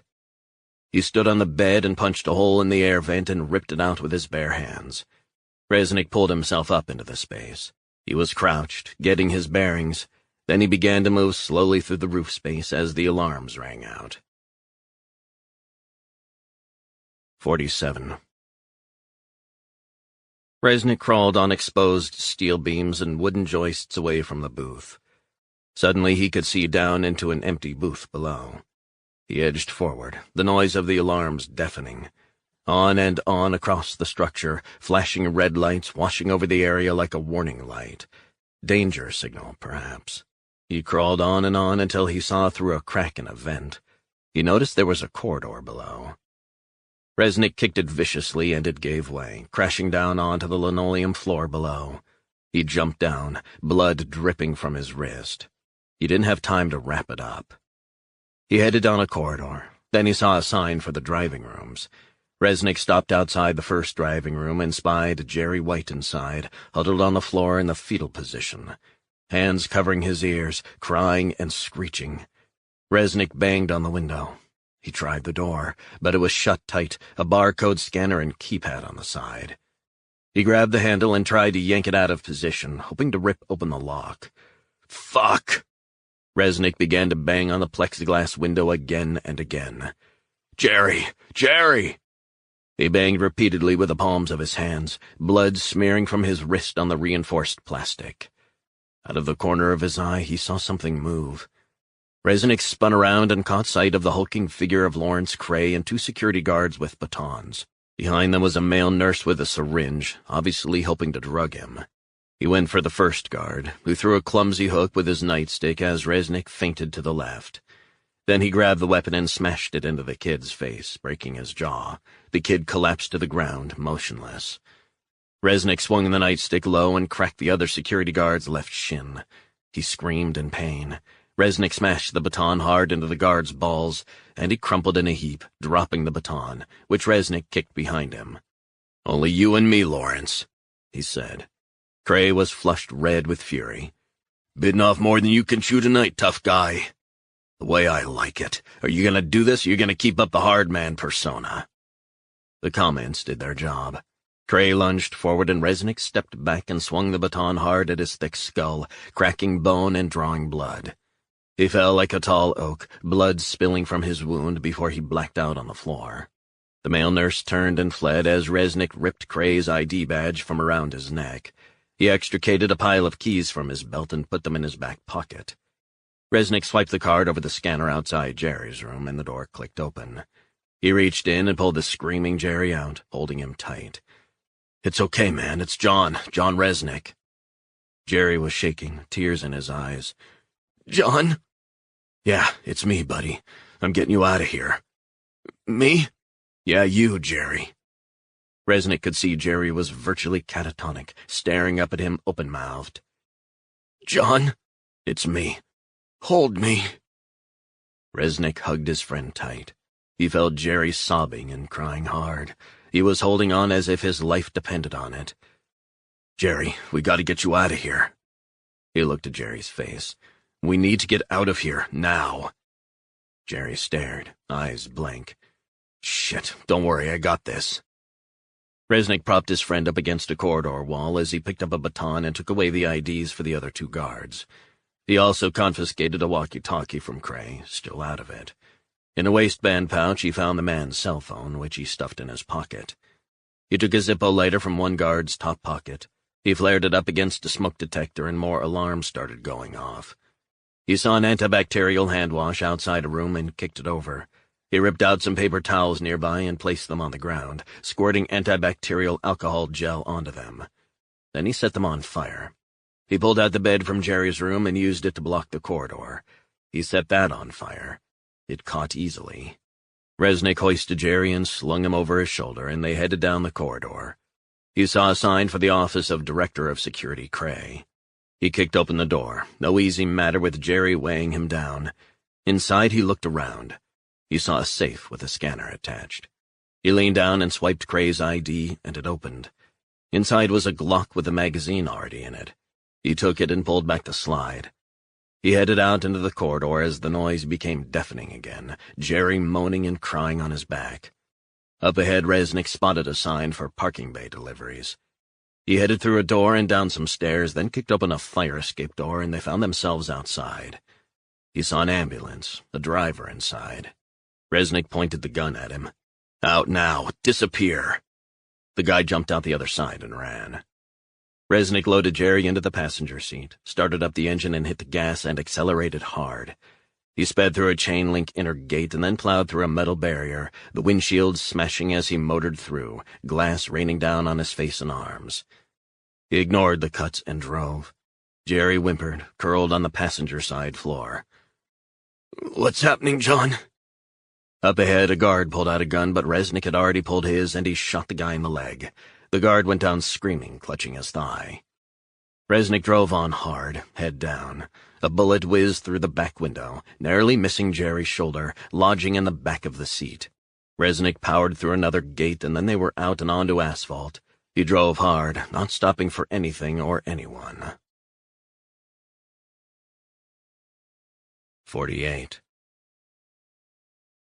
Resnick dumped the ambulance in the parking lot of a motel on the outskirts of Ithaca and hot-wired a Jeep. He put Jerry in the back and drove into the night. He called the hacker from Cray's phone.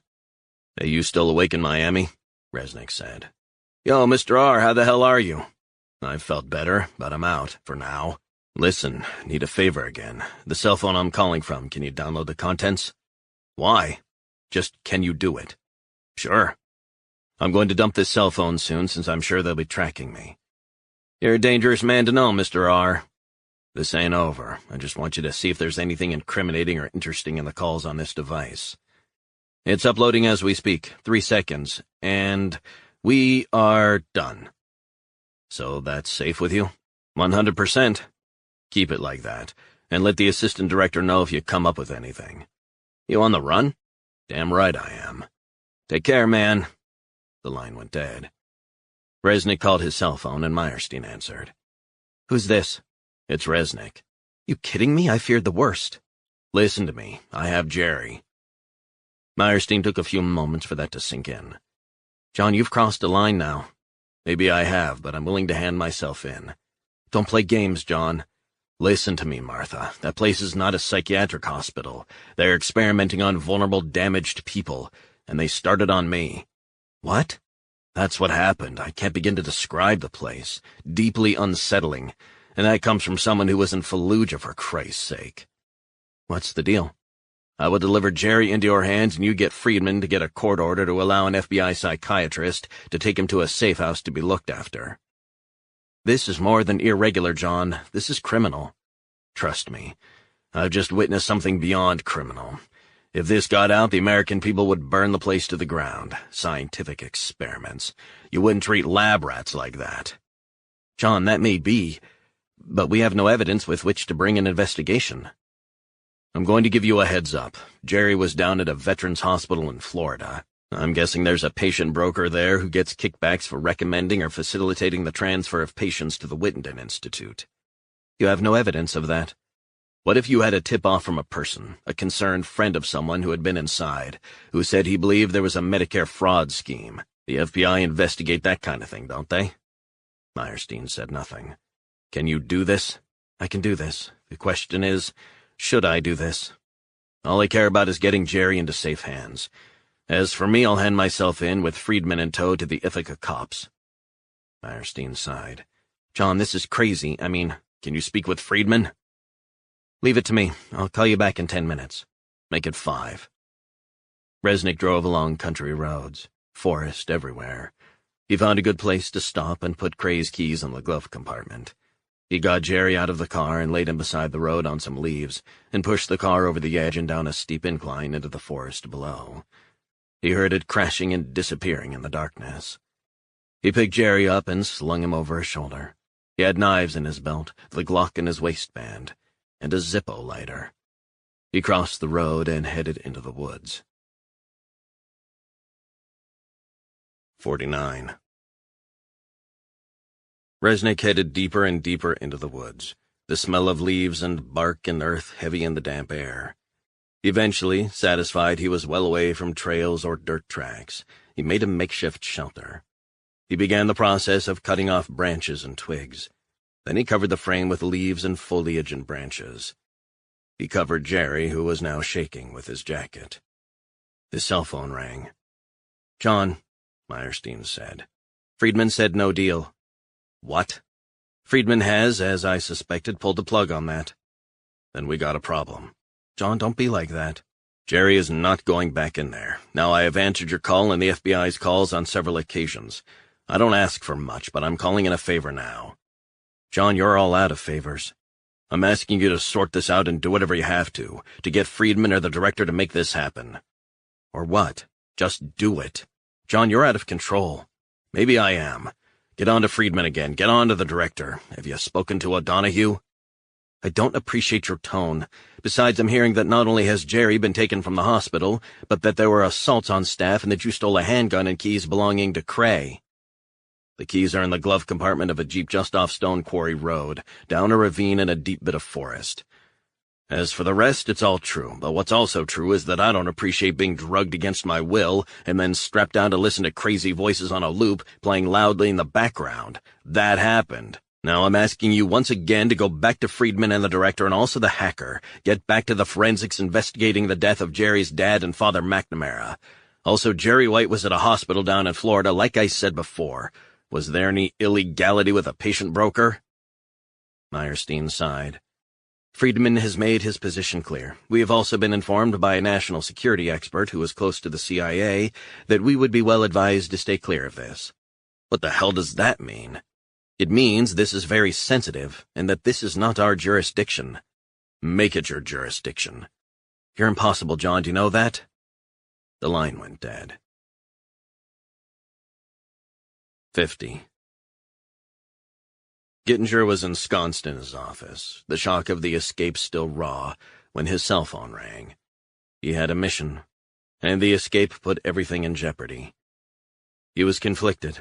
He wanted Jerry to be caught and brought back again, alive, but he knew that perhaps more important was ensuring that the workings of the Wittenden Institute remained secret.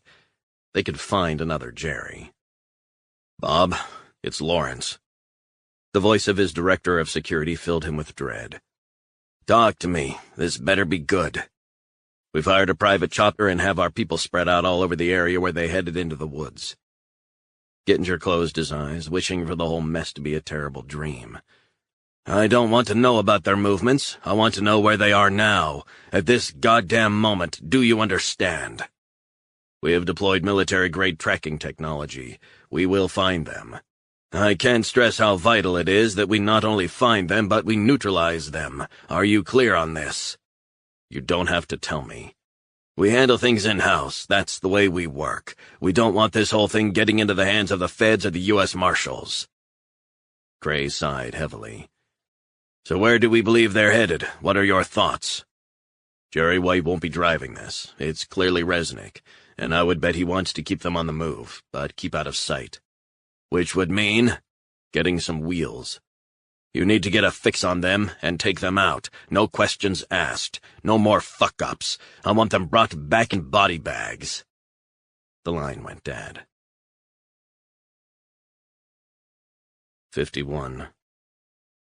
Dawn was breaking, a dark orange glow peeking over the horizon.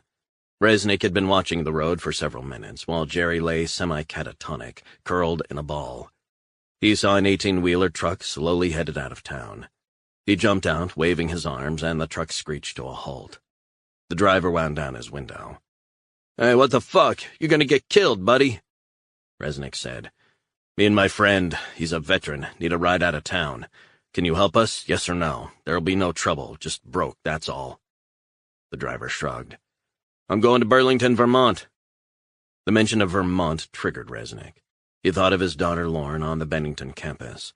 He imagined her wrapped up, chatting with friends at the foot of the Green Mountains. He had never visited her. He wondered why that was. Did he feel he didn't belong there? He missed her. His mind flashed back to a time when he had almost lost her forever. The time Lauren was kidnapped. It was a reprisal for not killing a government scientist. He blamed himself, hated himself. He remembered the depths of dark despair and putrid anger which had boiled inside him. His worst fears of his shadowy world encroaching on his family were being realized. But somehow he had managed to track her down. She had been drugged and kept hostage on a yacht off Key West owned by a Haitian diplomat. He had fought to keep her alive after she had been injected with opiates to keep her quiet.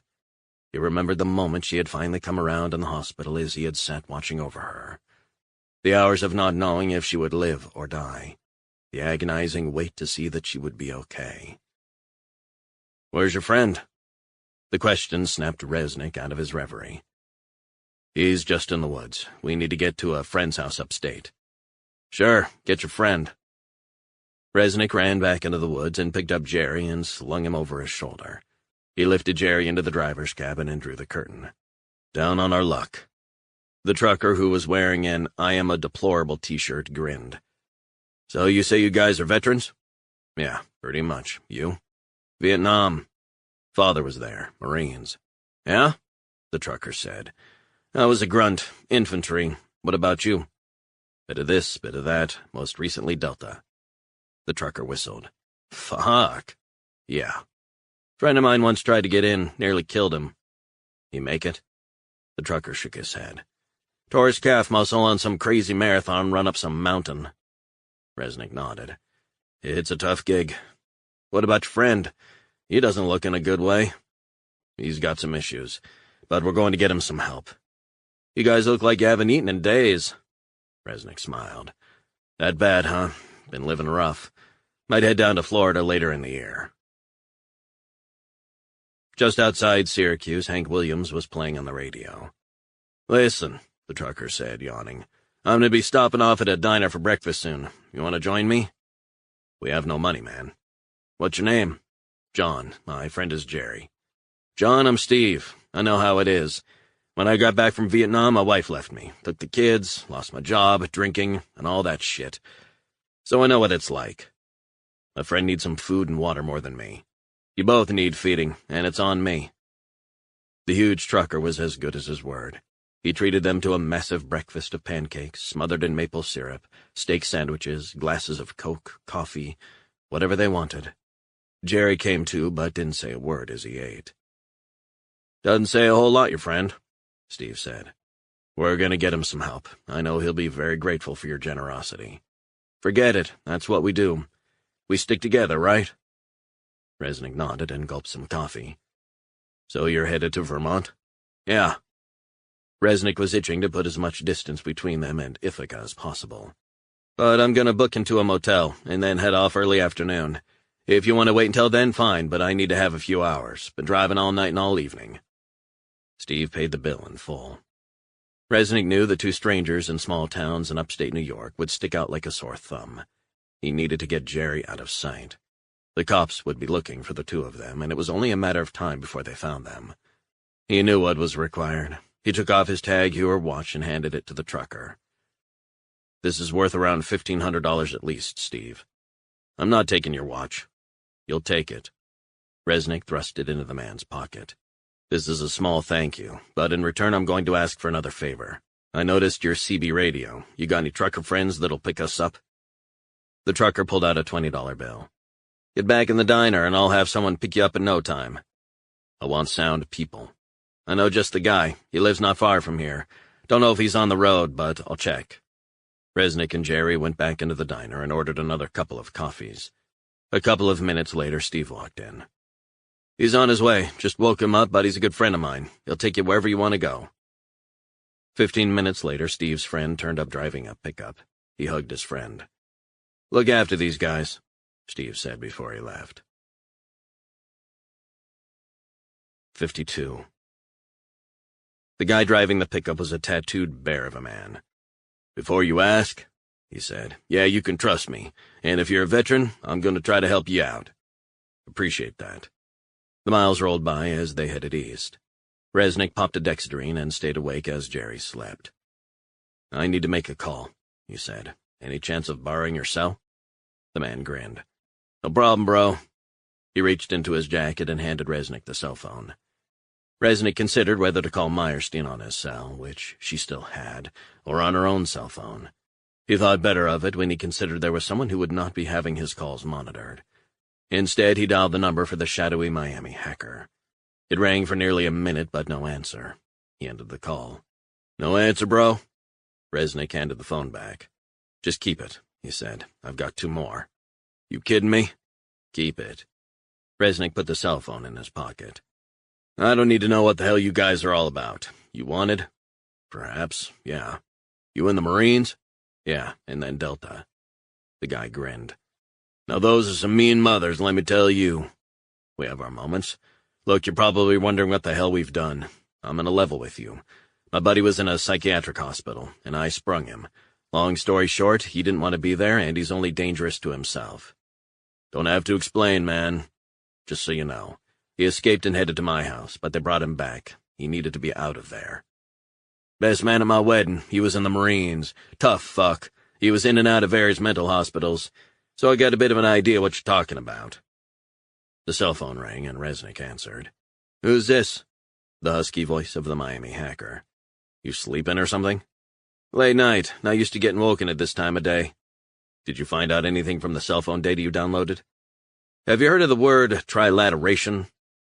"I've heard of triangulation." "Right. That has to do with GPS angles. Trilateration pinpoints the exact distance using satellites." "And?" "I've pinpointed the exact route the guy who owned the cell phone took over the last 7 days, if that's of interest." "Can you do me a favor? Send that information en route to the assistant director." "Not a problem. You want me to pass on any message?" Tell her I'll be in touch." Resnick ended the call. "Assistant director," the pickup guy said. "Trilateration? What the hell you guys up to?" "It's a long story, my friend. You a fugitive?"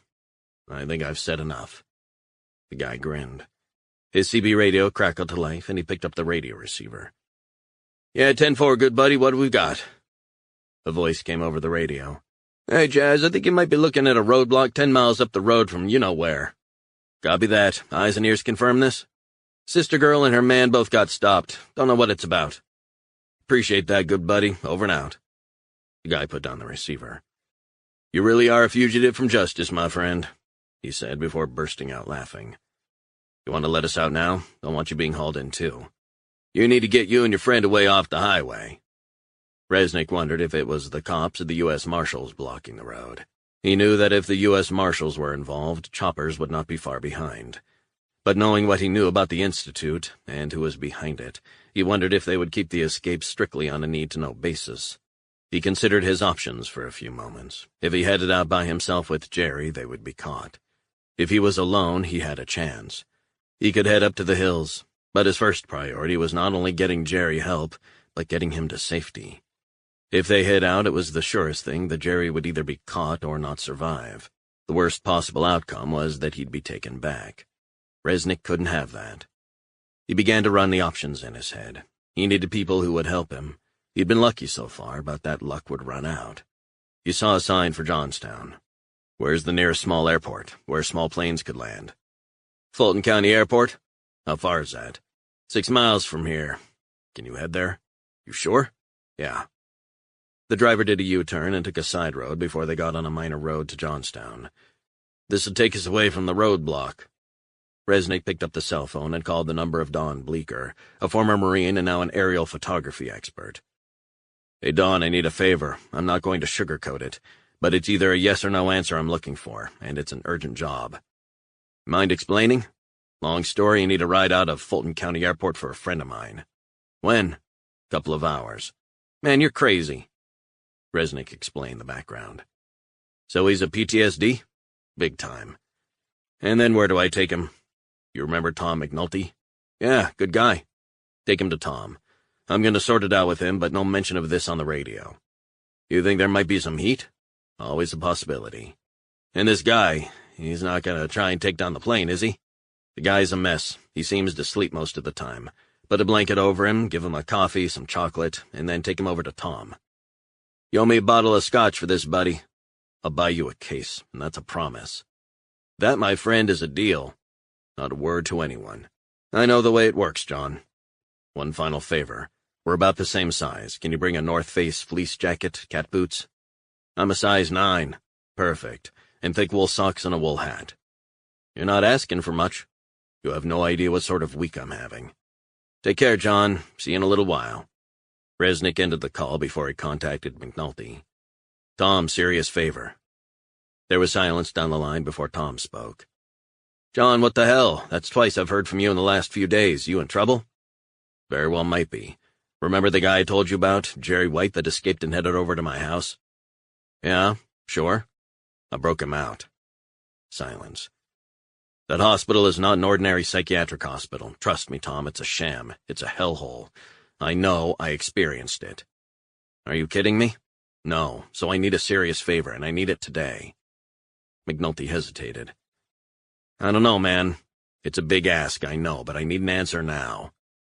"What do you want?" "I want you to take care of Jerry White for a little while." "John, that's illegal, almost certainly, and I could lose my license." "I'm begging you. Tom, this guy needs help. He was being tortured, swear to God. Crazy stuff." McNulty was silent. "Tom, don't leave me hanging here." "John, this is difficult for me. You're putting me in a tough situation." "I know I am, and I wish I wasn't. But it is what it is. Look, I'm trying to protect my friend from psychological torture. That's what he was undergoing. I saw it with my own eyes, Tom. That place is so fucked up it's not real. I am literally begging you, and I know what I'm asking puts you in a difficult position. But I've got a friend of yours, Don Bleeker, picking up Jerry from Fulton County Airport in New York, and he will take him back to Maine in that Cessna of his." "Don's doing that?" "He is." A long silence opened up down the line. "What do I have to do?" Care for him, shelter him, nurse him. I can't do it as an open-ended commitment. I understand. A long sigh. I will look after him for 48 hours, not a minute longer. Take it or leave it. I'll take it. And Tom? Yeah? Thanks, bro. 53. The disappearance of John Resnick from the hotel sparked angry exchanges between Meyerstein and the Ithaca police chief. It was claimed she had been duped. She had to listen to accusations of incompetence and losing perspective, but also to accusations that she had colluded with Resnick. The FBI's legal counsel, Robert Friedman, tried to keep a lid on things for nearly 2 hours. Meyerstein realized she might come to regret her decision to not stand in Resnick's way. She knew the police were right to be angry. By allowing Resnick to walk out of the hotel and take matters into his own hands, she was culpable. But she sensed that while Resnick's actions had been illegal, rash, and downright dangerous, deep down there was so much more to the story than that. FBI forensics were still scouring the murder scenes, but had yet to come back with anything concrete. And to compound matters, Meyerstein had also had calls from the hacker in Miami who lived off the grid. Not exactly standard behavior for an assistant director of the FBI to engage with a cybercriminal. Resnick's crossing of boundaries was starting to affect her own behavior and decision-making. "Gentlemen," she said, "we've been using toing and froing for quite a while. Can we start on areas where we are in agreement? Namely, that we must find John Resnick and bring Jerry White back into psychiatric care." Her magnanimous tone only seemed to inflame their annoyance and fury at the turn of events. Meyerstein wasn't used to being on the receiving end of such a torrent of abuse. She was more accustomed to the measured tones in the FBI or the intelligence world as a whole. While there could be sharp differences of opinions, usually they were expressed in less industrial language. The more she thought about it, the more she wondered if this might not be the final black mark against Resnick's name. Resnick was a wild card, and this proved it. It seemed the chance to make him a formal part of the FBI had come and gone. Meyerstein's cell phone rang. "Excuse me, gentlemen," she said. "I have to take this." A few nods and murmurs from those around the table. Meyerstein went outside into a corridor. She recognized the number of one of the FBI's forensic experts, Special Agent Dennis Fox. "What is it, Dennis?" "Ma'am, sorry to bother you. You still at the priest's house? We're still conducting forensic operations, but I wanted to give you a heads up." "What kind of heads up?" "Cops missed it or never thought of it. Father McNamara was, according to a neighbor down the street, concerned about his house being burglared." "I'm listening." "He had cameras around his house, including one hidden in the light outside the house." "You kidding me?" "Gets better. He also had a camera inside the smoke detector outside the upstairs bathroom, which is beside his study." "Have we found anything so far?" "Just started looking over it in the back of the incident truck, but the footage is high quality." "Let me know as soon as you get something." 54. The Cessna was waiting for them at Fulton County Airport. Resnick escorted Jerry on board, strapped him in, and attempted to reassure him that everything was all right. Don Bleecker tried to make him feel comfortable, but Jerry just looked frightened. "Tom's waiting for him," Resnick said. Bleecker handed him a huge rucksack. "It's got clothes, some snacks, water, a new cell phone, and a knife just in case." "Phenomenal, Don." Bleecker shut the plane's door and gave the thumbs up out of the window as Resnick took the huge backpack, headed into the terminal, and changed in a bathroom. The rest of the stuff was in the bag. Resnick headed out to the parking lot and saw the pickup truck was still waiting. "Just wanted to make sure you got what you needed." Resnick shook the man's hand. "My friend, no idea who you are, but I'd appreciate if you could keep all this under wraps. It's complicated." "No sweat to me, man. You want a lift?" "I've got this from here. Just get yourself back to whatever you were doing." The driver grinned. "You take care." He pulled away and headed south. Resnick pulled up the collar of the fleece, adjusted the straps on the backpack, and strode away from the town. In the flinty upstate sky, the Cessna climbed higher and banked off to the left before changing course to head back to Maine, eventually disappearing through the clouds. Resnick was grateful to his old friend, and with the clothes he'd brought, Resnick looked like any other hiker or backpacker. A few minutes later, he tried to thumb a lift. Within a few minutes, he was hitchhiking with a guy driving an RV. The man said he was driving across America, recreating a journey he had taken way back in the 1970s with his wife and kids. But this time he was doing it alone. The RV was perfect cover, although the progress was pretty slow. They made small talk, but it soon became clear they were headed back along the route Resnick had already taken. He asked to be dropped off near a forest just outside Skaneateles. He got into a trail leading into the woods. He walked for about 6 or 7 miles, deeper and deeper into the trees, way off the trail. He decided to set up camp about 50 yards from a clearing. He made a makeshift shelter with branches and leaves, concealed with only a tiny gap so he could observe if need be. He tucked into some sandwiches and a couple of chocolate bars, washing them down with a bottle of water. The sun had begun to set, and he curled up in his thick coat under the shelter. The chill evening air was fresh and clean, scented by pine and the ancient woods. Resnick felt calm for the first time in days. He knew Jerry was in good hands. He felt himself drifting off and sinking into darkness. 55.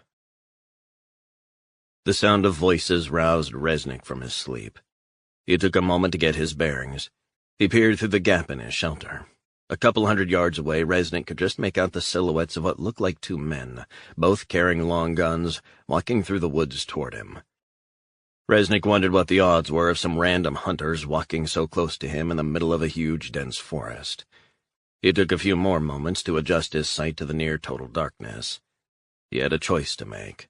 It could be 2 perfectly innocent guys out for a nighttime shoot. If so, he needed to get out of their path. Maybe they were shooting deer. But maybe they weren't. Even if they were, they might inform the local cops that they had found a guy sleeping rough in the woods, and they would find out if there were any missing people or wanted people in the county, or maybe farther afield in New York State. Resnick knew hunters. His own father had been a hunter. He had shown him how to survive out in the wild if he had to, how to kill for survival, how to gut rabbits, how to kill deer, what plants you could eat, what plants would kill you. Resnick observed the men getting closer, maybe 150 yards. Their voices were low. He knew that if he moved, they would be alerted to his presence.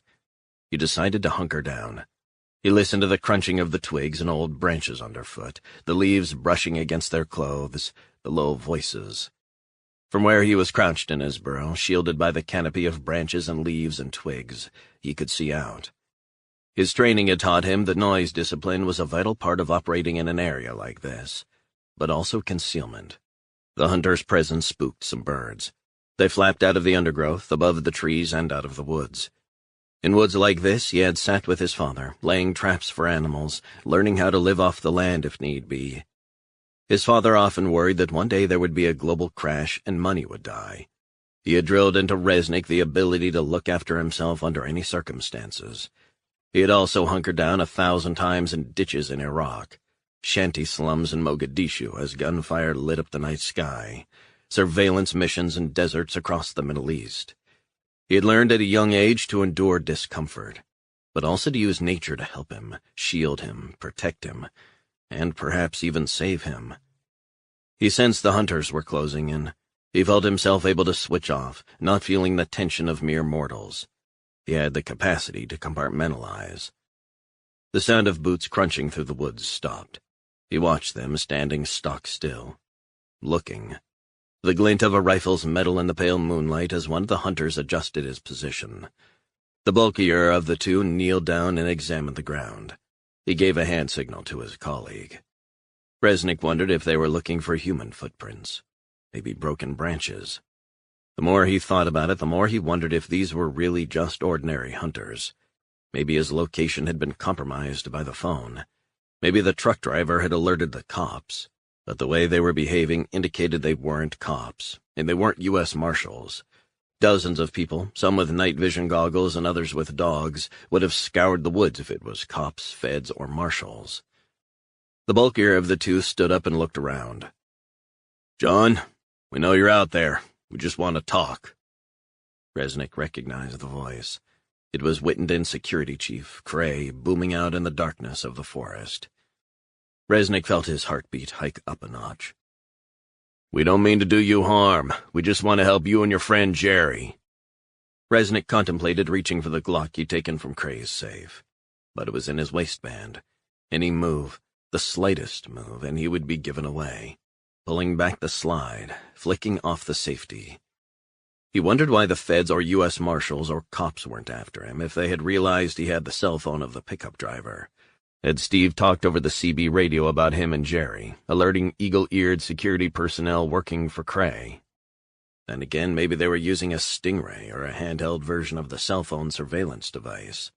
He'd been taught to use them by an Israeli several years earlier. The device mimicked a wireless carrier cell tower and forced any cell phones in the vicinity to connect to it. Maybe if Cray had learned that he'd been dropped off at the trail, he could have tracked him down accordingly, just heading out through the trees, hoping the device he was holding would alert them to his position.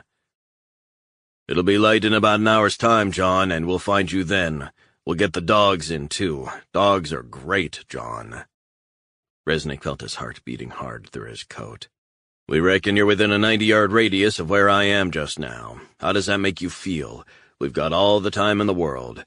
And here's the thing, John, you're already wanted for 2 murders, so I think trying to take us out would be very foolish. I mean, 4 deaths? Come on, they'd lock you up forever for that." Resnick began to work the problem as he had been taught to in Delta. He wondered if he could just get his gun and shoot them. But that would be cold-blooded murder. He could injure them, but that wouldn't look too great either. "You still there? We know you are."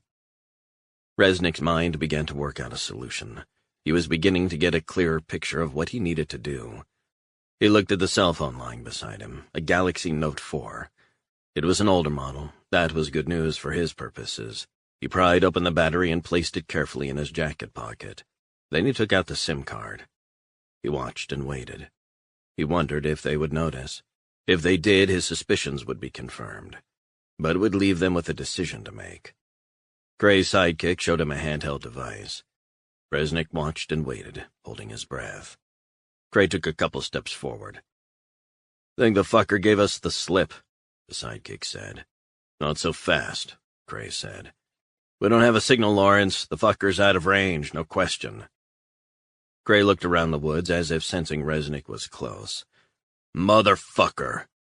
Let's get back to the others. We'll do a dragnet around the woods, but this time, Lawrence, we'll have the dogs ready." Cray and his friend turned around and walked back the way they had come. 56. Resnick was breathing hard as he slipped deeper into the woods, following a creek farther into the forest. It was still dark in the early morning gloom as he headed south, away from Skaneateles. Eventually, he was peering out from the forest. A mile or so later, he caught sight of civilization. The creek kept going through surrounding fields. He negotiated through the field to get a better view. He crouched low and saw a sign for the town of Sempronius. It looked like a small village. He got closer. Resnick saw a silhouetted figure speaking into a cell phone, leaning against an SUV. He decided to approach from the rear flank. He headed back across the field and traversed closer to the village. The man ended the call and lit up a cigarette. The SUV engine was ticking over. Resnick edged closer, shielded by roadside trees and bushes. He got closer. The rear taillights illuminated the license plate, the same license plate as the vehicle Dr. MacDonald and Cray had arrived in that day in Rockland. The guy dragged on his cigarette, a talk show playing quietly on the radio. Resnick moved forward, crouching slightly. The man's cell phone rang and the guy answered. Resnick wondered if this was one of Cray's goons. "He's still in there," the guy said, voice low. "He's hiding out, I guarantee it." Resnick recognized the guy's voice. He was the person who had accompanied Cray through the woods a few hours earlier. He took a few steps, mindful of staying out of the guy's peripheral vision. "He'll know that it'll soon be daybreak and we'll have him. Right, I'll meet you there in 5 minutes." The guy ended the call and put the phone back in his pocket. Resnick emerged from the darkness and pressed the Glock to the back of the man's head. "Not a fucking word," he whispered. The guy spun around, but Resnick smashed his fist into the side of the man's neck. The guy fell to his knees in a heap and moaned. Resnick checked inside the SUV, but it was empty. He hauled the groggy man to his feet. He frisked his waistband and pulled out a Beretta. "Was this a shoot-to-kill operation?" He said nothing. Resnick slapped him hard, drawing blood from the man's mouth. I asked you a question. Go fuck yourself. Resnick grabbed him by the neck and pressed into his carotid artery. I don't think so.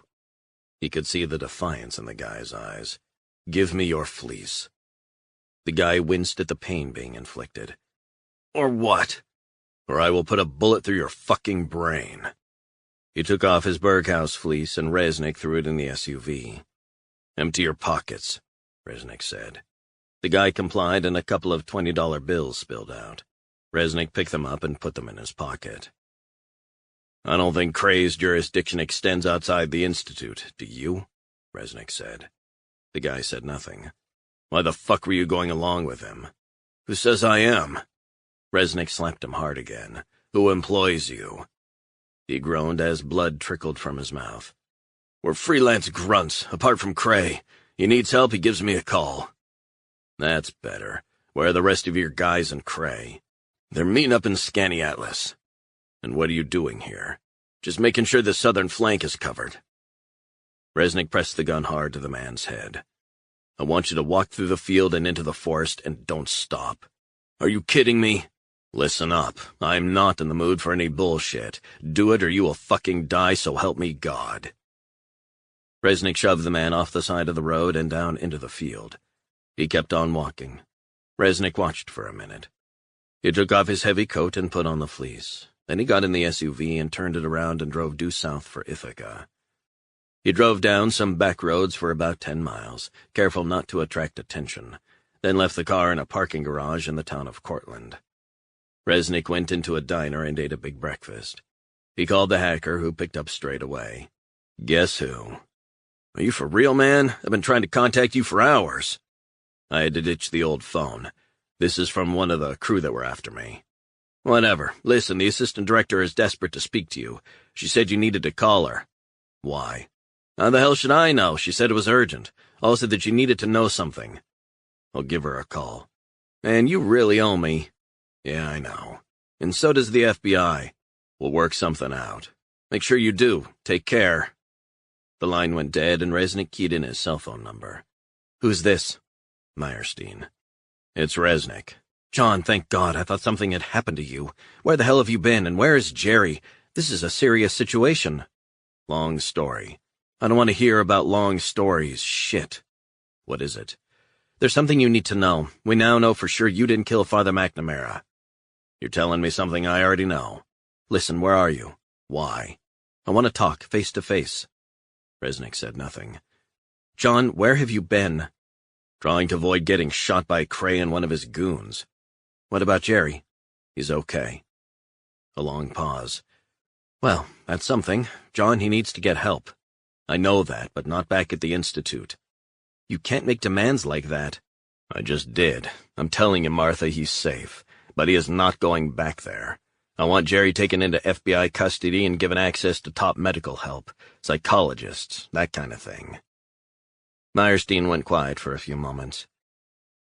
Where is he now? He's safe, but I won't be handing him over again so he can go to that institute. Right, this is how it's going to work. Take it or leave it. You know me, and I hope you trust me. I trust you 100%. That's good. You have my word on this. You hand Jerry over to us, and the FBI will make sure he's looked after. The Institute won't like that. And what about Gittinger and his chums in the CIA? I'll deal with that. In the meantime, if you tell us where Jerry is, you have my word he'll get the help he needs. But I also need to speak to you in person, and no, you're not going to be charged with murder. You know something, don't you? Where are you? Resnick sighed. Cortland. Do you know it? Can't say I do. It's between Syracuse and Binghamton. So you could drive to Ithaca from there? Sure. Where do you want to meet up? FBI resident office. Resnick got up from his booth in the diner and left a $20 bill with a check on the table. I'm on my way. 57. It was a half-hour drive to Ithaca. Meyerstein and Friedman were waiting when he arrived. A Fed frisked Resnick and took away the Glock, the Beretta, the knife, and the cell phone. Meyerstein said, You look terrible. Friedman frowned. I'm not going to condone what you've done. Clearly it is outrageous, illegal, and in violation of numerous laws. That said, there have been developments. Resnick was handed a black coffee and taken into a small interview room with a large screen TV. The footage started. It showed what appeared to be a hallway in someone's house. It looked familiar. Meyerstein said, "This was taken from a hidden camera fitted by Father McNamara and a smoke detector on his upstairs landing. He was worried about break-ins, and he had told friends that his important papers and files on the Wittenden Institute were all in his house." Resnick nodded. "That's not all," Meyerstein said. "In the last 6 months, he had received death threats warning him off investigating anything at the Institute." She pressed a button on the remote control. The footage rolled in slow motion. Coming into view was a man dressed in black, walking up the stairs. The man was wearing a mask and leather gloves. Eventually, his face was revealed frame by frame. Meyerstein freeze-framed the image of the masked intruder. "We believe this man killed McNamara." Resnick said nothing. "Not exactly conclusive who it is." Meyerstein nodded. "No, but this is." 3 minutes and 25 seconds later, the lamp illuminating the front of McNamara's house, which also has a camera in it, captured footage of the man leaving. The footage resumed, showing the furtive figure emerging from the house, mask in his hand. He walked down the garden path to a waiting Buick. The man climbed in the passenger seat and glanced back at the house. Meyerstein freeze-framed the image. "This, we believe, is the man who killed McNamara." Resnick stared at the image. He couldn't believe what he was seeing. "You're kidding me, right?" Meyerstein turned and looked at him. "What is that supposed to mean?" "That guy was the one who was with Cray in the woods, searching for me upstate. That's his Beretta and phone you took off of me. Who is he?" "Mart Simeon, former U.S. Army private, Iraq war veteran, contractor, formerly bankrupt." Resnick shook his head. It was the same guy he had crept up on when he had gone on the run. "Motherfucker. Question is, why did he kill McNamara? On whose orders?" "The good news is that the FBI are now leading on this." "What about who killed Hank White?" "Well, we have Simeon's cell phone, and we will send this to our forensics team to have it looked at." "And you're hoping this will place him at the scene?" "Very possibly. The Institute is blocking access to the local police, citing national security." "What?" "It's officially a classified project they're working on up there." "So why don't the FBI just storm in?" Meyerstein smiled. "Nothing would make me happier, but that's not how we do things. We need to consider legalities, oversight, jurisdiction, and yes, the CIA, if indeed they're involved in some capacity." "The whole thing stinks. They had me in there, and it's just like McNamara told me. They're experimenting, trying to drive people crazy. You need to go in there and shut the fucking place down." "Friedman is working on access, but he's running into some obstacles." Friedman rubbed his temple, dark shadows under his eyes. "John, we've been up front with you. So, where's Jerry?" Resnick said, "I've had a verbal assurance from Martha, and I'm happy with that, but I would like you to give me the same." Friedman nodded. "My colleagues and I have discussed this matter. He won't be going back there. Jerry's with an old friend of mine, Dr. Tom McNulty, psychologist. He's a good guy." "Excuse me a moment." Meyerstein made a call and passed on the details. She ended the call and said, "Chopper with 2 doctors and 2 nurses along with 4 special agents will be there in a couple hours." Resnick called Tom McNulty to let him know. "How's he been?" "Sleeping most of the time, John." "I owe you, Tom, above and beyond." "I'm very concerned about him. He needs 24/7 oversight." "That's what he's going to get. The feds will take him off your hands. The main thing is that he gets the help now and doesn't have to go back to Wittenden. And before you ask, you're in the clear." "You're crazy, John, do you know that? You probably need some sort of evaluation after this." "Yeah, no kidding." McNulty ended the call. Resnick yawned and began to stretch. "You really do look like shit, John," Meyerstein said.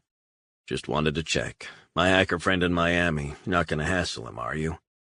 "Quite the contrary. We have a good idea who he is, ex-NSA Wunderkind, but apparently no idea where he is." "So even the FBI and NSA can't track him?" Meyerstein shook her head. "Hard to believe, right? We think he's masking and rerouting the cell phone signals. The best guess is he's in South Florida. In effect, he's invisible to us."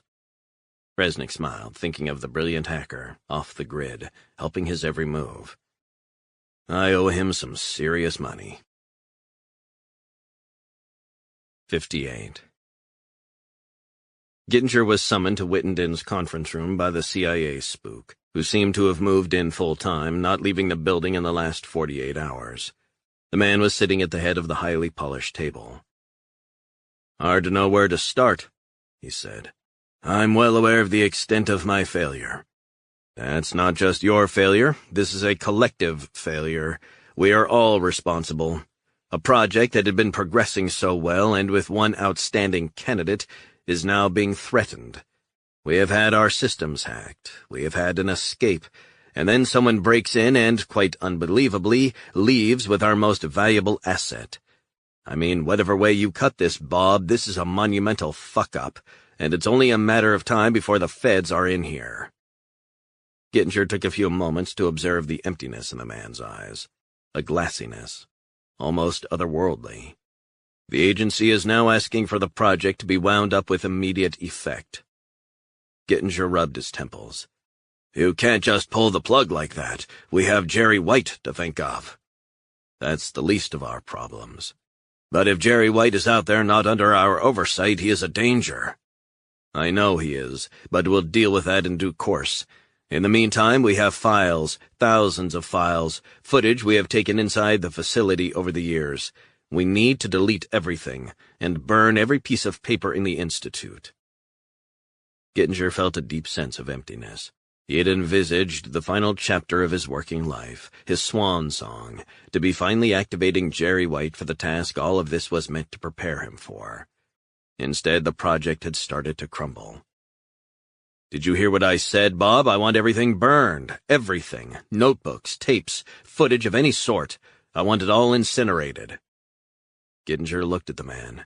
Didn't the CIA care about the total loss of a Black Ops project that had been in the works for so many years? "That's decades of research, years of vital scientific information. We have begun to understand the trigger points in certain patients. This is valuable work that is in the best interest of the country. That was one of the things you said when you contacted me. You said it was in the American national interest to develop work which would protect us in the future. We can't just end it." "Yes, we can," the spook said. "I want it all gone. Take it all down to the waste incinerator and burn it all." 59. Later that day, Resnick and Meyerstein headed into the FBI's New York field office on the 23rd floor of the Jacob K. Javits Federal Building in Foley Square in downtown Manhattan. A Fed escorted them down a series of corridors before they were shown into a room with a huge one-way mirror.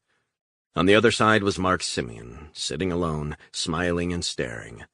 He knew he was being watched and was loving it.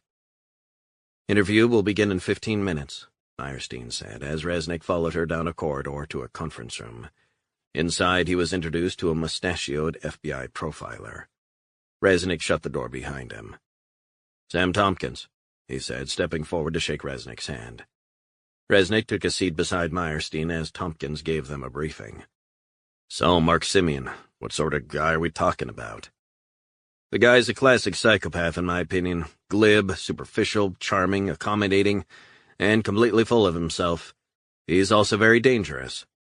"In what way?" Meyerstein asked. "He was in Iraq, and when he came back he tried to strangle his wife, who was now his former wife." Resnick listened intently. "She was rendered unconscious, and he blamed it on alcohol when his wife came to a few minutes later. He was taken away, put in some clinics, and then escaped and became a panhandler down on the beach in Florida."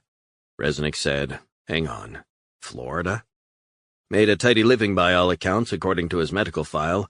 Told his psychologist he made hundreds of dollars every day on Ocean Drive, panhandling around the bars and hotels in South Beach. So he was diagnosed as a psychopath and then headed down to Florida?" "Precisely. He lived rough. He drank. He got into trouble with the law, not surprisingly." Meyerstein was scribbling notes by now. "So heavy drinking, no address, and acute mental health problems. And trouble with the cops. Have I got that right?" "He got into fights with other homeless people at some hostels he was flopping down in now and again, too. Said he was a war hero, and had medals." "And is he?" "Complete opposite. Bragging all the time about his exploits with women, too, and how he was a great investor." "Delusions of grandeur?" Meyerstein said. Very much, so we've got some interesting character traits. He's got a major problem with women. Cocky, aggressive. Meyerstein pondered on that for a few moments. I think I'll take this interview. You think I might trigger him?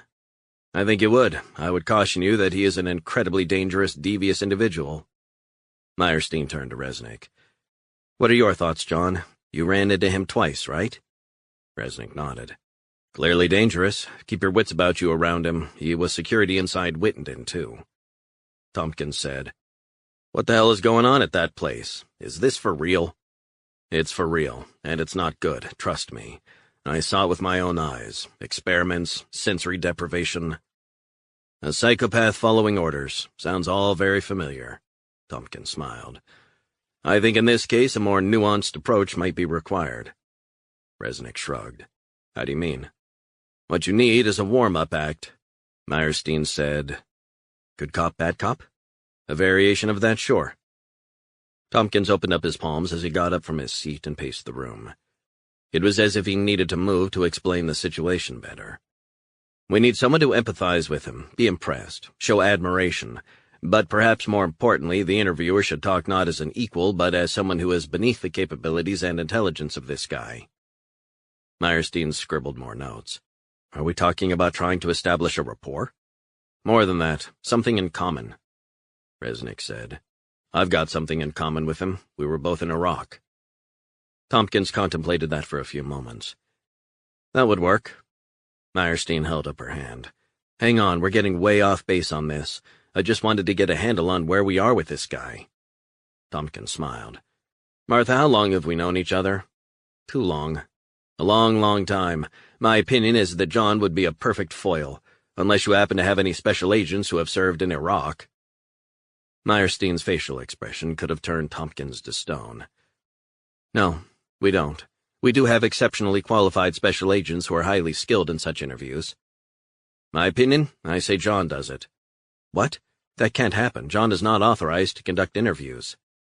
Resnick said, Remember, I signed the paperwork. I'm now working for the FBI, am I not? Meyerstein said nothing. Resnick said, Here's another thing to consider. This guy is crazy, I get that. But who was the one who ordered the killing of Father McNamara, and the probable homicide of Hank White? Who's behind this? Because it sure as shit isn't Simeon. Tompkins nodded. Do not let him know that, he said. Keep that up your sleeve. For what purpose? Meyerstein asked. I want you to use that after you toy with him. After John has buttered him up, striking up a bond, you will come in and effectively poke him, metaphorically speaking. He wants to be taken seriously. He wants to be admired. You will burst his bubble. And then we'll wait to see what transpires. 60. Resnick was suited up and given new black Oxford shoes and a navy tie with his white shirt, and entered the interview room alone, carrying 2 black coffees. How you doing? Resnick said. Simeon turned and smiled. I didn't know you were FBI, man. What is this? A long story. You mind if I take a seat? Simeon shrugged as if not bothered one way or the other. Listen, first I owe you an apology. For what? For that altercation. I was out of line, but you know how it gets. Simeon nodded. Resnick pulled up a seat and handed him a coffee. No hard feelings. Hey, what happens, happens, right? They said you were an assassin. You were friends with Jerry White. That's what they told me. Resnick shook his head. Wishful thinking on their part. I was in the army a few years back. Yeah? Where? Iraq and other places. Simeon grinned. But did you see action? Well, a little. I'm guessing you would have been doing some pretty serious stuff, right? You're damn right serious, very serious, covert, all sorts, in and out, fucking loved Iraq. So what were you thinking, man, trying to break into Wittenden? I was undercover. I get it, I fucking get it. Resnick gulped some of his coffee. Look, I'm going to level with you. You're an intelligent guy, I can see that. Simeon stared at him. Here's the thing, Mark. I'm trying to understand how things work with you in the Institute. You talking about Cray? Know what I can't understand, Mark? What's that? How a guy like you is taking orders from Lawrence Cray. That doesn't make any sense, at least to me. Simeon sipped some coffee. You're clearly smarter than him, so why the hell are you taking orders from him? Good fucking question. Some people get breaks in life, right? Damn straight. And that fat fuck, who by the way is major league incompetent, is telling me to do this, do that, go here, go there, you know the shit? Resnick nodded. How's the coffee? It's good, real good. I'm gonna be up front. Lawrence Cray is being interviewed. In fact, he was interviewed before you. And the thing that doesn't add up for us is why that guy is trying to blame it on the guy on the ground. The guy just doing his job, the grunt. Blaming me for what? The murder of that priest? What was his name again? McNamara? Simeon said nothing. See, to me it looks like he's pulling the strings, but he's not taking any responsibility for carrying this out. I mean, I just look at the guy and I know, just know that fuck couldn't have done it. I mean, how could he? He didn't have the chops for it, right? What's he saying? Man, I'm trying to look at things from your point of view. How many times in Iraq did you have to take the heat for someone else's orders? Each and every fucking day. Right. So is that what he's saying? He's saying I did it? He's saying he knows nothing, absolutely nothing about it. Bullshit. I said that to my people. They're saying, what a cold bastard. You're gonna take the fall for it, but even they think it doesn't add up. I'm not taking any fault, trust me. I said that. A guy like Mark Simeon will not be doing what that guy says or does. Listen, Mark, I want to believe that you haven't got anything to do with this. I really do. Simeon shrugged, but said nothing. Someone has to take the fall, and Cray is shooting his mouth off as if he ruled you, and I know that doesn't add up. Simeon nodded. Know the thing about Iraq? Resnick said. We always had each other's back, and if you didn't have someone's back, you were in trouble. Everyone was in goddamn trouble, am I right? If you didn't have a guy's back, you got burned. Burned. That's it. You got burned. You got dead.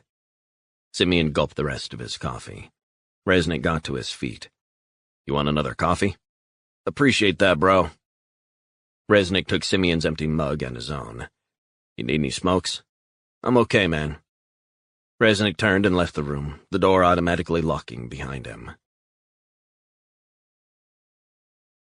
61. Meyerstein watched the whole process through the one-way window. She could see the arrogance in Simeon. She saw that Simeon had responded to Resnick. He had latched on to their shared bond in Iraq. She knew Tompkins had a valid point about her being the counterpoint, but something was beginning to gnaw at her. Her experience had shown that striking up a rapport, even with psychopaths and even if it was surface, was usually better than getting in their face. Getting in their face was the easiest thing in the world. And it worked, occasionally.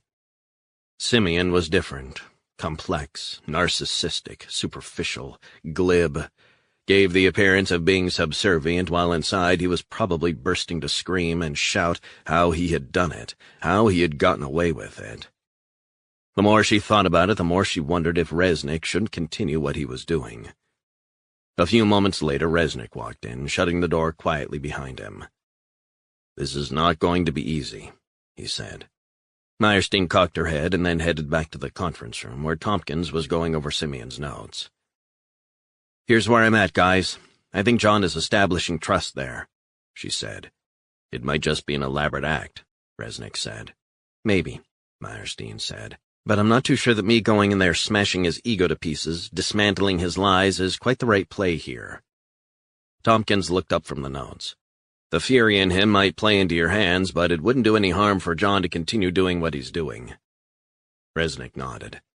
He's an arrogant fuck, but yeah, why not?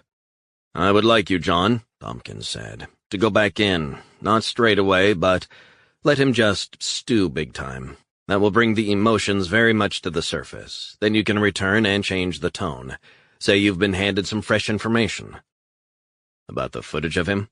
No, let's not give that up just yet. Let's start with the vehicle we saw taking him away. Has that been identified? Rental car, hired by Mark Simeon. That is interesting. You can go in and let him know you know about that. Resnick smiled. You want us to stress Cray was making Simeon the patsy, don't you? Precisely. As it stands, he may or may not take the rap on this, but ideally we want him to say how this all happened. It's not just him. This is bigger than him. A lot bigger. 62. Resnick let Simeon stew for a full 2 hours before he went back into the interview room with 2 fresh cups of black coffee. "What the hell is going on?" Simeon said, slouching in his chair. "I thought you'd forgotten about me." Resnick sat down and handed him a coffee. "Relax. So what do you want to know now? I thought I told you everything." "Something's come up, and this has, I'm afraid to say, just been given to us by Cray." "Cray? What the fuck is he saying?" Resnick shrugged, allowed some space for Simeon to get worried. "What he says checks out, and he's acting like the sun shines out of his ass, real cocky, squealing like the proverbial pig, making out you were the dumb guy taking the fall." Simeon's eyes darkened. "I'm taking no fall. I'm nobody's bitch." Resnick gulped some of the coffee and stared at Simeon. "Mark, he gave us the details of the car you used to drive to and from McNamara's house." "Bullshit." Resnick locked onto Simeon's withering gaze. "So what sort of car? If you know so much, Mr. Fed, if that fat fuck has told you, what did he say?" "Gold-colored Mazda, small car, cheap to rent." The color seemed to drain from Simeon's face. "I don't understand. Like I said, there are guys like Cray everywhere, getting people to do their dirty work and escaping the consequences." "I think it's bullshit what you're saying." Resnick sighed. "Do you believe in God?" "What?" "I said, do you believe in God?" "What kind of bullshit question is that?" "Are you a Catholic? Lapsed, perhaps?" "Yeah, lapsed. That's me." "So you believe in God?" "Yeah, I believe in God." "So you wouldn't ordinarily harm a man who has dedicated his life to serving God, his church, and the people in his community?" "No, I would not." Resnick leaned closer. "That's what I can't understand. He has given us the details of the car, and it checked out. You rented the car. That morning, am I correct?"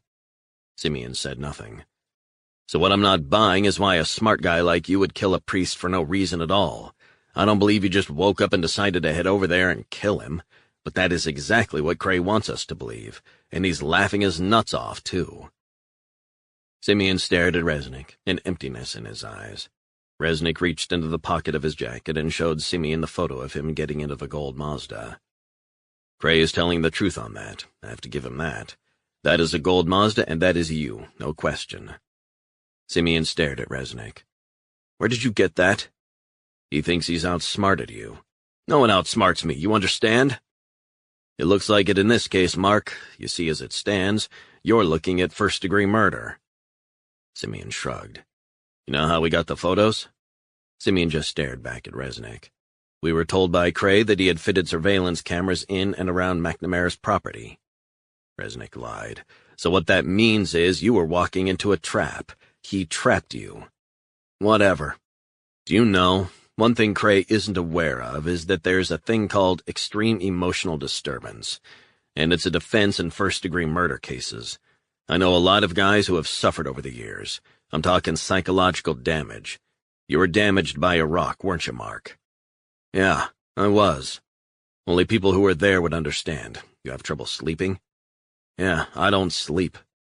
"And did you get treatment when you came back?" Simeon closed his eyes for a moment. "You okay?" "When I came back from Iraq, they said I was crazy." "Who did?" "Doctors, when I was a patient." "A patient where?" "A psychiatric hospital. What do you think?" "Which one?" "Does it really fucking matter?" "It might help us prove you were suffering from an extreme emotional disturbance, and it might mean the murder was committed in those heightened circumstances. You might even, who knows, get off. Do you think that would piss off Cray?" Simeon went quiet, as if contemplating making that move. "Do you think he'll be expecting you to pull that one?" "I guess not." Simeon gulped the hot coffee in one go. "I'm looking at you, Mark, and I can tell you just about everything there is to know about you." "What do you mean?" "Cray thinks you're his puppet." "I ain't nobody's puppet, and certainly not that fat bitch's." "I've shown you we have proof you entered and left McNamara's house, and Cray has given that to us on a plate. A guy who is, as it stands now, the puppet master. He's pulling your strings, and there isn't anything you can do about it." "That's where you're wrong." "How?" Resnick leaned back in his seat and shrugged. "You've been played, and I've got to hand it to Cray. He's smarter than I thought. I've got to give him credit for that."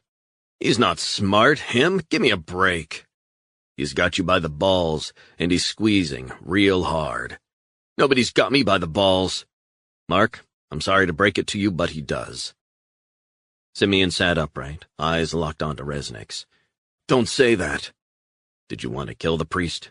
Hell no. So who ordered this? And I must warn you, Mark, my colleagues are just desperate to pin this on you. They know you did it, but you and I know it's more complicated than that, don't we? Simeon nodded. This is not just about you turning up out of the blue in a rental car and killing the priest. You're not that dumb, are you? No, I'm not. You can see what Cray has tried to do, and he thinks he'll get away with it, and he's going to get away with it. Don't keep saying that! Why will he get away with it? Because he wants you to say nothing. He wants you to maintain the warrior code and say nothing. That's what he's counting on, but you can see that already, can't you? Simeon nodded. He might think he's smart, but he cannot outsmart someone like you. You can turn the tables on this fuck, and you'll be the one who laughs last, won't you? You're not going to be the patsy on this, are you, Mark? I'm no one's patsy. Cray rigged up those cameras, thinking he had you, but he doesn't realize that you have something on him. We don't believe for a minute you just turned up and killed McNamara. We don't think that's what happened. It didn't happen like that, did it, Mark? No. You were just like all good soldiers, following orders, weren't you? Simeon nodded. He gave the order and you carried it out, right or wrong?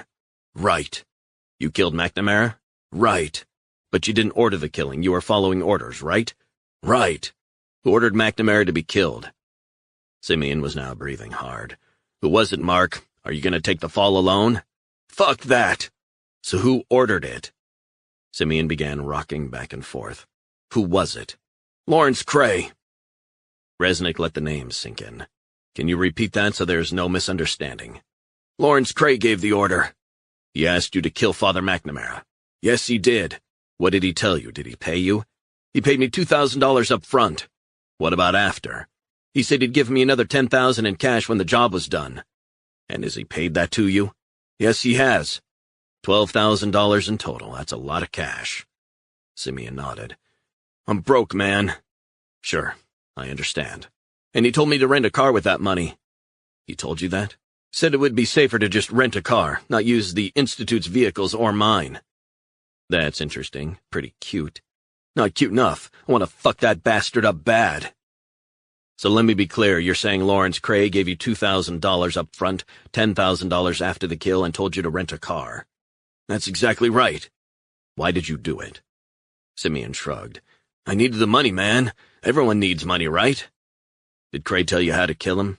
Told me to strangle him. He was quite frail. It wasn't difficult. Simeon began to laugh. The interesting thing is, the priest put up a real fight. Strong fucker. But you were more powerful, obviously. Way more powerful. And Cray told me to put him in the bath, slit his wrists and neck, make it look like he'd taken his own life. Resnick nodded. Simeon began to laugh uproariously. I've always hated priests, to be fair. Guess it's just the way I am, right? 63.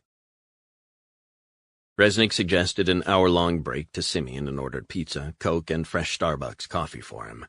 He watched in the side room with Meyerstein as Simeon ate, occasionally talking to himself as if chiding himself about his predicament.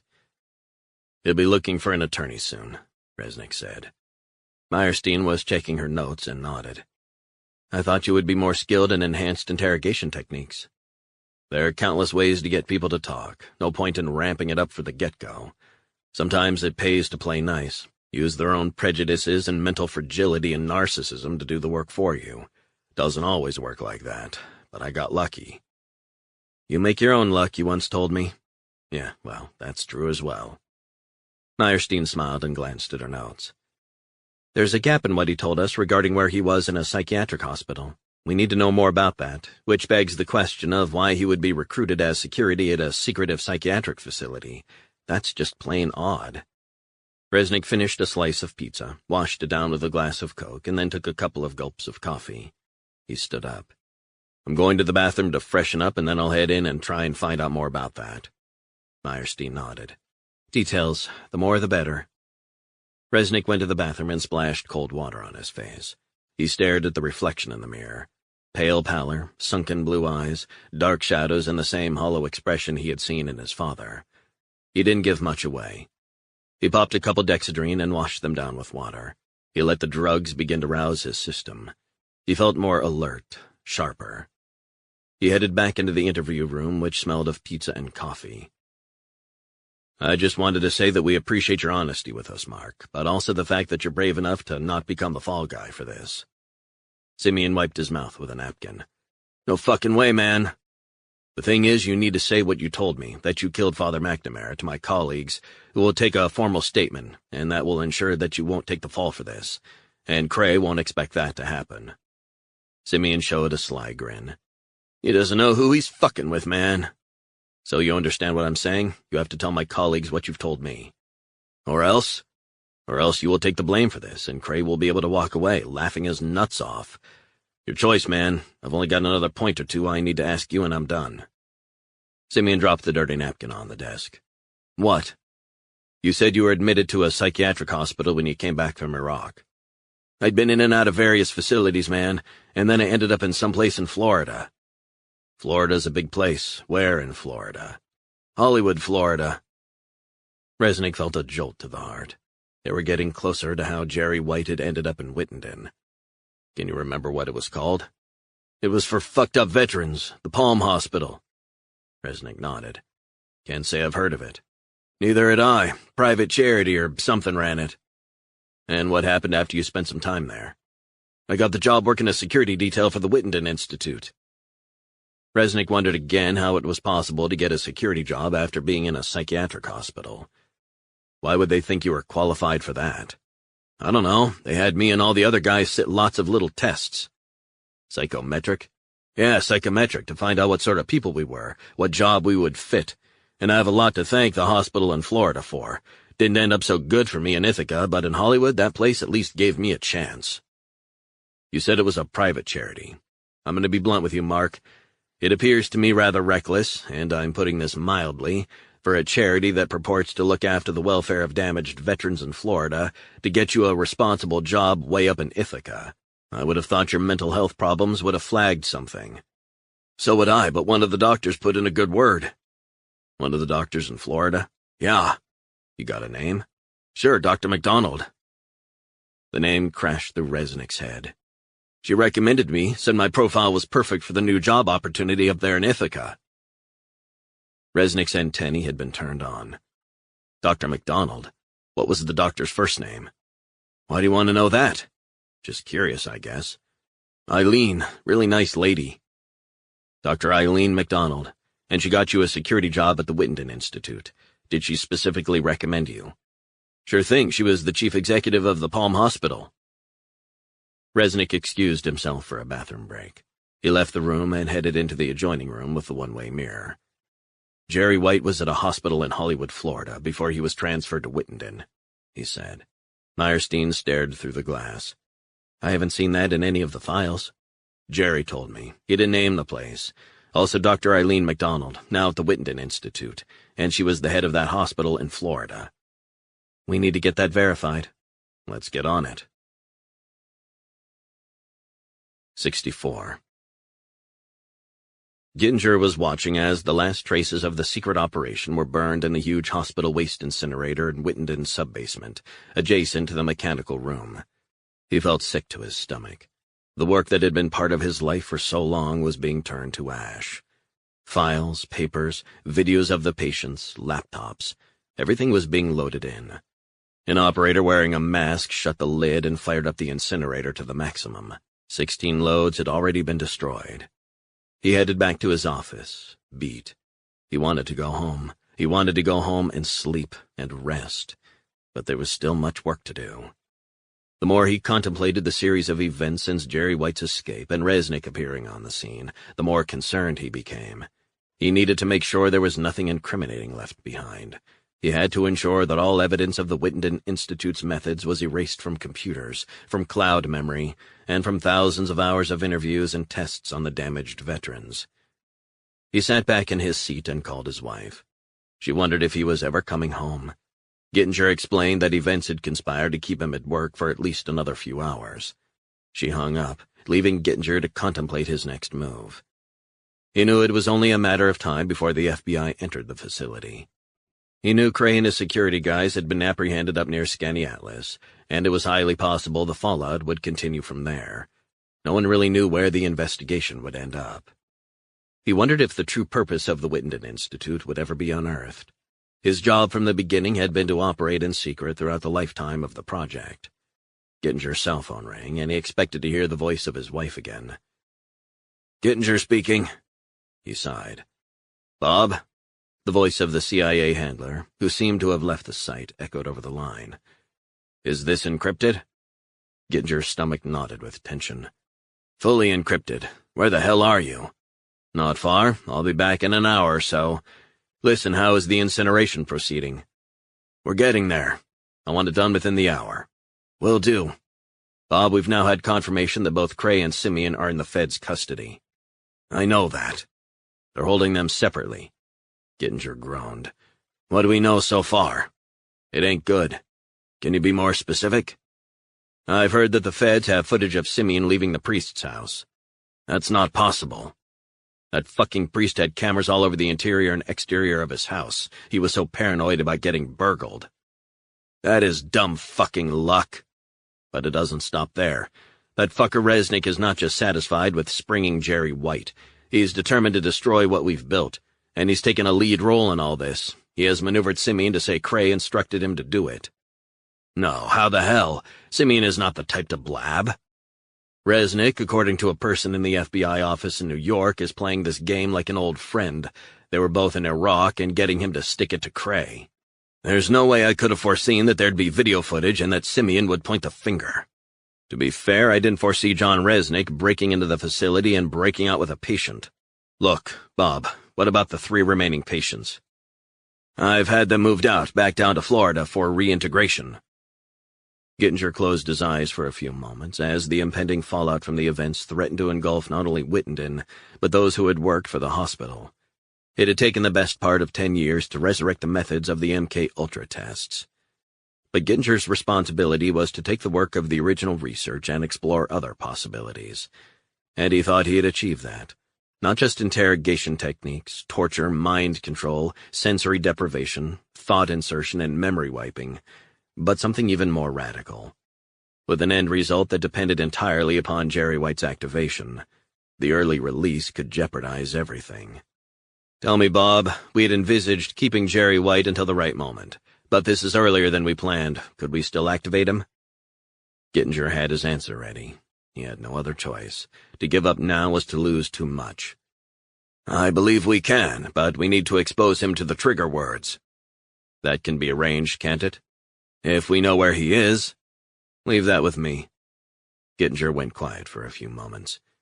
"Are you still there, Bob?" the CIA handler asked. "I was just thinking over the scenario we're facing, not only with the fallout and what we have to do to wind this place down, but also in light of what you've told me about Cray and Simeon." Gittinger smiled. "Our plan is very elegant. We not only activate him, but we neutralize him at the same time." There was a pause then. "It's quite brilliant. First, we absolutely need to find out where he is." "We'll find him. There's another outstanding issue, though," the CIA handler said. "Dr. McDonald, she is privy to the innermost secrets of the Institute and our sister hospital in Florida." "Can she be moved back down to Florida? She's been a great asset for the agency." "She is. When is she due to collect her things?" "The next hour or so." "How is she taking it?" "She seems to be taking it in her stride, which concerns me too." "Bob, let's tie up any loose ends, and let's talk when I get in."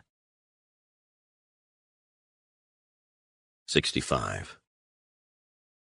A few hours after the interrogation of Simeon, it was decided by Meyerstein that Resnick would fly down to D.C. to speak to Jerry White at the FBI medical facility there. The facility was situated in a faceless office building 6 blocks from Capitol Hill. It was late when Resnick was shown to the 3rd floor and escorted into a locked ward, where Jerry White was the only patient.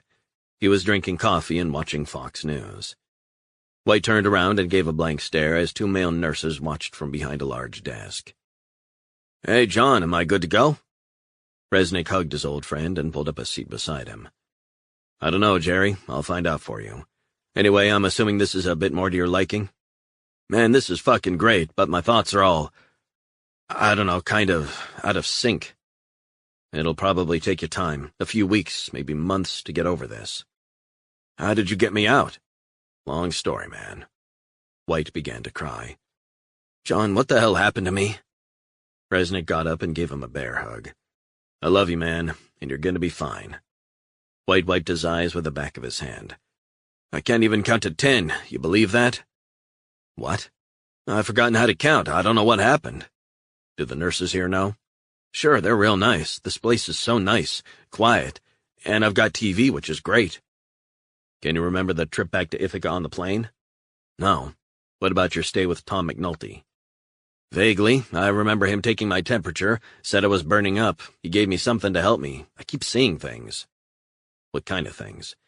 I see images in front of my eyes, like a face, a smiling face, and sometimes it's a face with a frown. And the nurses and doctors here know about this? Yeah, they know. And they've got me on some medication to calm me down and try and stop me freaking out. Resnick glanced up at the TV. It was showing a discussion on Iraq. The lingering mess, hundreds of thousands dead, maybe millions when all was said and done. Then it began showing footage of suicide bombings. Is this sort of stuff to cheer me up? White stared at the TV. That's me. Resnick looked at Jerry and then the images. Yeah, Iraq, man, not good. Suicide vest, that's me, boom! Resnick had seen dozens of suicide bombers blow themselves to pieces in Iraq. He tried to change the subject. Is there maybe some football on now? White stared at the TV. Boom! Jerry, you want to change the channel? This isn't good, man. Maybe some football. White stared at the images. Resnick reached over and picked up the remote control. He switched channels to watch a rerun of a Green Bay Packers game. That okay? White nodded but said nothing. Last thing I want are memories of goddamn Iraq. Boom! That's all I can hear. You remember John? Resnick pointed at the running back. He's a tough little guy, right? White nodded. Don't like Iraq. No one liked Iraq. I see it every day. I hear it every day. The bodies, I see them. They're always there for me, John, always there. Can't get them out of my head, and I've got these images in my brain. Remember the guys we saw crucified? Resnick didn't want to think about that. I keep on seeing their faces. I can't remember anything apart from Iraq. I remember every fucking detail. How crazy is that? Resnick cleared his throat, keen to change the subject. You're looking better. You eating? Had some nice soup, and some chicken. That was nice. Chicken is good. Resnick leaned closer, voice low. Jerry, I've got a few questions for you if you don't mind. White shrugged. What about? About your time down in Florida. That was some time ago, John. I don't remember too good. I'm just trying to understand exactly what had happened to you. So just to get this straight, you came back from Iraq, panhandling down in South Beach, out of it, and you got taken to a hospital in Florida. Wasn't that what you said? That's right, I think. You think. Okay, what was the name of the hospital? White closed his eyes for a few moments. I'm sure it was called Hollywood. Hollywood. Yeah, that's where it was, Hollywood. It's a city. Resnick wanted Jerry to verify things and not give him leading questions. Where's that? In between Miami and Fort Lauderdale. You never heard of it? Resnick said nothing. I can't remember much else. The name of the hospital? The Palm Hospital, that was it, I remembered. Resnick leaned over and patted Jerry on the back. See, your memory isn't so bad. The Palm. Yeah. What was that like? It wasn't so bad. We had our own rooms, and it was nice and quiet. And then you got moved, right? Right. Jerry's eyes were filling up. I got moved, right. That's when they moved me, right. I got moved, John. Resnick thought the sequence of words he used was strange, like a stuck song on a scratched vinyl record. He wondered if this was an after-effect of Jerry's spell in Wittenden. Almost certainly. What had those fucks done to him? But more to the point, why? Really? Yes, really. Did I really? Resnick nodded. Jerry seemed to be talking gibberish, as if in some soporific fugue state. Jerry, does the name Dr. Eileen McDonald mean anything to you? She was nice. How was she nice?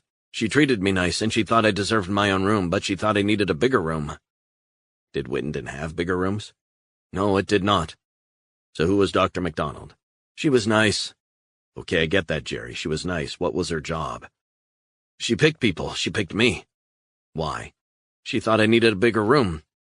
Okay, Jerry, just relax, man. Resnick glanced up at the TV. Packers are a hell of a team. Big guys, John. Big bastards, John. Resnick got up and kneeled down beside Jerry and hugged him tight. I love you. We're gonna get you better. That's not gonna happen, John. Sure it is. You'll get better and you'll be fixed. We've put all that bad stuff behind us. Resnick extricated himself from Jerry's vice-like hug. Bad stuff is not gone. Bad stuff in my head, John. Can't make it stop. Can see things. Bad things will happen. Boom, I know it, John. Resnick felt an icy chill wash over him. He wondered how long it would take Jerry to be rehabilitated, if he ever would be. See you, Jerry. Take care. Jerry's eyes were on the football game. Boom, boom, what? Resnick walked away, a part of his heart broken at the sight and condition of one of the toughest guys he'd ever known. He approached two nurses and asked about Jerry's condition. They pointed to a small side room where the ward psychiatrist was located. Dr. Raj Patel showed him into his office. Take a seat, Mr. Resnick. I believe you've been working with Assistant Director Meyerstein? Resnick sat down. That's correct. I hope you don't mind me dropping in like this. We were just hoping to see if Jerry could remember anything about his time in Florida. Patel smiled. He's got multiple problems, partly dissociative, partly PTSD, partly as a result of the outrageous experiments at Wittenden, but also more complex underlying behavioral problems which we believe might be triggered in the future. He talked about seeing things, faces, hallucinations, out-of-body experiences, a whole pattern of signs of acute mental health disorders. Resnick sighed. Do you think he's going to get better? Patel took a few moments to answer. Very difficult to say. I don't know would be the honest answer, but what I can say is that Jerry's condition is very worrying. Why so? He's like a firecracker. I expect him to go off at any minute. 66. Resnick called Meyerstein to confirm that Palm Hospital in Hollywood, Florida, where Mark Simeon, Iraq veteran in latterly security for the Wittenden Institute, had stayed, was the same hospital where Jerry had been treated. The confirmation stunned her as much as it had stunned Resnick. She said there was a court order being drafted and that an FBI task force would hopefully be taking over the Wittenden facility within the next 48 hours. John, did you know Cray is still on the loose? She said. What? I thought he had been apprehended. They picked up the wrong person, someone with the same name who lived locally. Bullshit, that's ridiculous. A lot of egg on some faces, but we're looking for him. What about Gittinger and the rest of the gang? He will be among those arrested. What's taking so long? The Attorney General is locked in talks with his counterpart at the CIA. It's very sensitive. Was this Black Ops? Very much looks like it. But that's only hearsay. I haven't been able to get access to that or anything more substantial about Wittenden.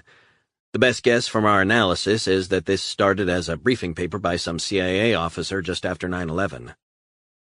Resnick's mind flashed back to that day, the day his wife had died in the Twin Towers, the day his world had turned to dust. Meyerstein's voice was kind. I'm sorry, I forgot. Forget it.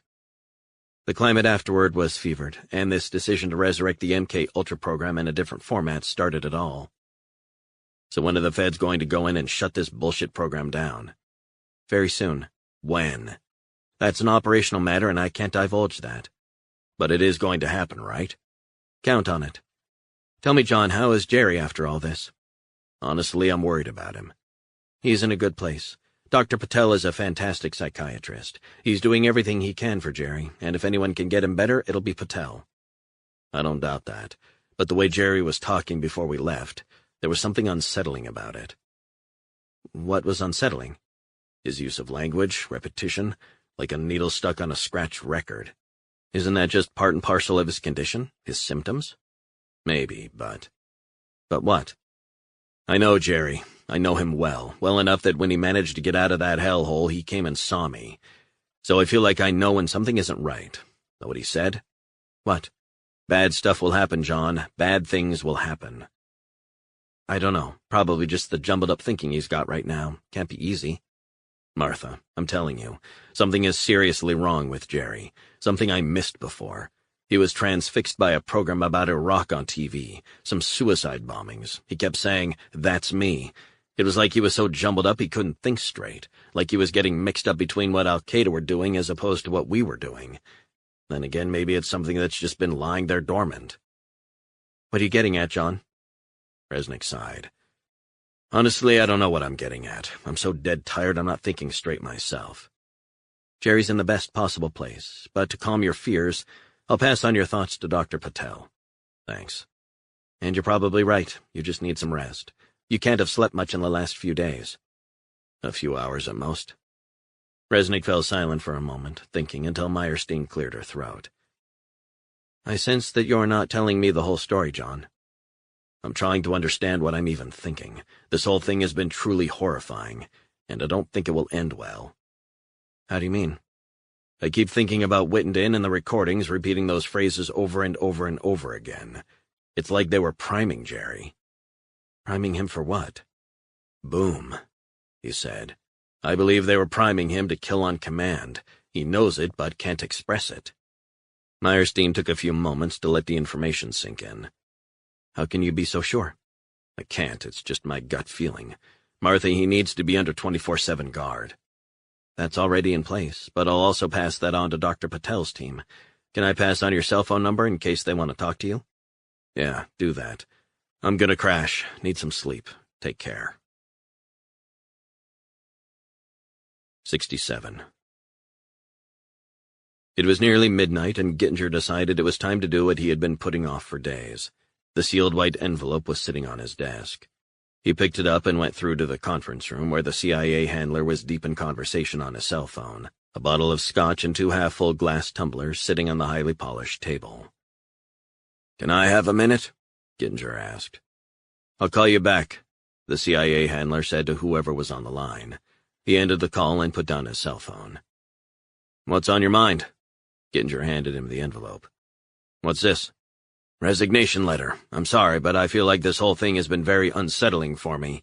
My health isn't great, and I'm not sleeping. The CIA handler nodded. He handed Gittinger a drink and picked up one for himself. Bob, tell you what I'm going to do. I'm going to toast your good health and wish you a long and happy retirement finally. And since you've done such sterling work for us, despite the mishaps recently, we'll write off any of your outstanding debts and give you a $1 million thank you bonus. You've brought us so far. How does that sound? Gittinger felt his throat tighten. He took a sip of the whiskey. It was bittersweet, leaving the project he felt so invested in. But he was old and tired. He didn't need the sadistic and sexual thrills anymore. The CIA handler took a drink. Tell me, the staff, where are we with that? They've been told we're winding down our research, and they've all been paid a year's salary, and they seem quite content with that. It's amazing what money can do. Gittinger nodded. Once we find Jerry and pass on the trigger words, he'll know how to proceed. Then your work here will soon be complete. The CIA handler knocked back the rest of the whiskey and poured them both another. So everyone is off-site? Yes, apart from Eileen. Where is she? I don't know. I've tried calling her, but there's no reply. I'll catch up with her later, the CIA handler said. The escape means that our activities, which have gone unnoticed for years, will, I fear, be coming under the microscope. Gittinger stared into his glass. It's unfortunate. In fact, it's terrible for us, but I'm putting a plan in place. Gittinger said, I'm also concerned about what happens if the feds begin to investigate what's been going on. What do I say? Don't worry, we're nearly finishing shutting the whole operation down. Besides, the buck stops with me. The CIA handler took a large gulp of the amber liquor. I'm worried they'll want to interview me, Gittinger said. My blood pressure is too high, and everything that's happened is not helping. The CIA handler pulled out a shoebox-sized cardboard box. He handed it over to Gittinger. What's this? Open the lid. Gittinger did what he was told. Inside were dozens of lurid black-and-white photos of him sexually abusing women and children. From our covert cameras in Vietnam, Laos, and Bahrain. But they're yours now. I'd strongly advise you to get rid of them. Are these the only copies? The CIA handler nodded. I burned all the negatives myself. Thank you. So back to business. I've put a contingency plan in place so that there is no fallout, Bob. It's going to be fine, and we've got your back. Head down to Florida and put your feet up. You told me the day you hired me that you'd always have my back. I did, and I meant it. We have conducted controversial tests and experiments which some might view as psychological torture, inhumane. But can you imagine, as a species, if we had just stayed where we were without reaching out, trying new things, experimenting, being prepared to fail, being prepared to take risks? We would have died out long ago. Gittinger felt his eyes getting heavy. I agree with that. We had to do this. That's right, we had to do it. Do you think America stays #1 without taking monumental risks, without pushing the boundaries of what is acceptable? This is science, and sometimes, just sometimes, the boundaries are blurred. Gittinger's vision was also becoming blurred. Bob, are you okay? You seem like you're miles away. Gittinger put down the glass. Guess I'm just very tired. We're all exhausted. Sit down. The spook helped Gittinger into a leather easy chair. He wondered if the alcohol was mixing with his high blood pressure medication. He felt like closing his eyes. Heavier and heavier. He looked around the room. No one was there. The CIA handler was gone. Where was he? The room was moving. He tried to move. Inexplicably, he found he couldn't. He urged himself to move, but nothing. He was immobile, paralyzed. The swirling colors of the room were making him feel nauseous. Gittinger felt his head fall back. Staring down at him was Cray. Where had he come from? Don't worry, Bob, I'll get you home okay. Gittinger tried to open his mouth, but he couldn't. He sensed he was being carried. His eyes were closing, but he fought to keep them open, willed himself to see. He felt himself headed down a corridor. He recognized an elevator door. He tilted his head to the side and saw Cray smiling as if through a fisheye lens. Gittinger tried to speak. His words didn't come. He tried again. He tried to open his lips and make a sound, but he couldn't. Nothing came. Cray stared down at him. His eyes seemed colder, not smiling anymore. The top half of Gittinger's vision was turning black, like a black curtain descending slowly, blocking out the world. It was then he realized where he was, the putrid smell of smoke, decay, rotting flesh. His senses hadn't died. Gittinger tried to turn his head. He fought to stay conscious. He was in a mechanical room, the sound of boilers, steam, and he seemed to float through to the incineration room. Towering over him again was Cray.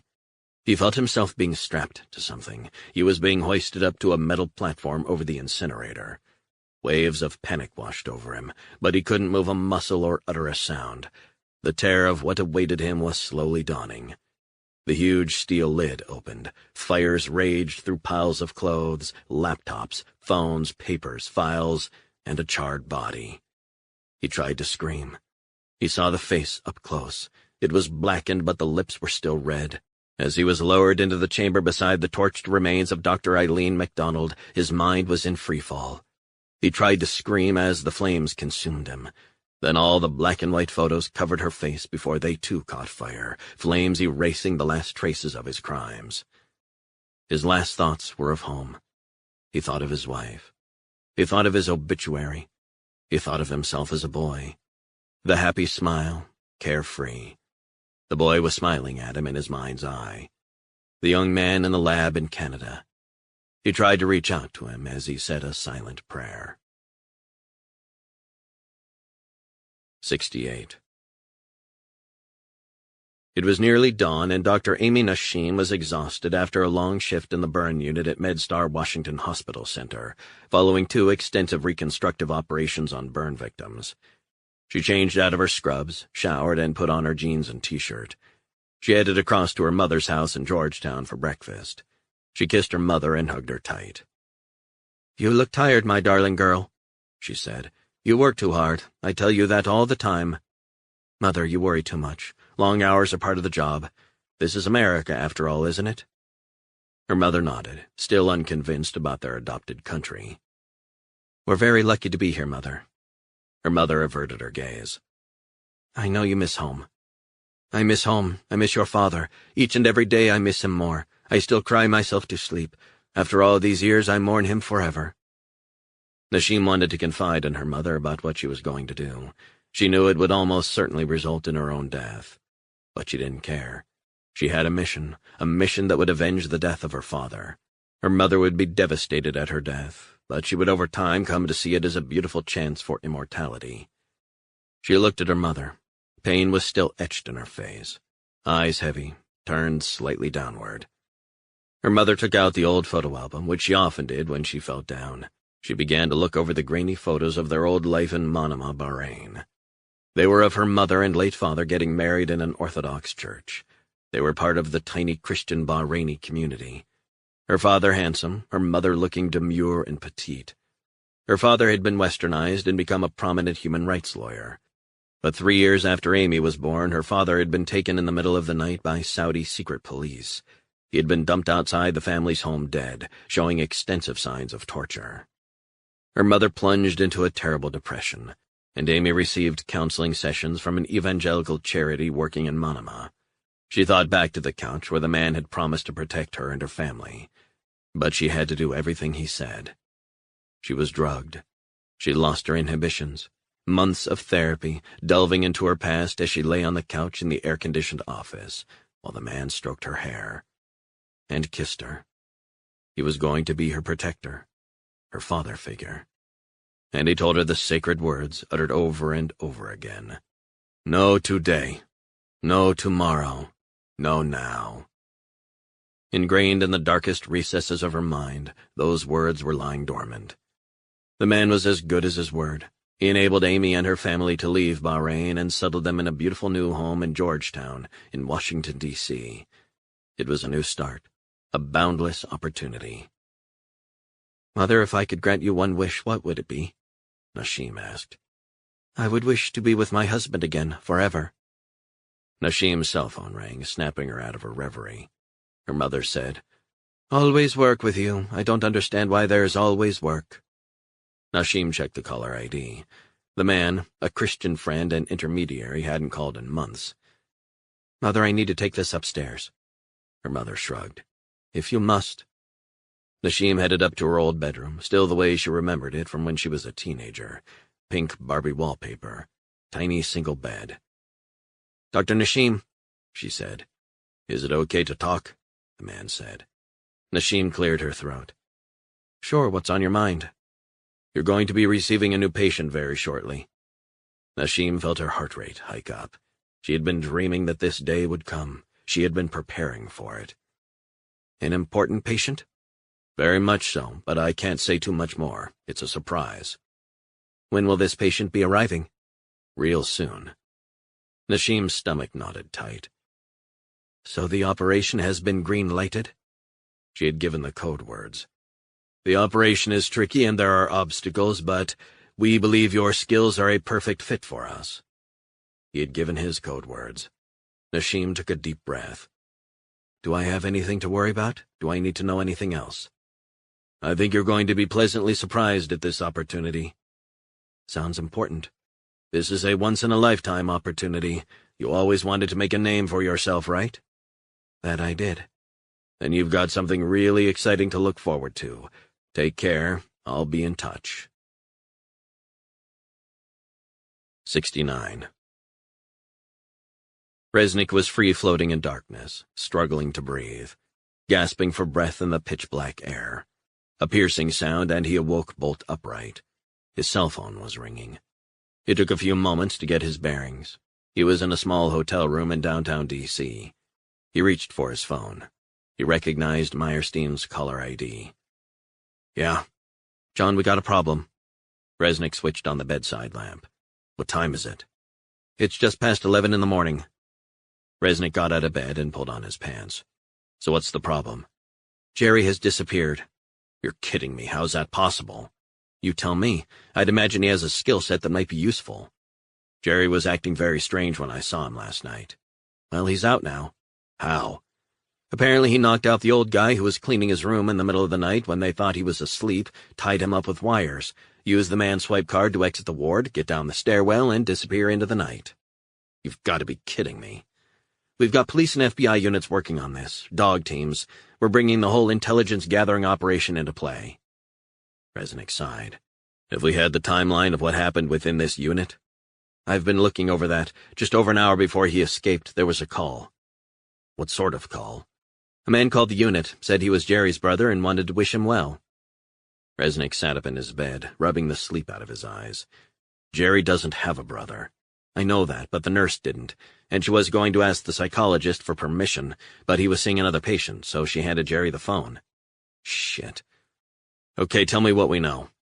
The call was made at 4:26 a.m., and the call, we believe, came from or around the vicinity of the Wittenden Institute. Fuck. What? You know what that'll be? Orders? Trigger words, orders, instructions, code words. Fuck. NSA have managed to decrypt the call, the voice they determined to be a man's. Well, that narrows it down. When you say determined, what do you mean? I mean the voice had been electronically distorted. What else? There was a phrase used, a trigger phrase, perhaps. What was it? No past, no future, no now. Shit. What? Those were the exact words booming in Jerry's room at Wittenden. So some sort of brainwashing? I think those words have wormed their way in, over days, weeks, months, conditioning him so that when they are uttered in an alien environment, he acts in a certain manner. What manner exactly, though? Resnick sighed. I think he's been primed to kill, programmed to kill. Christ.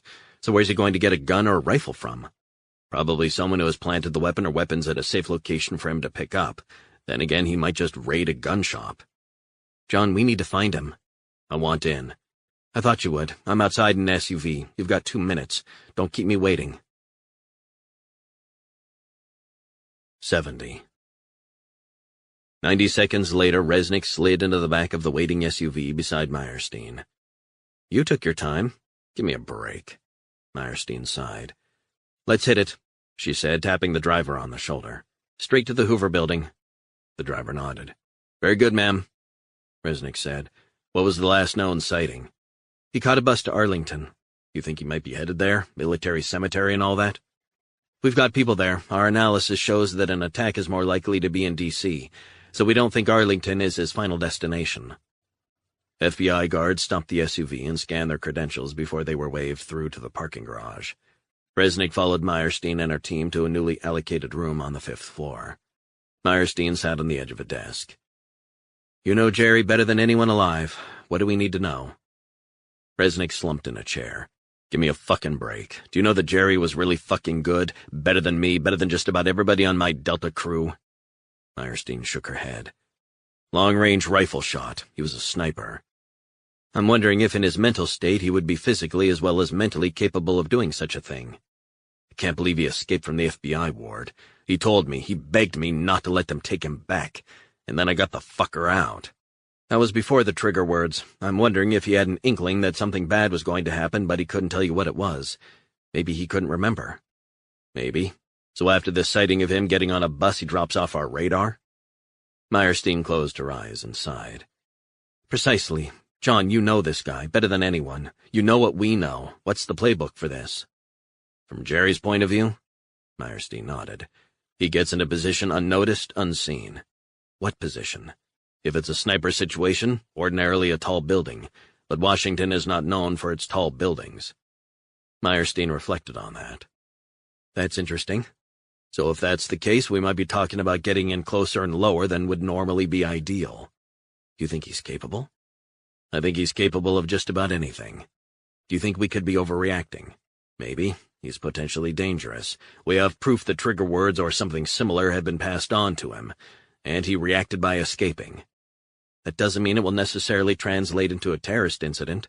So why the hell would these trigger words be issued? The same trigger words that have been drummed into him virtually non-stop. You're certain something is going to go down? Yeah, something is going to go down. 71. Sir, you wanted to see me? Meyerstein said as she entered the office of FBI Director Bill O'Donohue. O'Donohue indicated she should take a seat. Meyerstein sat down as the woman on the sofa ended her call. She turned and smiled. "Assistant Director Martha Meyerstein. I don't believe we've met." The woman nodded. "Nice to meet you, Martha. Holly Courtney, National Security Advisor. I believe we may have a developing situation." Meyerstein nodded. "My team is working on this as we speak." O'Donoghue leaned back in his seat. "What's the current position, Martha?" "We have reason to believe there is an above-average probability that Jerry White has been activated." "You make him sound like a robot," Courtney said. "In a way, from what I've learned, he has been turned into a sort of robot. Memories have been erased and new thoughts inserted, and we are convinced that these phrases he has been given are designed to trigger him. My sources in the CIA say they were aware of Wittenden, but that this has nothing formally to do with them. It was a private facility. They can say what they like. This is a special access program. We know that, and it was developed by the CIA. A retired CIA psychiatrist is leading up Wittenden, Robert Gittinger." Courtney nodded. "Let's leave aside the purpose of the Wittenden Institute. My concern is the president and the security of this country. First, we've got a major league problem. We have a guy who has been activated. Is the target the White House, the Pentagon? That is what's concerning me." O'Donoghue said, "Can we discount bioterrorism and kidnapping as the method of attack?" "I think we can," Meyerstein said. "We have no evidence of biomaterials in his possession or any inkling that he is planning to kidnap someone." O'Donoghue piped up. "Is there a possibility of a bombing?" "Resnick mentioned when he saw Jerry last night that he was watching some news program about Iraq, about suicide bombings. Said something along the lines of, 'That's me.' We don't know if he was in a highly confused state, but that's what Resnick reported." Courtney closed her eyes and shook her head. "Jesus Christ." Meyerstein said, "We can't rule anything out. White, having served in Iraq and having been part of Special Forces, would be well acquainted with all methods of killing." O'Donoghue nodded. "I don't like the sound of any of this. Shit." A silence filled the room as the full extent of what they were facing began to sink in. 72. Resnick paced the room, coffee in hand, trying to figure out where Jerry would strike. He looked across at Meyerstein, who was deep in thought, flicking through the latest analysis. "He's out there," Resnick said, "and he'll be coming soon. I can feel it." Meyerstein looked up. "Are you directing these comments at me, John?" "Yes, I am." Meyerstein sighed. "I'm well aware, John, that Jerry is out there and that he will almost certainly be used to carry out a terrorist attack. What's the name of your senior behavioral analyst, the guy you trust to get this right?" "Special Agent Cortez. He's a behavioral expert, a leading psychologist who specializes in the motivations of violent offenders." "Do you mind if I talk with him?" Meyerstein shrugged. "He's very busy." "I get that." "He's just down the hall. What is it?" "It's nothing." "Don't say it's nothing. You clearly have thoughts about what's happening. Why do you want to speak to Cortez?" "I don't know. I just want to touch base with him. Run something past him. The suicide bomber is a terrifying tool used by Islamists in Iraq, Syria, etc. But is that something Wittenden was trying to replicate?" Meyerstein went quiet for a few moments. "Using severely damaged, brainwashed, suicidal veterans?" Resnick nodded. "Perhaps. Consider this. What sort of guy would you task with carrying out an assassination plot? A psychotic who has been brainwashed for months, his thoughts disordered, or a level-headed, cold-blooded assassin waiting in the wings?" Meyerstein buzzed in Cortez. A few moments later there was a knock at the door, and Special Agent Cortez entered the room. Meyerstein fixed her gaze on Senior Analyst Special Agent Robert Cortez. "Before I get to the point, I'm going to play devil's advocate, if I may. We don't know for sure there's going to be an attack." Cortez glanced at figures on his laptop for a moment. "Here's the thing. No one can predict with any degree of certainty what might or might not happen as regards Jerry White. Maybe these so-called trigger words are simply a coded message for him to escape from wherever he is. We've heard from the CIA that they knew the Wittenden Institute was an advanced facility that was testing the faculties of mentally ill soldiers under unbearable stress, which incidentally is breaking the law, as we all know. But let's assume this secret program, which is linked to the CIA, has a purpose. Common sense and experience would suggest that the CIA is not going to be too bothered about enabling a Special Forces soldier to escape from captivity. It is my opinion, looking at the scraps of data we've got on this, that we're looking at a 73% possibility of a nefarious action, perhaps terroristic in nature." "Let me clarify so I'm up to speed," Meyerstein said. "There is an above-average chance that this is going to happen." "Precisely. Now, we've read about this psychosis, breakdown, and prolonged episode of perhaps bipolar disorder with PTSD symptoms for years, almost certainly heightened by the incarceration at this Wittenden facility. But we're already working through some scenarios. Sniper attack? Meyerstein asked. That was the #1 scenario on our list, Cortez said, all the way through to a car bomb, suicide bombing, and killing someone on live TV. And you're as sure as you can possibly be that this will happen? If I were a betting man, which I'm not, I'd put money on some kind of lone wolf attack. Where? This is where it gets tricky, where will depend on the method of delivery. If it's a sniper attack, who will be the target? Meyerstein went quiet for a few moments as she contemplated what Cortez had said. I'd like you to consider a different scenario. Cortez shrugged. Sure. I'm looking for a quick answer. John raised the possibility of Jerry White as a suicide bomber. Can we rule that out? Not at all. The mistake a lot of people make when it comes to suicide bombers is that it's all about ideology or religion or some such motivating factor. But the reality is, and research of would-be or failed suicide bombers has backed this up, that many of them have suicidal feelings before.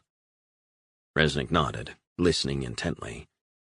There was research carried out in Israel, I believe, that asked terrorists if they had ever considered a suicide mission. 11 out of 12 said they had not. None had suicidal tendencies. But for the would-be suicide bombers, 8 had depressive tendencies, 6 had been suicidal, and 2 had even attempted suicide in the past. So to answer your question, perhaps this is what Wittenden has been working on, breeding a generation of American suicide bombers to be used as and when they decide. And yes, Jerry White must be considered to be in that category. 73. Dr. Amy Nashim was checking the medical file in front of her when her cell phone rang. She headed out into the hallway for more privacy. Yes? It will be today. Who? A silence opened up between them. I don't think you're going to believe it. Who?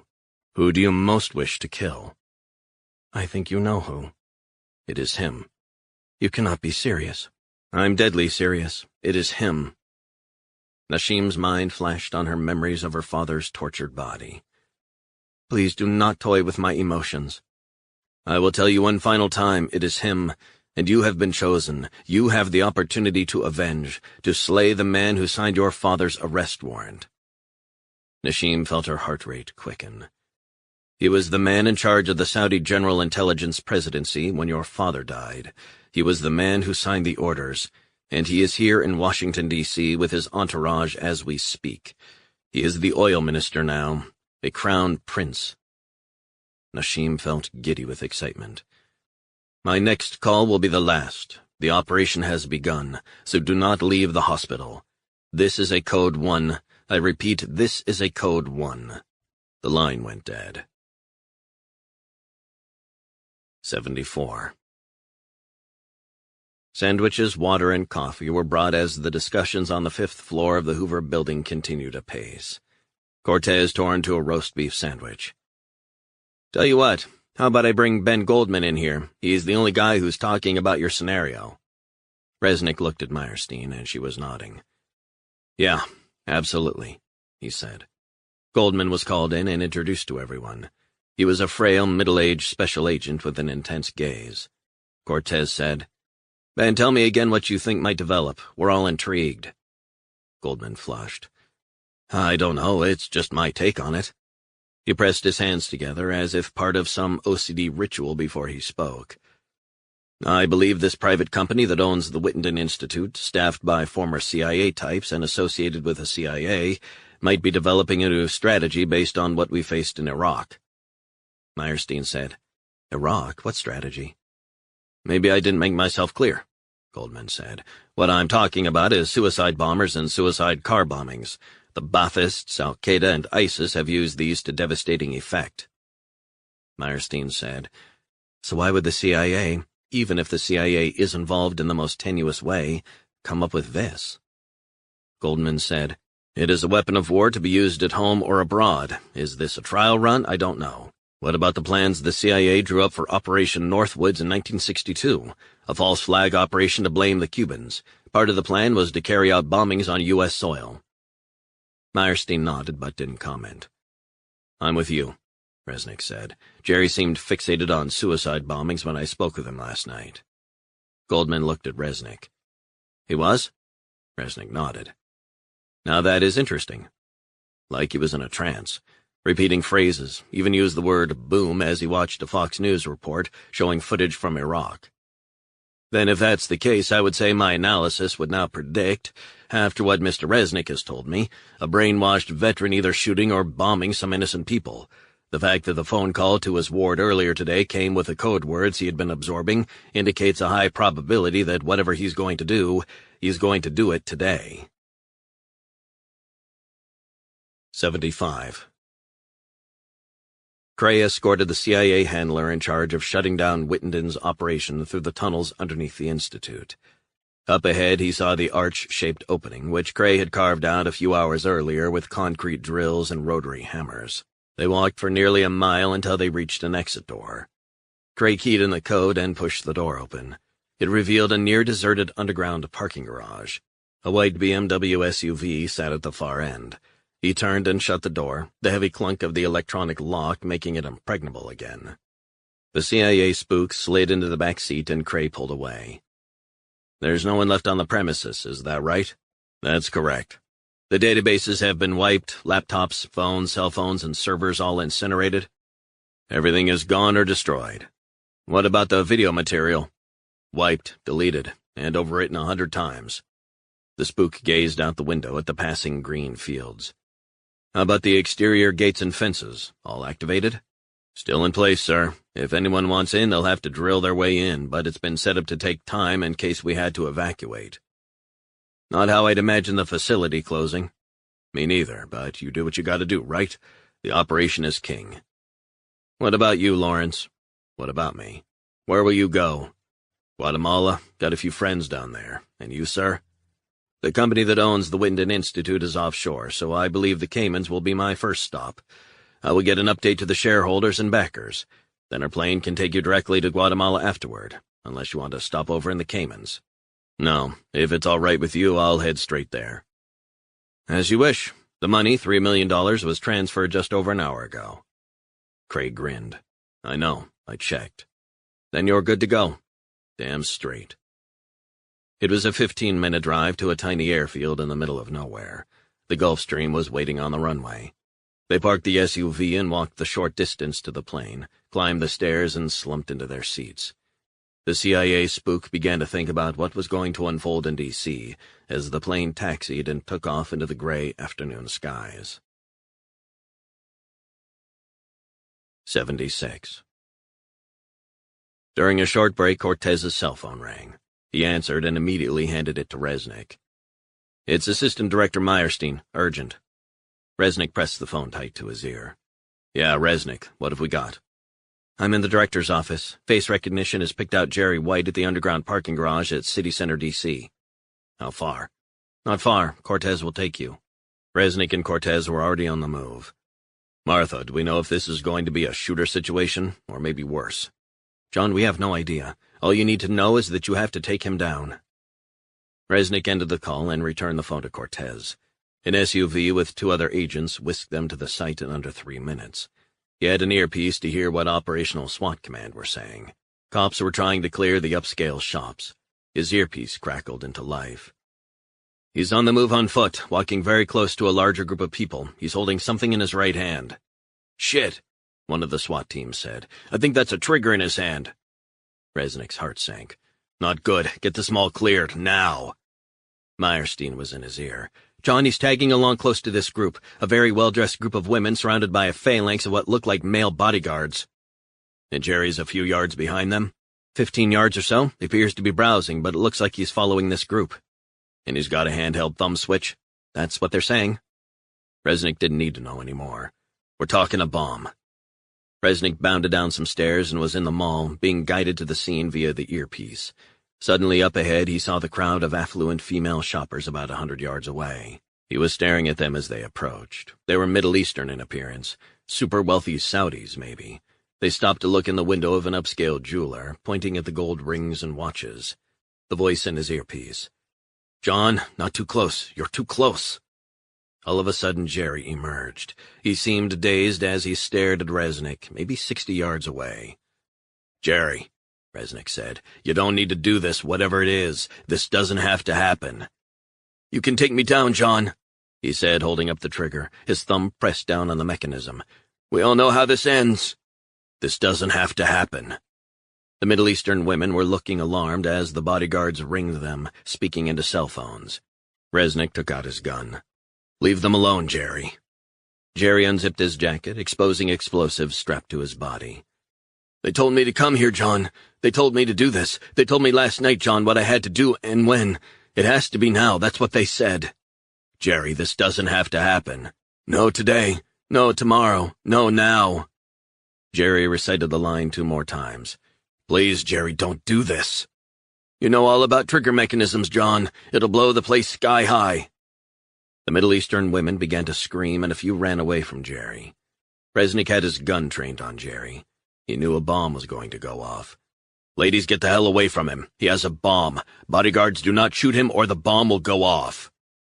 The women sobbed and screamed as they fled the scene. One of the Saudi bodyguards took aim. "Do not shoot, I said." The man shot Jerry, and his grip released, dropping the switch mechanism. In a split second, the Semtex strapped to his body exploded, blowing apart Resnick's old friend in a terrible blast. Then everything went black. 77. The ringing in his ears and screaming echoed around Resnick's head as he lay sprawled amid glass, bloody body parts, and pieces of shrapnel. He wondered if his eardrums had burst or if he was just in shock. He crawled for a few yards and then managed to get to his feet. He headed over to where the Middle Eastern women were bloodied, moaning and crying on the ground. He watched over them until medical help arrived. A short while later, the feds and the mall's security guards began to set up a cordon and field hospital. Resnick saw carnage wherever he looked. He saw that the blast had killed all the bodyguards and perhaps 3 of the women, whose bodies were all missing arms and legs.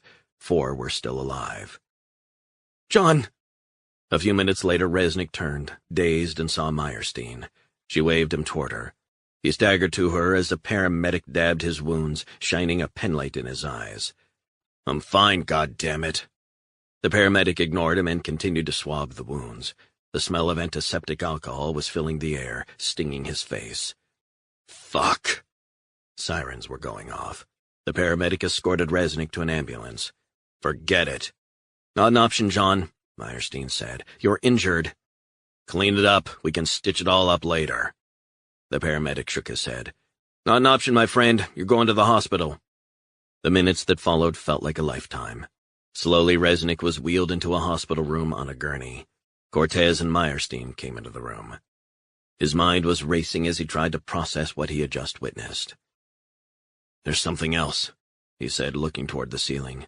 "This is just one part of it. I'm sure of it." Meyerstein leaned over him. "You're in shock, John. Just relax. It's over." "Maybe not." "What do you mean?" "I'm just trying to think of how a military operation could be at its most devastating. I know about this stuff. You think it's over, but it isn't. It's just the start." Cortez frowned. "What are you getting at, John?" "Bear with me for a few moments. Jerry was used as a suicide bomber, but what if we are wrong to fixate on only one man, Jerry White?" Cortez shrugged. "What if Jerry was just part of the threat?" Cortez took a few moments to reflect on that. "Sure, it's a possibility," Meyerstein said. "What the hell are you talking about, John? Wasn't it Sun Tzu who said all war is based on deception?" Cortez and Meyerstein exchanged glances. "There are countless diversionary tactics, decoys and the like. What if we're making the assumption, a false assumption, that this guy, this hugely damaged veteran, Jerry White, was the lone assassin, the lone wolf? What if there are others?" Meyerstein glanced at Cortez, whose face was like stone.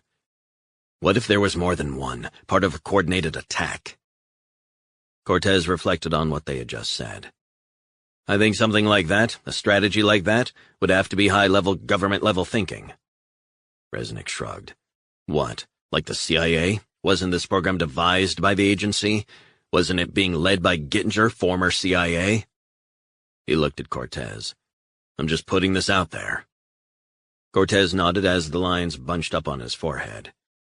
"Do you know what Machiavelli said about deception?" Meyerstein rolled her eyes. He said, although to use deception in any action is detestable, nevertheless in waging war it is praiseworthy. Resnick nodded. We believe that one man was responsible for this terrorism act, but as we've learned, this project at Wittenden wanted to erase memories and put new ones in place, destabilizing and unhinging already seriously damaged veterans. What better way to apportion blame than to have a psychotic veteran on hand who's primed to go off? Except we believe he poses the real threat, but meanwhile another genuine threat might very possibly be waiting in the shadows for their moment. Meyerstein's cell phone rang. Goddamn.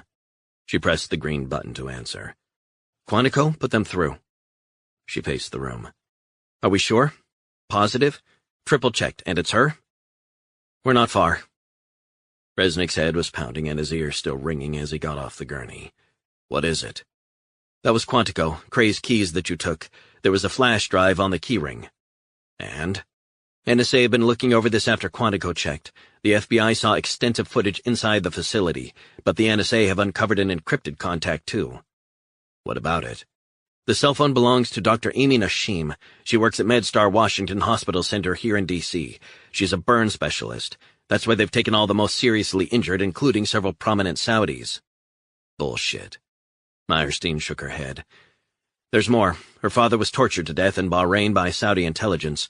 The man who signed the order to detain and torture him, resulting in that death, was none other than the current Saudi oil minister. Cortez said. So where is he now? Meyerstein said. That's the thing. He's in Washington. Right now? Meyerstein nodded. And one of the Saudi women who was hit by the blast was his wife. She's seriously injured, suffering terrible burns, and is now fighting for her life. Resnick's mind was racing to keep up. And she's been taken to the same hospital? She's there as we speak, and her husband, who signed the order to detain the doctor's father, is en route. 78. Dr. Amy Nashim was overseeing the treatment of the Saudi oil minister's wife. The woman's ripped and burned clothing, blackened and shredded by the blast, had been cut off and the burns cooled with cold water. Then her body had to be dried to prevent hypothermia. Her team had applied burn shield to cool and dress the injury. High-flow oxygen was being given through a mask. An IV line was supplying the patient with fluids and morphine to kill the pain. She checked her vital signs. She's dropping in and out of consciousness, a nurse said. Let's keep the fluids going, morphine steady flow. Within a few minutes, she was aware of huge men in suits outside the room. What is this? She asked. A doctor popped his head around the door. Bodyguards of the Crown Prince of Saudi Arabia. He will be arriving in less than 5 minutes. Nashim nodded. Keep them out there. She pulled down the blinds for privacy. No today, no tomorrow, no now. It was nearly time. 79. Resnick was traveling in the back of an SUV with Meyerstein and some heavily armed SWAT guys. He had been given painkillers and popped a couple of Dexedrine. The amphetamines were now coursing through his veins. He turned to Meyerstein, who was still on the phone. How is it that nobody can get through to the Crown Prince? We're trying multiple numbers, but no one is answering. Fuck. The vehicle was traveling fast, taking corners at breakneck speed, but it wasn't going quick enough for Resnick. Time was running out. Resnick turned to Meyerstein. So we believe we know this doctor's motivation to kill the Crown Prince? Precisely. Question is, what's in it for the CIA? Meyerstein said nothing as she glanced out at the people of D.C. going about their business. You know more than you're letting on, Meyerstein sighed. Do you know what's in it for the CIA? She lowered her voice to a whisper. I just spoke to one of our most senior geopolitical analysts. He said the Crown Prince has been infuriating the Pentagon, apparently, with private talks in Moscow and Tehran. He was talking about a rapprochement of sorts. And the CIA hawks don't want that, right? Meyerstein sighed and nodded. Fuck. This is a very complex plan they've put in place. It's a slow burn operation. They've got this doctor who's going to be the patsy. Plausible deniability straight away. The fingerprints of the American military are not on this, and once it's revealed that she has motivations, you can see how it would look and how the media will portray it. Meyerstein sat in silence. The agency doesn't care about who gets killed or blamed or taken down. They don't want Saudi Arabia aligned in any way with Russia or Iran. That's a red line that can't be crossed. and that's why the Crown Prince is going to be next to be neutralized. I don't know, Meyerstein said. It all sounds crazy. It is crazy. And you know what? I'll guarantee that this doctor, this Bahraini doctor, will be framed as an Iranian spy with links to Shias in Bahrain. I know the playbook. You really believe this is a covert CIA operation? CIA, Pentagon, Joint Chiefs of Staff, whatever name you hang this on, it's all the same. They put plans in place, they put people in place. Then if they don't do what they're told, they take those same people out. Meyerstein dialed another number on her cell phone. Still no answer. Are you kidding me? 3 long minutes later, the SUV pulled up at the hospital. Resnick had a fresh earpiece in and a 9mm Beretta in his hand. The elevator took too long, so they took the stairs to the 3rd level and headed toward the burn ward. The voice of Meyerstein crackled to life in his earpiece. John, you guys be aware the Crown Prince can't be contacted. We don't know where he is. You're going in blind. The lead SWAT guy said, Copy that, ma'am. Is she definitely on this floor? Resnick asked. A long silence filled the void. Meyerstein said in his earpiece, John, this isn't right. We have the Crown Prince's wife on the 3rd floor according to the hospital. Now we're being told she was moved to the 7th floor. Which floor? Head to 7, Meyerstein said. Damn. 80. The red second hand on the clock in the large ICT room was ticking remorselessly. Dr. Amy Nashim knew she had to act. Okay, she said to the nurse by the side of the Crown Prince's wife's bed. This woman's husband will be visiting very shortly, and I'm sure he'd like to have some privacy with his wife. I'll take over from here. Why don't you check on the others? The nurse nodded and quietly left the room. Nashim looked at the woman, eyes shut, attached to the morphine and fluid drip, swathed in burn shield. She was still alive, and the next 24 hours would be crucial to her recovery. But as it stood, Amy had another matter to attend to. A matter of honor for her family. An eye for an eye. But there was something else. She sensed a trigger had been switched inside her, as if she was now primed and almost incapable of pulling out of the action. There was an inevitability about what she was going to do, and she liked that feeling. A bodyguard opened the door. You need to leave while the Crown Prince is in attendance, he said. No, that's not possible. I'm in charge of this woman's treatment. This is not a request. It is unacceptable in our culture for him to be alone with a woman who is not his wife. Nashim took a step closer. She had been wanting to say this for a lifetime. Well, this is America. I'm staying. If he doesn't like it, he needs to speak to the medical director. In the meantime, I will be saving this woman's life. The bodyguard stared at her long and hard. I need to explain intimate medical details to the Crown Prince in confidence. Do you understand? Very intimate details. The man's contempt for her was palpable in his cold brown eyes. After that, he can be alone with her, Nashim said. Am I clear? The bodyguard sighed. Very well, he said as he shut the door. Nashim checked that the woman's vital signs were stable. She was enjoying dragging it out. Each and every second a delicious pleasure, stalling the rush she was about to experience. A minute later, a sharp knock at the door. Nashim opened the door, and the bodyguard was standing there. The Crown Prince has agreed to speak with you, but you can only be with him for 2 minutes. I've already discussed this with you. I will speak with him for as long as necessary to discuss his wife's condition and treatment. The bodyguard turned and bowed low as the Crown Prince came into view. My wife, he said. Where is she? Nashim ushered him inside. Sir, I must speak to you urgently. With regards to? Your wife's condition. She's been very badly injured, and we should discuss her treatment immediately. The Crown Prince nodded and strode into the room. He wore an impeccably cut single-breasted navy suit, white shirt, navy tie, and black shiny Oxford shoes. Gold cufflinks, light blue pocket square. Nashim shut the door behind him and quietly locked it from the inside. Sir, your wife's condition is giving us cause for concern, but she has stabilized in the last 15 minutes since she arrived. We are delivering the highest quality of care. The Crown Prince stared down at his wife, tears in his eyes. Thank you. Sir, Nashim said, pointing to a seat. Please sit. Your wife is in critical condition. She was very badly burned in the explosion. The Crown Prince sat down and sighed. "Will she live?" "At this stage, sir, I don't know." "Whatever she needs, she gets," he said. "Of course." Nashim picked up the clipboard with a medical form attached to it. "You need to sign this to ensure she receives all the treatment we have at our disposal. It's just routine."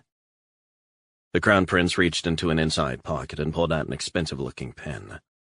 While he was distracted, reading over the form she had handed him, Nashim carefully reached into an inside pocket of her white coat. She held her breath as she felt the syringe. She pulled it slowly out of her pocket. Then she stabbed it hard into the carotid artery of the Crown Prince's neck. Blood dribbled out of the pinprick wound. He gasped and gaped as the huge dose of cyanide took hold. The Crown Prince began to convulse, eyes wide as he slipped into unconsciousness. His skin turned a bluish gray. Nashim checked his pulse. He was close to death. She turned the chair with the Crown Prince still in it around, so he would appear to be facing the window. She felt elated. She looked around the room and smiled. Then she quietly opened the door, making sure to automatically lock it from the outside. The bodyguard towered over her. "The Crown Prince would like to be alone with his wife," Nashim said. "He must not be disturbed. Are we clear?" "Thank you. Yes, of course. His personal physician is on the way." "Very good. I will be back in 5 minutes, and I can speak to him then." Nashim headed down the corridor into the stairwell, thinking only of the last thing she had to do. 81. The FBI SWAT team, with Resnick at the front, moved stealthily down the 7th-floor corridor, brushing past the bodyguards. Resnick tried the door. "Locked." The voice in his earpiece. "Break it down." Resnick took a step back and kicked it in. Inside, the Crown Prince had slumped to the ground, blood spilling from his neck. Resnick checked for a pulse. Nothing. He's dead. It was pandemonium as the SWAT team kept the bodyguards at bay. He turned and stared at a colossal bodyguard. "Where is she? The doctor who was in here. Where the hell is she?" The guy fell to his knees and began to cry and pray. "She has killed him." "Where the hell is she?" The bodyguard indicated a long corridor. "She went down there to the exit sign not more than 3 minutes ago, I swear." The voice of Meyerstein sounded in Resnick's ear as nurses and doctors rushed past him into the room. "John, we got a visual. She's on the roof, ready to jump. Shit." Resnick signaled to the SWAT team leader, and his men followed him to the stairwell and bounded up the stairs and out through an emergency door to the roof. At the far end, looking out over D.C., stood a woman wearing a white coat. She spun around. Resnick pointed the Beretta at her. "Freeze!" She stared at him. "Leave me alone. This is my time." "You need to step toward me, ma'am," he said. "Stay away from me." "No can do. You need to take off your coat." "No." "We need you to take it off to prove to us you are not carrying any weapons or explosives, ma'am." "I want to die." The woman began to sob hard. "I want to die, do you hear me?" The SWAT team fanned out across the roof as Resnick took a step toward her, gun trained on her. "You need to move away from the ledge." The doctor took half a step back. "I want to die. Don't you get it? You don't get to define what I shall or shall not do." "Why did you kill the Crown Prince? Who was your handler?" The doctor bowed her head.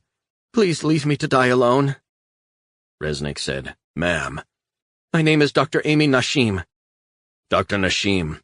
Amy, don't do this. Your death will devastate your family." "I'm avenging my father." Resnick nodded. "You've avenged him." "I want to join him in heaven. I want to walk with him. I want to be with him. Do you understand? I need to do this." "I want to walk with my father, too, but I know it's not the time. The time will come, but that time is not now. Amy, listen to me. You want to walk with your father again?" The doctor nodded, shaking profusely. "Now is not that time. He will still be waiting for you, won't he? He won't desert you, will he?" The doctor took a step back, now on the edge of the roof, inches from death. "One more step back, Amy, and all the dreams your father had for you will be gone. And your mother. Find the courage to go on, to live. You need to live." The doctor began to shake uncontrollably. "I want to go." "No. Here's what you're going to do, Amy. Take a step forward and then another, and come to us. I will not harm you. I swear you will not be harmed." I want to die. If you die, they win. Simple. If you live, you have won. The doctor said nothing. Tell us what you know. Tell us how this happened. Help us understand. And the FBI can do a deal, but you have to help us know how this transpired. So take a step forward. Can you do that, Amy? The doctor stood and stared at him. So one step forward. Let's do this. Tears streamed down the doctor's face. She stepped forward and dropped to her knees, arms outstretched, facing Resnick, sobbing hard. Resnick was handed handcuffs by one of the SWAT guys. You need to show me you have no devices attached. I give you my word. On my father's life there are no devices. I am unarmed. A SWAT guy spoke into his earpiece. She's lying, John. Do not trust her. Repeat, do not trust her. Resnick turned and ushered the SWAT guys off the roof. I got this. They reluctantly complied. It's just me and you, Amy. Can you see that? If you're lying, you'll be leaving my daughter without a father. Do you understand? The doctor sobbed hard. I don't want to leave my daughter, Lauren, just now. She needs me. So I'm going to ask you again to show me you have no devices. Slowly, the doctor unbuttoned her coat and dropped it on the ground. She was wearing a white t-shirt. I swear, it's done. Resnick stepped forward and cuffed her. He frisked her. I'm sorry, but I've got to check. The doctor was wailing as he pushed her face down on the ground. He had to die. He had to die. Father, forgive me. Resnick hustled her off the roof to the SWAT team waiting in the wings. The lead SWAT guy spoke in his earpiece.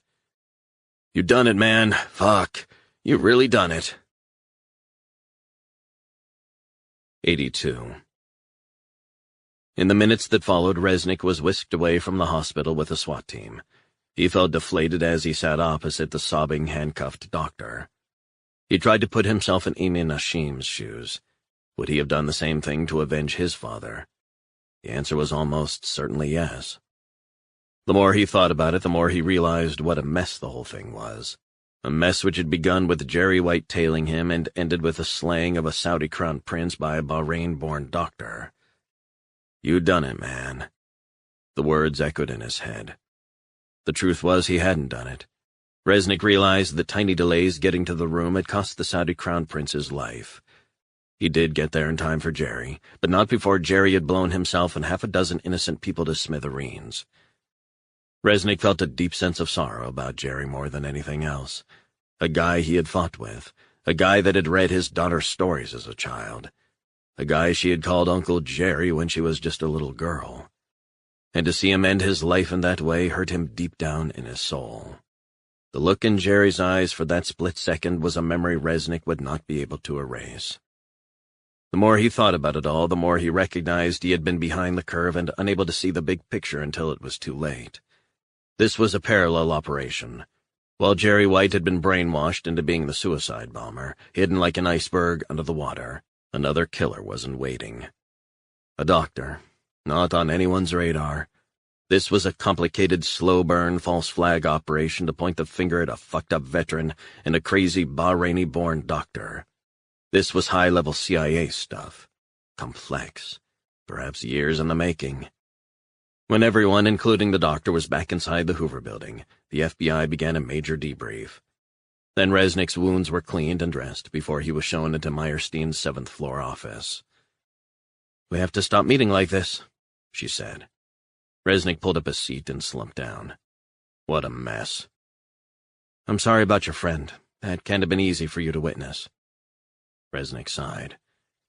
It's too much to contemplate. A guy like that. Terrible end. I suppose as a crumb of comfort there will be no more Jerrys. At least not coming from Wittenden. You stopped that. Resnick felt uncomfortable to have the focus on him. The whole thing is fucked up. I don't take any crumbs of comfort from any of it. Believe me, it could have been a lot worse. How? Well, indications are that the doctor is going to spill the beans on how and why she got involved in this conspiracy. Resnick leaned back in his seat and whistled. In return for a severely lighter sentence. Resnick said nothing. It's important we understand what happened, what transpired. Bottom line, no one must ever know that elements of a government intelligence agency are rogue. Resnick closed his eyes for a moment and sighed. It's an old story. Same old, same old. Meyerstein nodded. And we got there too late. Too late for Jerry. Too late for his dad, the priest. Too late for the Saudi women and their bodyguards. Out of all that bullshit, you saved a life. You saved the doctor. The killer. Meyerstein said nothing. So what exactly is she saying? She's been explaining how her family were one of only a few hundred Christians in Bahrain. Her father was a human rights lawyer whose arrest and torture were authorized by the man she just killed. It's starting to make more sense. Biblical justice. She mentioned an evangelical charity in Bahrain, run by Dr. Robert Gittinger. Bullshit. Who recruited her. She wasn't so much recruited as she fell under a spell. She's talking about flashbacks with Gittinger, who she knew as Uncle Bob. Fuck. Possibly a CIA operation in Manama, which was running parallel to the Wittenden project. Wow. It's early yet, but we believe Lawrence Cray, Director of Security at Wittenden, is also former CIA. Former posting, Riyadh. Resnick nodded. So this operation to kill the Saudi Crown Prince. Do we know if this was green-lighted in Riyadh? Were they aware of it? John, let's not go there. This has all the hallmarks of a deep state operation. I don't subscribe to conspiracy theories, but I am aware that many national security experts believe that a new oil minister would be much more amenable to American thinking on oil supply, prices, and OPEC generally. This guy was a maverick. And paid for it with his life. Sounds like business as usual for the CIA. Meyerstein said nothing. How was that institute able to operate without anyone asking some serious questions? That in itself is a good question. Cray made an encrypted call to the doctor's number, and this was the thing, along with a call to Jerry that brought it all together, right?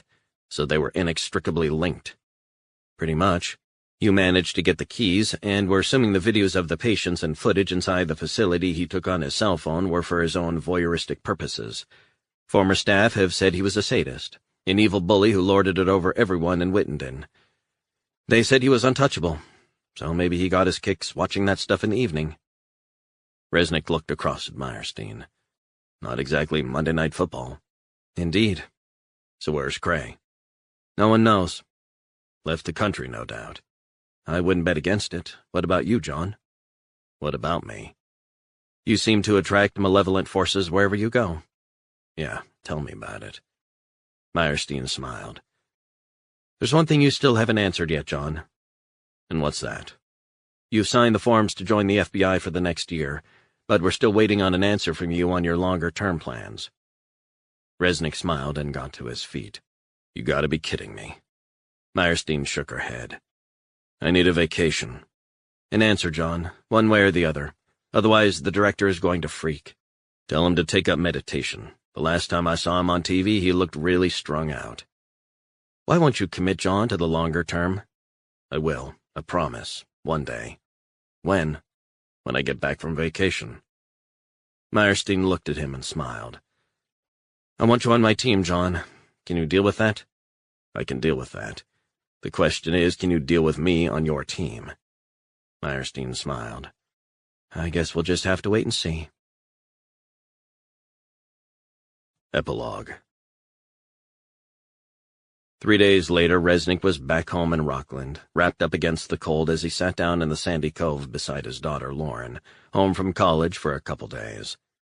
He'd taken her out for a pizza earlier and wandered around the town, walked onto the breakwater and then to the lighthouse, talking, father and daughter.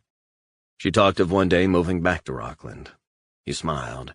He knew the opportunities were far greater in cities like New York, but it was nice to know she hadn't forgotten where she was from. The town he called home. The same streets his father walked, past the deserted sardine packing plant. He bought her an ice cream as he got himself a coffee to go. They walked, his hands thrust into his jacket pockets, her arm intertwined with his. You're all cut up, Dad, she said, pointing to the marks on his face, neck, and hands. Don't worry about it. He sighed. Lauren, there's something I've been meaning to tell you. About Jerry, Uncle Jerry. Sure, what is it? I don't usually talk about what I do. I'm fine with that. It's usually government work, you know? I guess. Is Jerry all right? Jerry's dead. Oh my God.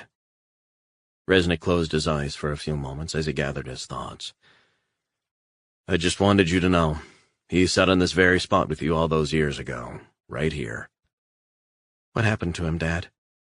Resnick felt awkward as he tried the best he could to explain the circumstances surrounding the death of Jerry White. He found his voice breaking a couple of times as he thought back to the warrior he once knew. So you were there when he died? I saw him blow himself to pieces. Lauren looked sad. He wrapped an arm around her. Why? Why? I guess that place made him like that.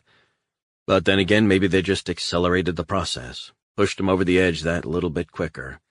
He had been suicidal for years, but he's at peace now. I saw something on Twitter about an explosion in a mall, that it was an Islamist, but there was nothing on TV. It wasn't an Islamist. I guess it was hushed up. Best not to share that with any of your friends, though. I understand. I was thinking about Jerry earlier today before you came back, and I went into the attic and pulled out all the photographs. So many memories of your mom. Everything came flooding back all these years later. What was she like, Dad?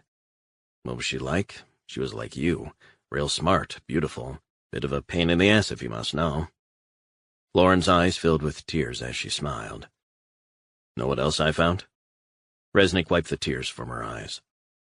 I found a photograph I hadn't seen before. Never seen in my life. A photograph of who? Of Jerry. And you.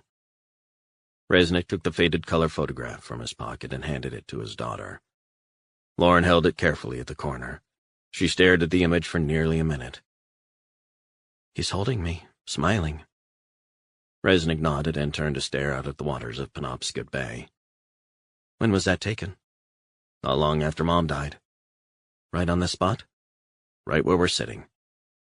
Lauren shook her head. I miss not having a mom. I know you do, honey. Just remember she loved you so much. And you know what she would have wanted more than anything? Simply for you to be happy. Lauren looked thoughtful for a few moments. God, I miss her. Each and every day. I always pictured us sitting down here as a family. Did Mom ever meet Jerry? Yeah, she did once. A few months before she died, we met up for drinks. And Jerry was tagging along with a girl, too. Why didn't you tell me about him before, Dad? There's a lot I didn't tell you. I guess it's just the way I am. Lauren looked again at the photographs. He read me stories? Resnick nodded. Yeah, a lot of stories. He's got kind eyes. It's probably the last time I saw him happy. A few years after that, he became a different person. We drifted apart. And I hadn't seen him for nearly a decade since I left Delta. In and out of institutions. I should have made more of an effort to keep in touch. Lauren held his hand as they both stared out at the ocean, waves crashing onto the shoreline. I'm going to make more of an effort to keep in touch with you. Resnick held her close as he felt his throat tighten. I'd like to come home for weekends, maybe, if that's okay. Resnick nodded. I'd like that. I'd like that a lot. Maybe you could visit me, too. At Bennington? Yeah, why not? Do they allow people like me into places like that? Lauren frowned. They damn well better. I'll make sure of it. Resnick smiled. What? You sound like your mom, just the way you said that. Lauren bowed her head. I love you, Dad. I couldn't have asked for a better father. Resnick stared out at the sea as the tears spilled down his face.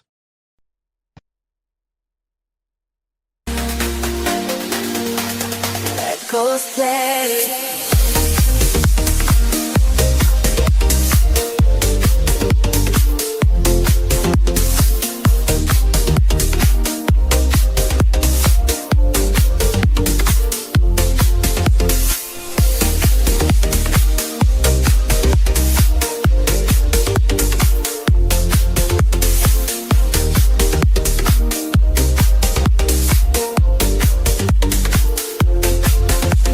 Drop.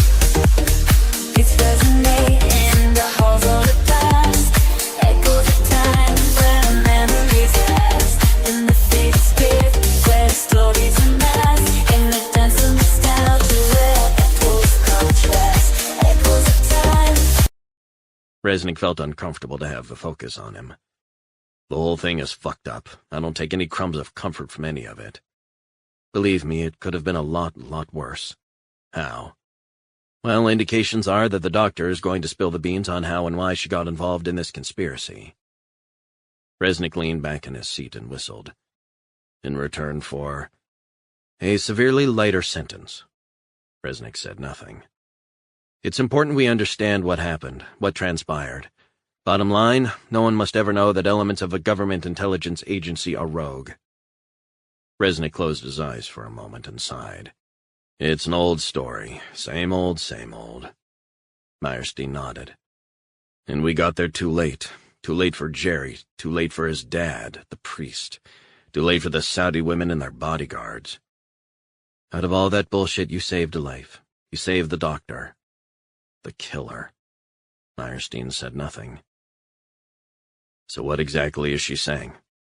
She's been explaining how her family were one of only a few hundred Christians in Bahrain. Her father was a human rights lawyer whose arrest and torture were authorized by the man she just killed. It's starting to make more sense. Biblical justice. She mentioned an evangelical charity in Bahrain, run by Dr. Robert Gittinger. Bullshit. Who recruited her? She wasn't so much recruited as she fell under a spell. She's talking about flashbacks with Gittinger, who she knew as Uncle Bob. Fuck. Possibly a CIA operation in Manama, which was running parallel to the Wittenden project. Wow. It's early yet, but we believe Lawrence Cray, Director of Security at Wittenden, is also former CIA. Former posting, Riyadh. Resnick nodded. So this operation to kill the Saudi Crown Prince, do we know if this was green-lighted in Riyadh? Were they aware of it? John, let's not go there. This has all the hallmarks of a deep state operation. I don't subscribe to conspiracy theories, but I am aware that many national security experts believe that a new oil minister would be much more amenable to American thinking on oil supply, prices, and OPEC generally. This guy was a maverick. And paid for it with his life. Sounds like business as usual for the CIA. Meyerstein said nothing. How was that institute able to operate without anyone asking some serious questions? That in itself is a good question. Cray made an encrypted call to the doctor's number, and this was the thing, along with a call to Jerry that brought it all together, right? So they were inextricably linked. Pretty much. You managed to get the keys, and we're assuming the videos of the patients and footage inside the facility he took on his cell phone were for his own voyeuristic purposes. Former staff have said he was a sadist, an evil bully who lorded it over everyone in Wittenden. They said he was untouchable, so maybe he got his kicks watching that stuff in the evening. Resnick looked across at Meyerstein. Not exactly Monday Night Football. Indeed. So where's Cray? No one knows. Left the country, no doubt. I wouldn't bet against it. What about you, John? What about me? You seem to attract malevolent forces wherever you go. Yeah, tell me about it. Meyerstein smiled. There's one thing you still haven't answered yet, John. And what's that? You've signed the forms to join the FBI for the next year, but we're still waiting on an answer from you on your longer-term plans. Resnick smiled and got to his feet. You gotta be kidding me. Meyerstein shook her head. I need a vacation. An answer, John, one way or the other. Otherwise, the director is going to freak. Tell him to take up meditation. The last time I saw him on TV, he looked really strung out. Why won't you commit, John, to the longer term? I will, I promise, one day. When? When I get back from vacation. Meyerstein looked at him and smiled. I want you on my team, John. Can you deal with that? I can deal with that. The question is, can you deal with me on your team? Meyerstein smiled. I guess we'll just have to wait and see. Epilogue. 3 days later, Resnick was back home in Rockland, wrapped up against the cold as he sat down in the sandy cove beside his daughter, Lauren, home from college for a couple days. He'd taken her out for a pizza earlier and wandered around the town. Walked onto the breakwater and then to the lighthouse, talking, father and daughter. She talked of one day moving back to Rockland. He smiled. He knew the opportunities were far greater in cities like New York, but it was nice to know she hadn't forgotten where she was from. The town he called home. The same streets his father walked. past the deserted sardine packing plant. He bought her an ice cream as he got himself a coffee to go. They walked, his hands thrust into his jacket pockets, her arm intertwined with his. "You're all cut up, Dad," she said, pointing to the marks on his face, neck, and hands. "Don't worry about it," he sighed. "Lauren, there's something I've been meaning to tell you. About Jerry, Uncle Jerry." "Sure, what is it?" "I don't usually talk about what I do." "I'm fine with that." "It's usually government work, you know." "I guess. Is Jerry all right?" "Jerry's dead." "Oh, my God." Resnick closed his eyes for a few moments as he gathered his thoughts. "I just wanted you to know. He sat on this very spot with you all those years ago, right here." "What happened to him, Dad?" Resnick felt awkward as he tried the best he could to explain the circumstances surrounding the death of Jerry White. He found his voice breaking a couple of times as he thought back to the warrior he once knew. "So you were there when he died?" "I saw him blow himself to pieces." Lauren looked sad. He wrapped an arm around her. "Why?" "Why? I guess that place made him like that. But then again, maybe they just accelerated the process, pushed him over the edge that little bit quicker. He had been suicidal for years, but he's at peace now." "I saw something on Twitter about an explosion in a mall, that it was an Islamist, but there was nothing on TV." "It wasn't an Islamist. I guess it was hushed up. Best not to share that with any of your friends, though." "I understand." "I was thinking about Jerry earlier today before you came back, and I went into the attic and pulled out all the photographs. So many memories of your mom. Everything came flooding back all these years later." "What was she like, Dad?" "What was she like? She was like you. Real smart, beautiful. Bit of a pain in the ass if you must know." Lauren's eyes filled with tears as she smiled. "Know what else I found?" Resnick wiped the tears from her eyes. "I found a photograph I hadn't seen before. Never seen in my life." "A photograph of who?" "Of Jerry. And you." Resnick took the faded color photograph from his pocket and handed it to his daughter. Lauren held it carefully at the corner. She stared at the image for nearly a minute. "He's holding me, smiling." Resnick nodded and turned to stare out at the waters of Penobscot Bay. "When was that taken?" "Not long after Mom died." "Right on this spot?" "Right where we're sitting." Lauren shook her head. "I miss not having a mom." "I know you do, honey. Just remember she loved you so, so much. And you know what she would have wanted more than anything? Simply for you to be happy." Lauren looked thoughtful for a few moments. "God, I miss her. Each and every day. I always pictured us sitting down here as a family." "Did Mom ever meet Jerry?" "Yeah, she did once. A few months before she died, we met up for drinks. And Jerry was tagging along with a girl, too." "Why didn't you tell me about him before, Dad?" "There's a lot I didn't tell you. I guess it's just the way I am." Lauren looked again at the photographs. "He read me stories?" Resnick nodded. "Yeah, a lot of stories." "He's got kind eyes." "It's probably the last time I saw him happy. A few years after that, he became a different person. We drifted apart. And I hadn't seen him for nearly a decade since I left Delta. In and out of institutions. I should have made more of an effort to keep in touch." Lauren held his hand as they both stared out at the ocean.